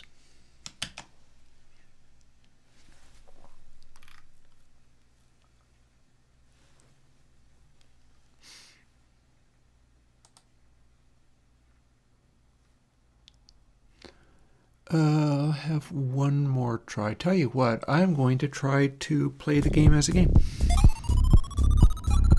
See, that's better. Fueling up nice and quickly.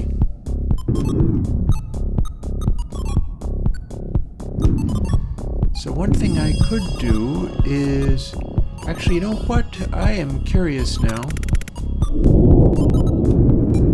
to what extent did I cool off the sheer insanity factor of the Guardian's maximum rage? It seems to be about as mad as it can get at the moment. It is threatening,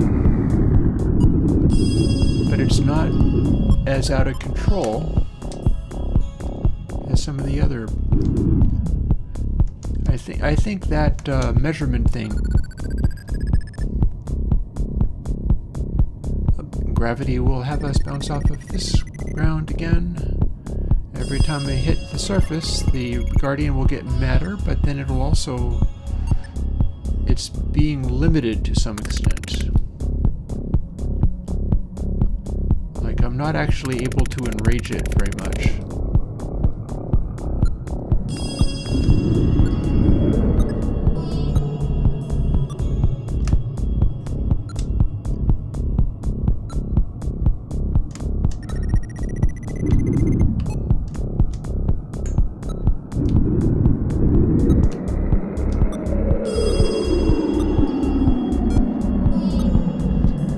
Large scary thing.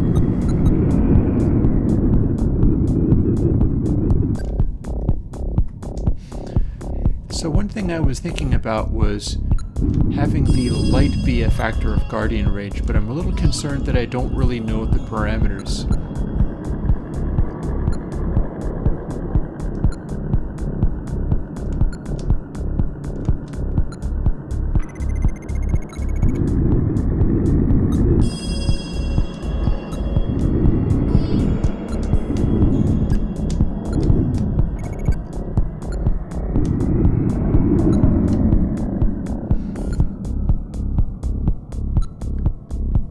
Smash rocks. Oh, now it can't see me. Oh, it smashed rocks to get to me. So then the next question is, since the amount of rage it can get up to is relative to game level and difficulty level,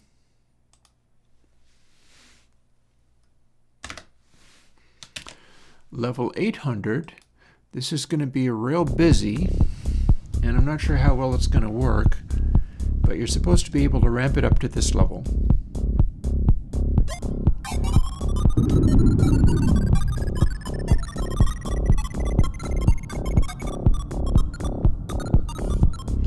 And we're going to have powerful gravity happening.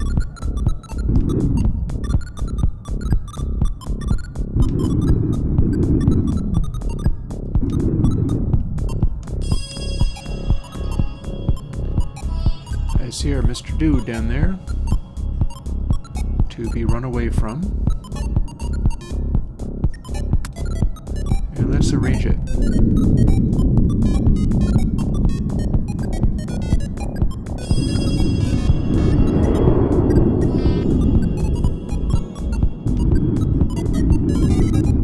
Now let's run away from it.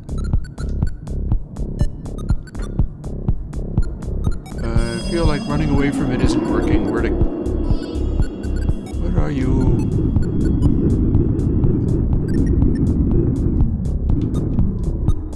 It is there.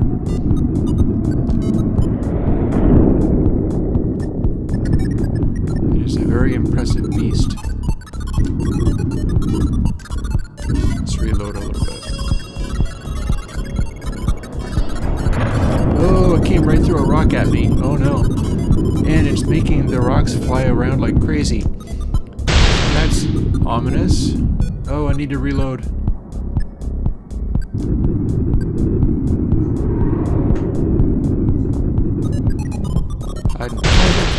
Oh, I got hit by a flying rock.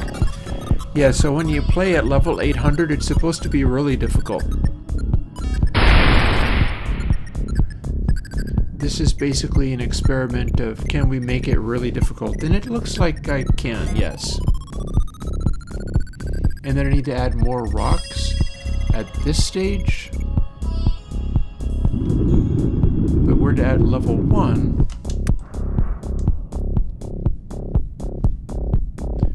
So this is as mad as it gets at level 1.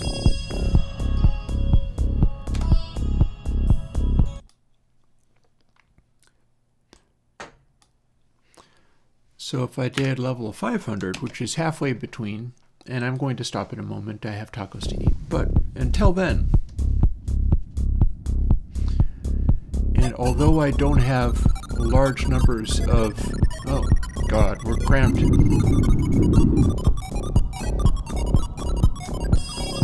I am in the middle of so many giant asteroids, oh my God.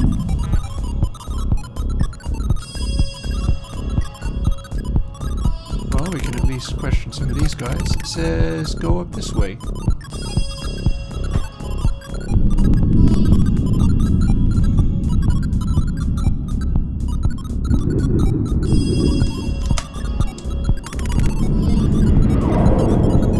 Oh, we have a very mad dude. Oh, don't hit me.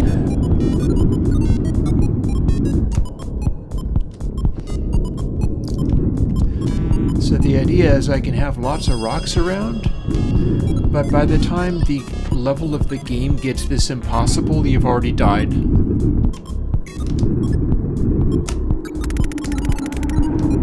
It says go this way. Aha. You. Oh, it got me. Okay, so that's level 400. So in theory, there might be ways of working around it, or dealing with it somehow. But it does appear to be on the difficult side.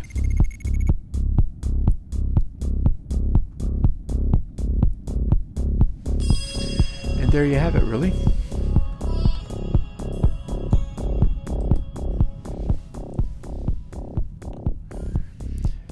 So I'm going to go and make tacos and probably clear out my basement even more. I've gotten a lot done today, but there's a lot more to do. I'll be posting some kind of plugin this coming weekend. And maybe we'll do more of this madness or plugin coding, because we do have some plugins to do. This coming Tuesday and Thursday. Until then, talk to you later.